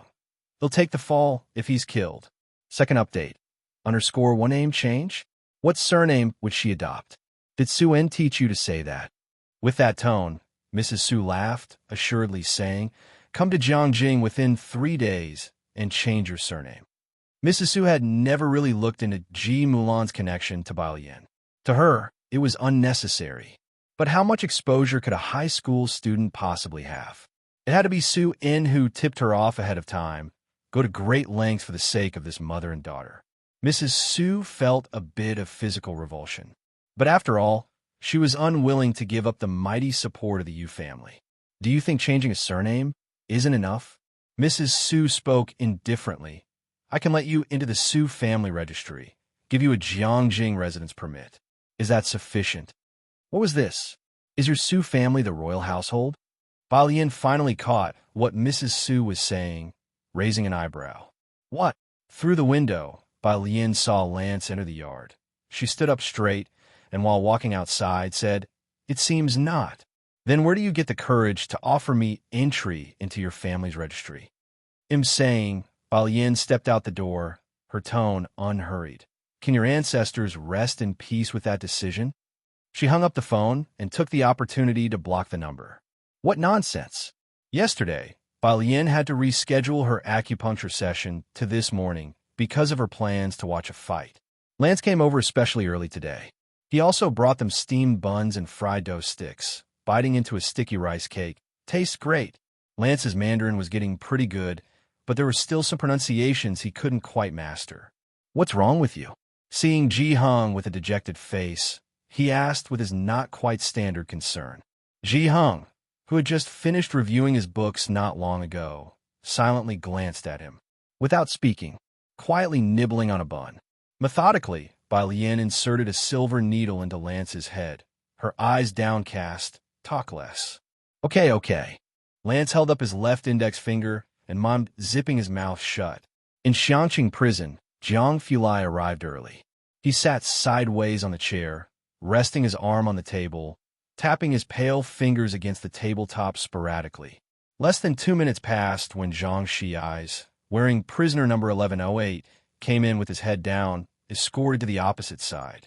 Jiang Fulai glanced at him and said indifferently, Look up. Zhang Xiais silently raised his head, revealing 2 panda eyes and a bruised corner of his mouth. Is this how you avoid letting them visit you? Jiang Fulai's eyebrows twitched. Each one of them. You can't always be a worry for her. Zhang Xiais lowered his head again. His handcuffed fingers twined together. After finishing his labor in prison, he had to do homework, and at night, while writing, a bald cellmate hit him, complaining his desk lamp was too bright and disturbed his sleep. Jiang Fulai just watched him, his face devoid of smiles, his tone freezing cold. You didn't fight back? The words, don't you have hands, were swallowed back harshly. I heard he's the boss in here, and fighting might increase the sentence. Zhang Xiais had 2 concerns.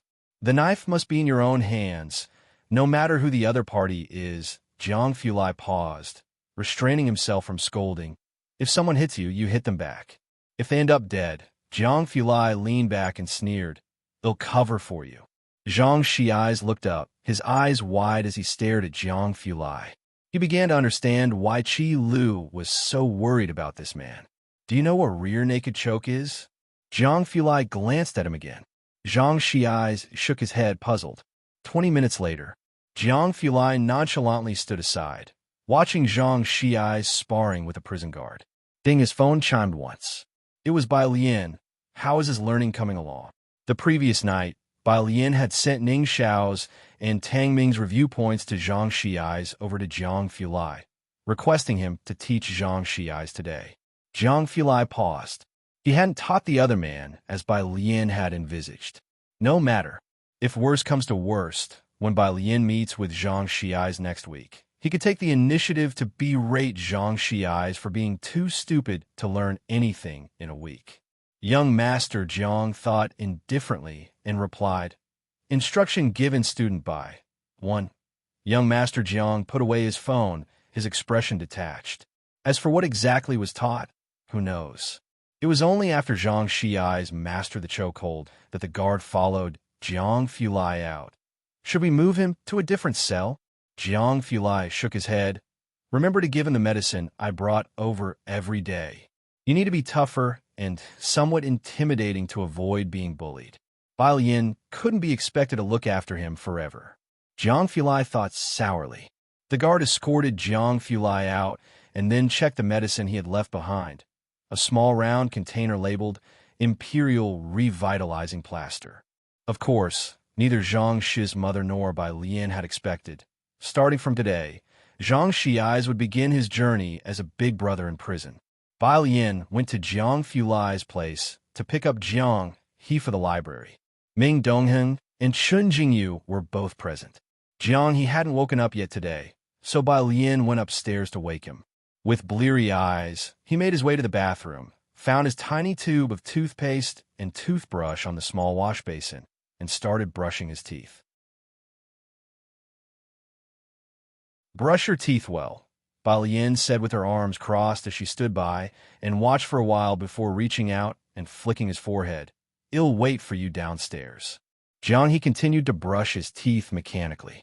About a minute later, he finally put down his toothbrush, touched his forehead with his left hand, and looked bemusedly towards the door. Only now did he realize that Bai Lian had flicked his forehead just before. Downstairs, Ming Dongheng was talking to Director Chun on the sofa. Chun Jingyu had come early to visit Jiang Fulai. Of course, he was unaware of Jiang Fulai's whereabouts and felt a bit regretful after learning he was not there. By the way, do you know? Chun Jingyu looked at Ming Dongheng, who had a cold expression, and Director Chun, who was smiling very officially, and said, "You should manage to get a signed photo of Mr. Bai." Director Chun was taken aback. Ming Dongheng's eyes widened as he sat up straight. Mr. Bai has signed photos? How did you know about that?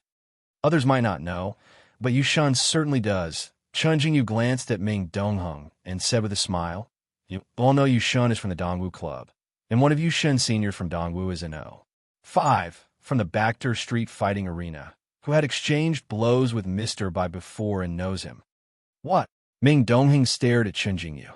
Chun Jingyu wanted to say more. From behind, he saw a white figure slowly descending the spiral staircase made of ancient wood. Was that the girl? What was she doing here? Chun Jingyu watched Bai Lian closely as she walked down, wearing a white pleated skirt with the hems opening up like yellow flower buds with every step, creating a picturesque trail. Her steps were somewhat heavy, not like someone trained in martial arts with lightness. Very weak, just a pretty face. Chun Jingyu frowned, seeing Bai Lian coming downstairs. Ming Dongheng quickly poured the tea he had prepared for her. Director Chen also stood up to greet her. "Miss Bai." Bai Lian sat down on an empty sofa and nodded to Ming Dongheng. "Thank you." Ming Dongheng naturally put Bai Lian first in everything. There wasn't anything between him and Director Chen that needed to be kept from Bai Lian. After taking care of Bai Lian, he continued to ask Chun Jingyu, "Does Yushun have any more signed photos of Mr. Bai? I'd like to buy one." "That matter." Chun Jingyu took his eyes off Bai Lian. "We can discuss it later. They'll ask Yushun for you." Clearly, he did not want to discuss the matter in front of Bai Lian. He only looked down and sent a message to Yu Hongyi. Something came back in response. Chun Jingyu glanced at Bai Lian, lowered his voice, and whispered into Ming Dongheng's ear, "Yushun happens to be free right now. I can take you to her." At the same time, Jiang He quickly finished changing and came downstairs with his small Bai Lian backpack. When Bai Lian saw him come down, she took his backpack. Then Jiang He picked up a bun and a bottle of milk from the table and left with Bai Lian. Ming Dongheng picked up the car keys and stood up, following them. "Where are you going?" Chun Jingyu sat still and looked puzzledly at Ming Dongheng walking out the door. His thick brows and eyes showed some confusion. Ming Dongheng was cool, the library. In the midst of speaking, he walked out. "He's taking Miss Bai to the library," Director Chun said leisurely, setting down his teacup and explaining blandly to Chun Jingyu. Chun Jingyu was quite astonished. "He's taking her to the library?" He took out his phone to call Ming Dongheng. "What are you doing?" Director Chun stood up, surprised. He might not have heard that Yushun is available. Chun Jingyu explained. "They'll tell him again." He didn't think that Ming Dongheng, upon hearing this, would still go to drop her off. It could only mean he hadn't heard. Director Chen glanced at him. I heard it. How could he have not? Bring him to meet you, Shun, next time when he's free. Today he is supposed to chauffeur Miss Bai. Finished speaking, he walked out with his hands behind his back. Today was Sunday. He had arranged to go fishing with Ji Hung and Dr. Lance, and they would cook fish head hot pot in Ji Hung's yard in the evening. In the car, Bai Lian leaned back lazily against the seat and opened up her reading comprehension material. Jiang he sat inside, slowly munching on his bun.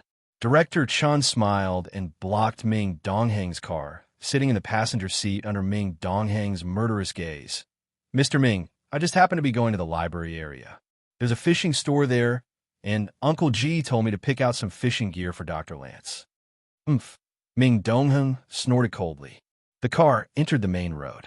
Director Chan then spoke seriously. Mr. Ming, Chan Jingyu has you Shun's recommendation this year, with her, and that Tong Pa. He's certain to get into Dongwu Club. What's your situation now? Once he's in, that will be a great threat to Ming Dongheng. Ming Dongheng was likely to be moved away from Jiang Fulai. Both their moods visibly sunk. Not enough yet, at least not until next year.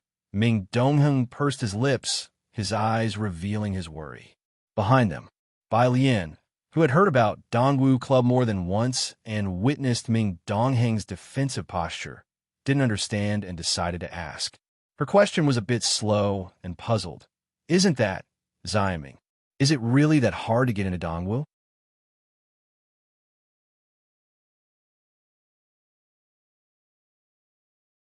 Chapter 259, 098 Hacks for Yin Lu. Business trip, Zhang Dad returns.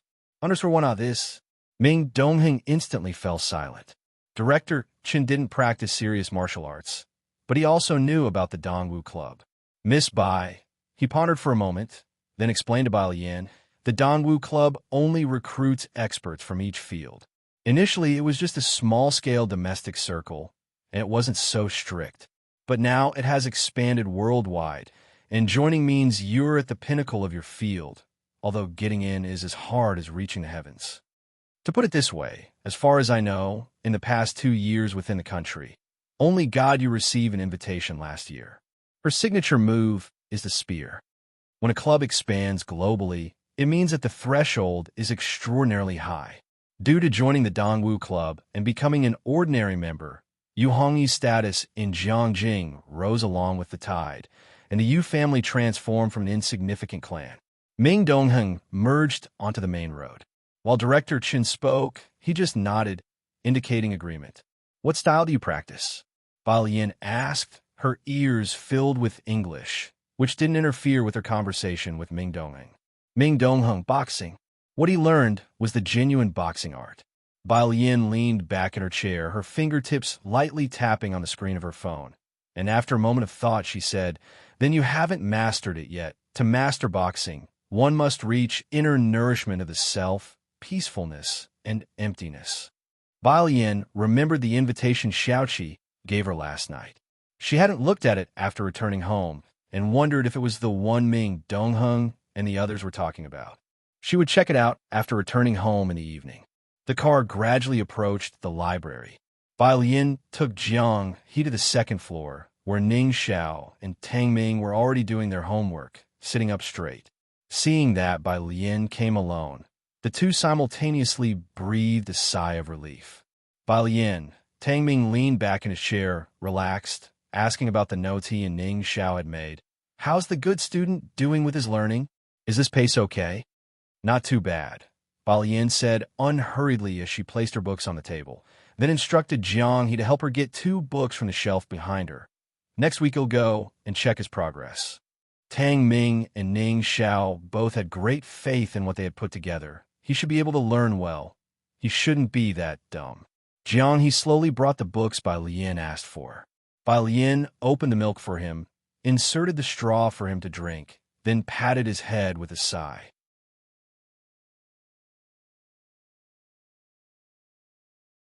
She said nothing, but Tang Ming across from her spoke meaningfully. Little brother Xiaohe needs to drink more milk to grow taller. Jiang he finished the milk in one gulp and glanced at the book in Tang Ming's hands. Then he slowly took out his own book to read.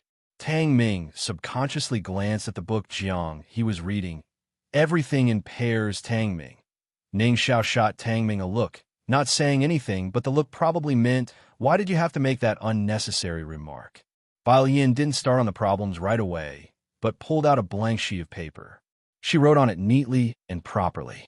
After she finished writing, there were 2 unread messages on her phone. Bai Yin glanced at them. They were sent by Pu Xiaoan. Is it here? Bai Yin opened the attached image on the street outside the Calligraphy Association. After several bus routes were connected, there were already some entrepreneurs planning to open malls and supermarkets here. Originally, this place was part of the old city area, with 7 or 8 mile-long alleys full of old houses, similar to near the city gates. Pu Xiaohan immediately spotted an old man sitting on a carrying pole at the roadside, holding strings, performing the play, The Great Sage Defeats the White-Bone Demon, for a crowd of fascinated children. His fingers were as thin as kindling, and his skin was wrinkled, resembling tree bark. But the puppets came to life under his control. Grandpa! Pu Xiaohan knelt with her phone in front of him, earnestly watching his performance of the great sage, then politely asked, "May I film a video of you?" "What video?" The elderly man looked up, revealing a withered face with very cloudy eyes. Pu Xiaohan thought for a bit. "My classmates said you're very skilled, and I'm a blogger. I want to shoot a video of you and share it online so more people can see you." The old man was taken aback. "Me?" Pu Xiaohan nodded at him. But the old man hesitated. Would people like to watch an old man like me? He couldn't even find anyone to take as an apprentice now. How could no one like it? Pu Xiaohan patted the nearby kids. "Kids, do you think Grandpa's Great Sage is good to watch?" "It's good." The children chimed in unison.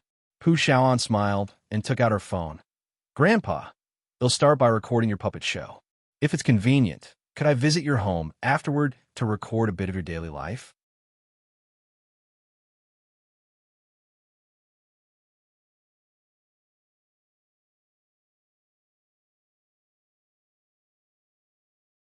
Chapter 260, 098 Hacks for Yin Lu. Business trip, Zhang Dad returns. _2 Pu Xiaoan promised to record his puppet show and to upload it online for more people to see. The old man promptly stood up from his shoulder pole. He took out his signature skill from behind and performed a puppet calligraphy for Pu Xiaoan, where the strings he lifted were soft, yet he managed to make the puppet write with the force that seemed to penetrate the wood. This was true skill.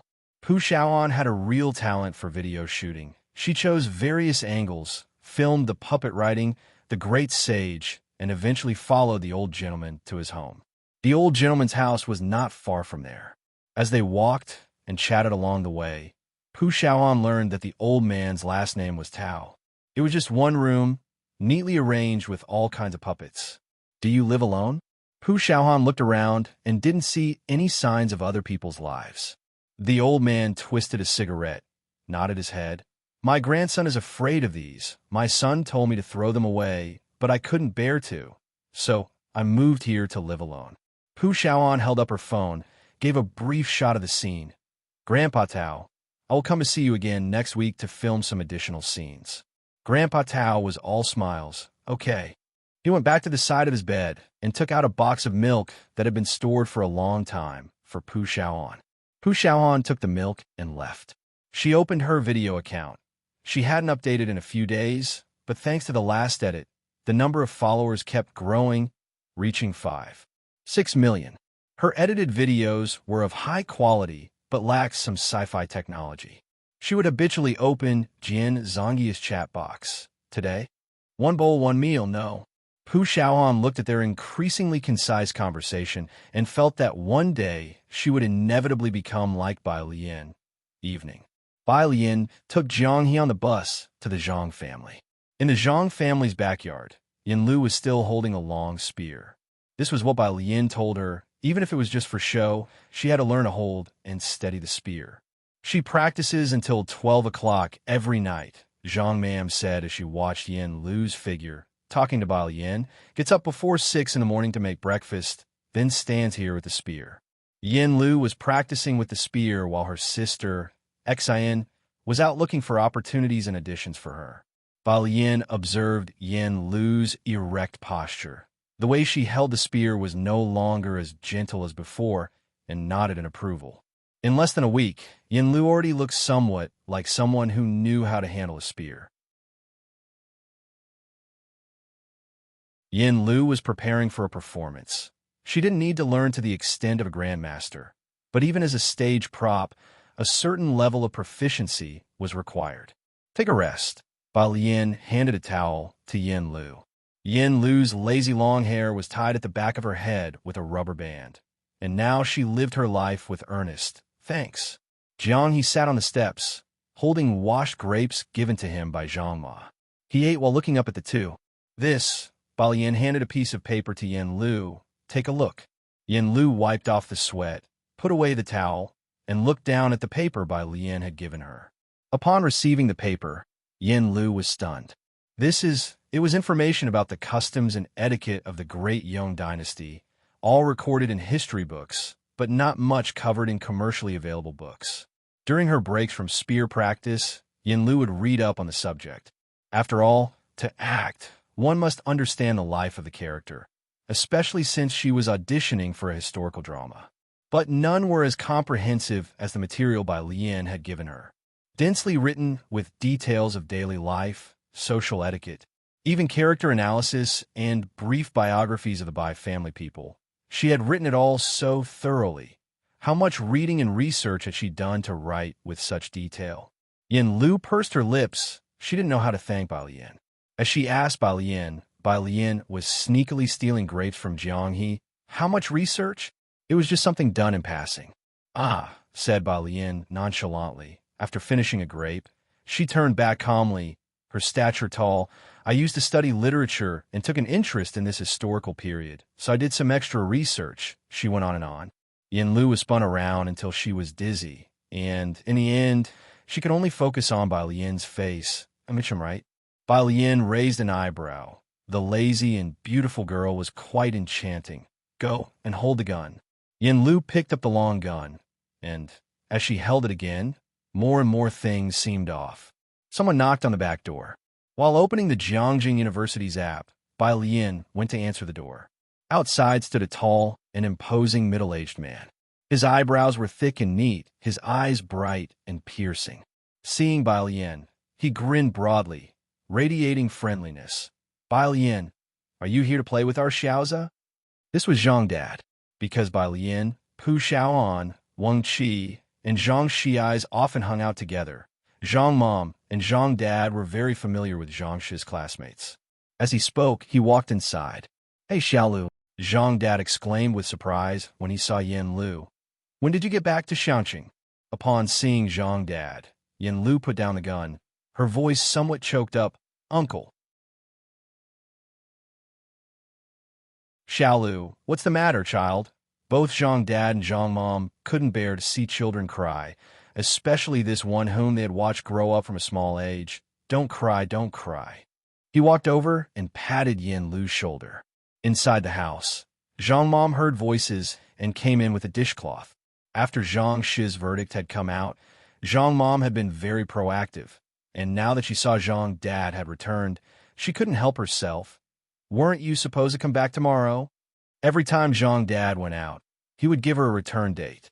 He would usually come back on time, occasionally a few days late, but he would let Zhang Mom know in advance. Zhang Mom wouldn't disturb him while he was on business trips. I completed the task early. Seeing the condition of the two, Zhang Dad's heart sank, and his expression turned serious. What happened? Where's Xiaoza? He realized something was amiss. Seeing Zhang Dad return, Bai Lian didn't interrupt the family's conversation and motioned for Jiang He to come over. They said goodbye to the Zhang family. Jiang He got up from the ground, walked over to Bai Lian, and held on to the corner of her white dress. Zhang Mom wanted to keep Bai Lian over for dinner, but Bai Lian tilted her head slightly, politely declining. Zhang Dad and Zhang Mom watched Bai Lian and Jiang He's retreating figures. Zhang Dad took another look at Jiang He, feeling a hint of familiarity, but it was his first time meeting Jiang He, though now was not the time to discuss this. He closed the back door and said gravely, "What on earth happened?" Thank goodness for Attorney Chi Lu, Alien, and Mr. Jiang. Zhang Mom dried the corners of her eyes. Now it's all been taken care of. Half an hour later, Zhang Dad had finally heard the whole story from Zhang Mom and Yin Lu. "Uncle, it's my fault." Zhang Dad pulled out a cigarette, his face grave. "I promised your father I would look after you, but I failed to do so. That scoundrel did it for me. Xiaolu, you must forgive your uncle." Yin Lu's eyes brimmed with tears, but she just shook her head without speaking. Zhang Dad smoked his cigarette and stood up. "You two stay home. I'm going to check on that kid." He left quickly. Yin Lu and Zhang Mom were too slow to react. "Xiaolu." Zhang Mom glanced at Yin Lu. "Don't we need to make an appointment first? Uncle must be going to have a look outside." Yin Lu handed Zhang Mom a piece of paper, her gaze also drifting towards the door. Xiangqing Prison, in the west of the city. A concrete road leads straight to the prison entrance, desolate and uninhabited. Zhang Dad drove the car to the gate and parked before getting out. The towering iron gate opened from the inside, and two people came out, with the leading man hurrying towards Zhang Dad. "Mr. Zhang, we've arranged everything." "MHM." Zhang Dad's face lacked his usual warm smile, stern as he entered. The two men ushered him into a small room. Once the door closed, a prison guard turned to the man beside him, wiping sweat from his brow. "Boss, what's going on? Who have we actually locked up?"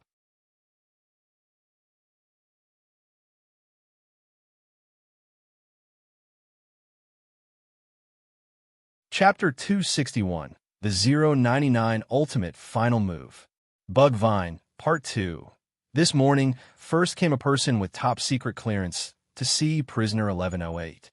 As soon as this person arrived, the young prison guard felt like the entire prison was under the aim of a sniper rifle. If something, even a small mistake, had happened to that Mr. Jiang, he didn't doubt that this place would be razed to the ground. Now, in the evening, another superior came for investigation. "I don't know, it's the superior's order." The warden retracted his gaze and walked out. But those who gave him the orders were from the security bureau. Inside the room, Zhang Shi's eyes widened as he looked at the man in front of him. "Dad? How did you get here?" Zhang's dad looked at his face. After a long while, he withdrew his gaze and sneered.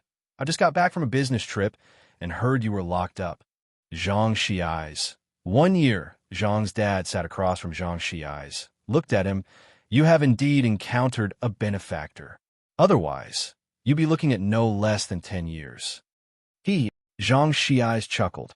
The two of them didn't talk much, again falling silent for a few minutes before Zhang's dad asked, "Do you want to change rooms?" He was referring to the injuries on Zhang Shi's face. Zhang Shi eyes shook his head. "No need. Brother Jiang taught me a few moves." Even though he was still wearing handcuffs, he demonstrated to his dad. "Dad, when you go back, don't tell Mom." Zhang Shi eyes instructed his dad, asking him not to tell them about his injuries. "Do you think you have to tell me?" Also, Zhang Shi eyes hadn't seen his dad for a long time and had much to say. "While I'm not home, argue less with Mom. Don't make her angry." Zhang's dad. "Is it not you who makes her angry? Did you hear me?" Zhang Shi eyes pleaded earnestly. "She always forgets to trim the flowering branches. Remember to do it for her.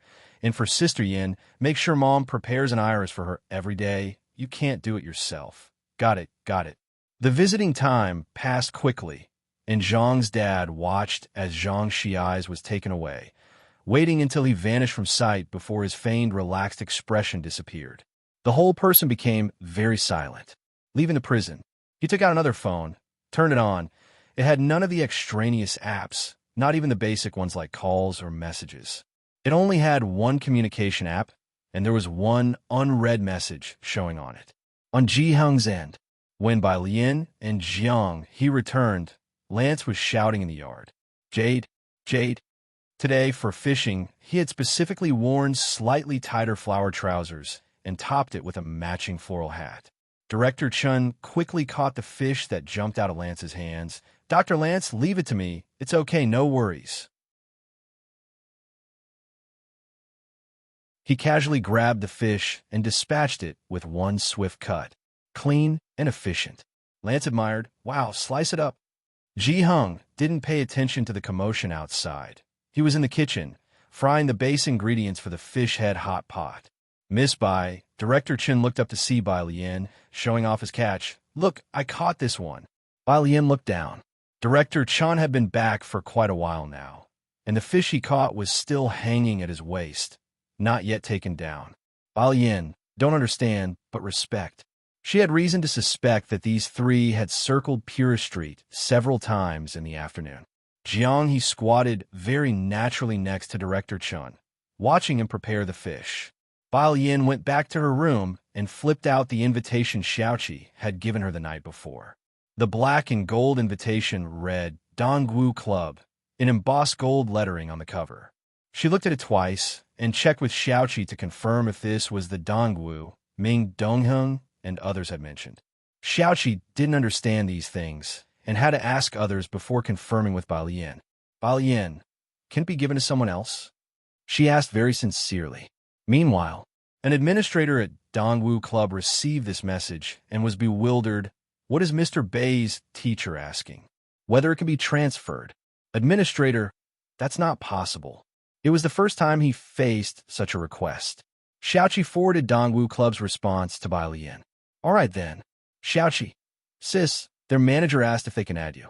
Bai Lian, one getting ready to ascend for Ming Dongheng. Xiaoqi pushed Bai Lian's avatar over. The person from Dongwu Club received the recommended contact card and perked up. It was an avatar of an ancient, heavy-looking city tower. This avatar, at a glance, belonged to a highly respected teacher at Su In's residence. The assistant found an opportunity to report the old lattice issue to Su In. Why didn't you tell me earlier? Upon hearing that the old lady had called Bai Lian, Su In was startled.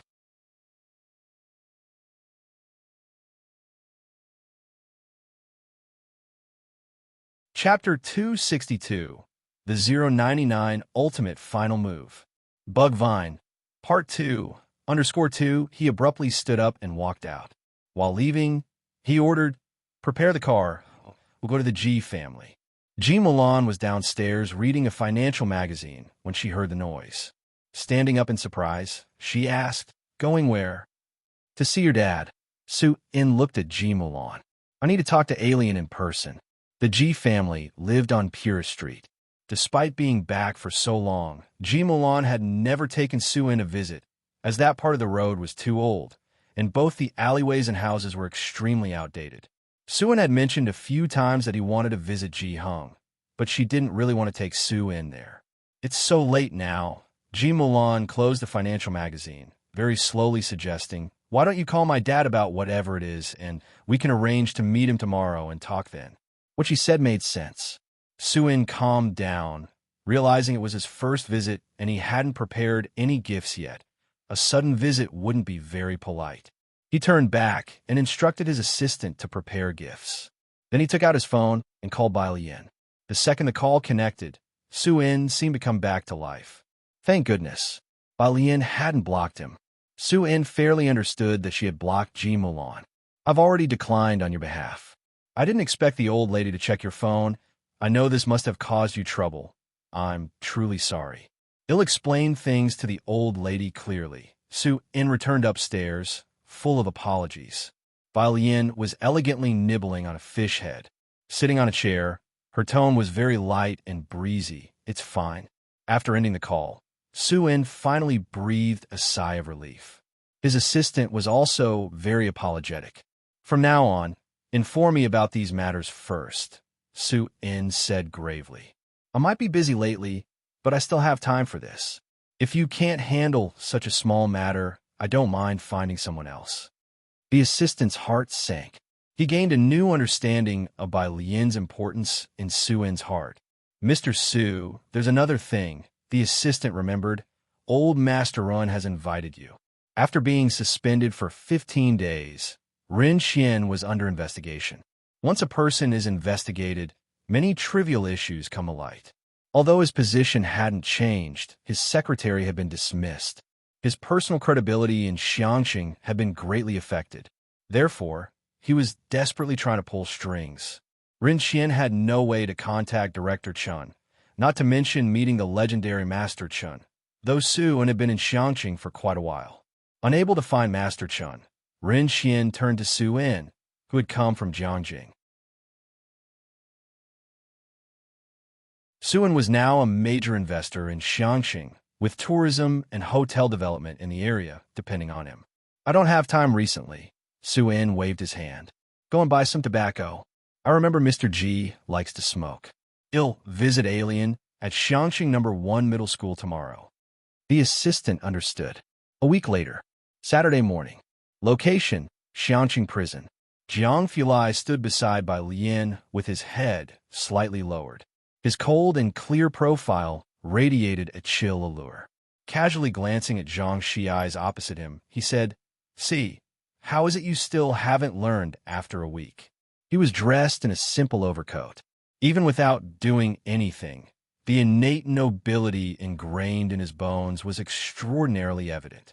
Before Bai Lian could scold Zhang Xiai's, he had already started to aggravate the situation.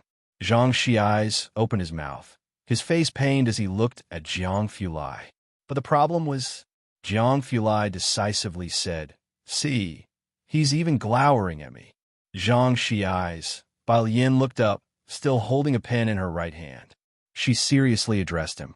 "You don't actually want to wait for Qi Lu to appeal another day, do you? Qi Lu can really make it happen. If not during cake explosion, then in the midst of cake abnormality." Zhang Xiai's. He had a woeful expression on his face. Beside Bai Lian, Jiang Fulai stood tall and dignified, giving Zhang Xiai's a slight smile, gracious and dignified. They had been explaining a topic to Zhang Xiai's for an hour. Mainly it was Bai Lian who spoke. Outside, waiting to meet Zhang Xiai's were his parents and Yin Lu. Bai Lian was dressed in a white shirt with a cyan cross-collared tie shirt over it. The hem of the white shirt underneath protruded slightly, and the collar and neckline were embroidered with flowers transitioning from stone green to bright green. As the door opened, the hem and cuffs fluttered in the wind. The cool palette of clothing, devoid of some laziness, added a sense of crispness. If Sister Xian were here, she would again covet Bai Lian internally. "When is your screen test?" As Bai Lian passed by Yin Lu, she remembered the matter of Yin Lu's screen test. The crew of Great Yong had already arrived early in Xiangqing, with some scenes to be shot on location there. The Xiangqing building had recently become a filming site. Yin Lu stopped next Wednesday. Bai Lian estimated the time. This week, she had been focusing on Yin Lu's spear training, walking postures, various etiquettes. Yin Lu already had the ambience of the Great Yong era.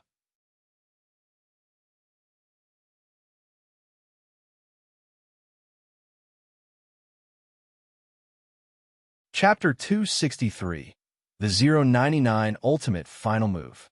Bugvine, Part 2_3 Alright, Bai Lian said nonchalantly. "He'll come to you tonight and teach you the last trick." "Thank you." Yin Lu looked at Bai Lian very earnestly. While they were talking, Jiang Fulai was standing at the entrance waiting for Bai Lian. He had one hand holding car keys and the other in his trench coat pocket, backlighting him and making his figure blurred and indifferent. "Why are you always looking at Mr. Jiang?" Zhang's mother nudged Zhang's father. Zhang's father came to his senses. "How much money do we have in the family? Let's hurry up and buy a couple more apartments in Xiangqing," he suddenly said. Zhang's mother, Wednesday. Yin Lu auditioned for the lead female role in Great Yong. The audition was held in a residential area by the city gate of Xiangqing. There were quite a few celebrities rushing to Xiangqing these days, and with various leaks online, Xiangqing had a minor surge of fame on the internet. Yin Lu was number 32. When Bai Lian arrived, it still wasn't her turn. There were still about a dozen artists waiting for the interview in the yard. Miss Bai, Sister Xian, tried to relax Yin Lu and was very surprised to see Bai Lian coming over. Bai Lian leisurely took out a black face mask and put it on, revealing only a pair of dark eyes. She was still wearing a school uniform, and some people's presence is undeniable even with a mask. Being tall, she was quite noticeable among the group. Many couldn't help but size her up. In a school uniform and unrecognized, she must be a newcomer. The entertainment industry is realistic, People who are not famous often get ignored. They quickly averted their eyes. Bai Lian didn't care about the looks of others, listening to vocabulary on her headphones while opening her phone. Teacher Jiang. How much longer for her? Bai Lian had left him outside in the car, mainly because she wasn't sure if the auditions could proceed normally if he came in. She leisurely replied, 3 more ahead. Teacher Jiang, as the biggest investor. Oh. Another nanny van stopped outside the courtyard. The car door opened automatically, and everyone looked that way. A tall girl in a purple and white cardigan appeared, wearing sunglasses and a black cap, exposing only her chin and slightly red lips. Ah, Teacher Man, she is here. The previously languid artists perked up, one by one greeting Man, she as she came closer. Man, she had a hit with a fantasy series at the beginning of the year. She had already become a top female star. Now as the leading lady of Time Entertainment, all the company's resources revolved around Man She, with her fans spread all over the country, and she was showing signs of becoming a top-tier celebrity. If she could secure the lead female role in Great Young this time, as long as Man Zai's acting wasn't poor, becoming a top-tier celebrity was within reach. After all, the role of Miss Bai she would be playing is already top-tier in history circles. As long as she performs well, with the fans' filter for Miss Bai, it might secure Man Zai's career for life. Sorry, Man, she is in a rush. Man Zai's agent and assistant, smiling, shielded her from others. We have to hurry back to Beicheng after the audition to join the recording of Perfect Day. Perfect Day, the hottest variety show at the moment. Worthy of being Time Entertainment's leading lady. Man, she and her agent didn't even glance at Yin Lu and the others. They didn't stop for a second. Hey, you've arrived. The assistant director personally came out to greet them, chuckling, we've been waiting for you. We were just praising to the director how well Man she has practiced with the spear. Go show him. After the group went inside. No wonder it's Man she. Even the assistant director personally came out to receive her. She even practiced the long spear. This time the female lead is definitely hers. The others discussed in low voices. Bai Lian finally looked up, puzzled as she looked towards Sister X. She doesn't cue? Sister Xen hadn't had the chance to speak when from the side. A young man glanced at Bai Lian. Does a top actress like Man she need to cue? Yin Lu. Bai Lian clenched her phone and spoke to her slowly and deliberately. If you can't even surpass her, I will have Qi Lu sue you. Yin Lu. After Man she went in, she didn't come out for 20 minutes. Sister Zin's expression wasn't great either. Normally actors would be out in less than 5 minutes. Staying this long, the directorial team must be very satisfied with Man She. Nearly half an hour. Only then did Man She come out, and the person escorting her was not only the assistant director, but also the director. The group left amidst laughter and conversation. The expressions on the faces of the few female artists waiting outside were very unpleasant. Most of them had been waiting since the morning, and in the morning there were also 2 top female artists, even including a best actress, but the director had not personally escorted them out. The Great Young directorial team was really very satisfied with Man She. As Man She passed Yin Lu, she glanced at her from the corner of her eye, and her gaze lingered on Bai Lian's face for less than half a second before withdrawing indifferently and getting back in her car. The directorial team escorted Man She to the car. The assistant director, looking at the few remaining female artists, suddenly asked, "Do we still need screen tests?" As soon as these words came out, the expressions of all the artists awaiting their screen tests changed. Sister Xen couldn't help but tightly grasp Yin Lu's collar. The director didn't seem to want to continue, but after some thought, he casually waved, "Continue watching." But with Man Zai's especially stunning performance earlier, they didn't look forward to the following auditions. After the next 3 actresses went in for their screen tests, they all came out in less than 3 minutes. Until Yin Lu went in. The director didn't speak, and the assistant director casually waved, "Just sit at that table and brew a pot of tea." Yin Lu looked at the only table there, with a teapot and cups on it. All her movements had been guided by Bai Lian, and for the past 2 weeks her daily life had revolved around mimicking Great Yone. She picked up the tea grinder, her movements skillfully crushing the tea leaves. Clean and sharp. The assistant director, who had been casually watching, suddenly sat up straight upon seeing her movements. He and the director exchanged glances. Surprise and admiration were both evident in their eyes. By the time Yin Lu finished performing, the director's expression had turned serious. He looked at Yin Lu curiously. "Have you studied Great Yone culture?" Yin Lu replied neither humbly nor arrogantly. "I've been studying it recently." The director carefully watched her, and in Yin Lu's every gesture there was an ancient charm. He nodded to himself in approval, then felt a sense of regret. Yin Lu's manners were better than Man's Eyes. Had it not been for Man Shi, he would certainly have chosen Yin Lu for the female lead.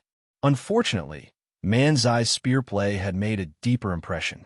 Their production team wanted to stick closely to history, and if the spear was not wielded well, the audience would certainly not be convinced. If only these two could combine their strengths. Thinking this, the director sighed. He casually asked, "Do you know how to use the spear?" He was not hopeful. Nowadays, the young generation of actors in the entertainment industry had no damn actresses skilled in martial roles, and most didn't even know basic stage movements, unable to bear even the slightest hardship. During so many auditions, he had asked everyone the same question, and only Man Shi had handled the spear well. "I do." "What?" The director and the assistant director sharply looked up, exchanging glances before staring intently at Yin Lu. The assistant director asked, "What spear technique do you know? Do you know how to thrust straight ahead?" Yin Lu's thoughts went back to the evening after she had finished watching Zhang Xiai's. While Yin came to the Zhang family to find her. The other party was dressed in green clothes and a white skirt, her profile bathed in the glow of sunset, her eyes sharper than Yin Lu had ever seen. She held a long spear in her hand, her eyebrows like frost, languid yet casual. Everyone knows that the Bai family army was most famous for their returning horse spear, because in the end, when the Bai family army had no reinforcements, the returning horse spear was a move to turn defeat into victory. Every one of them knew it. "So, Yin Lu, today I'll teach you the final technique."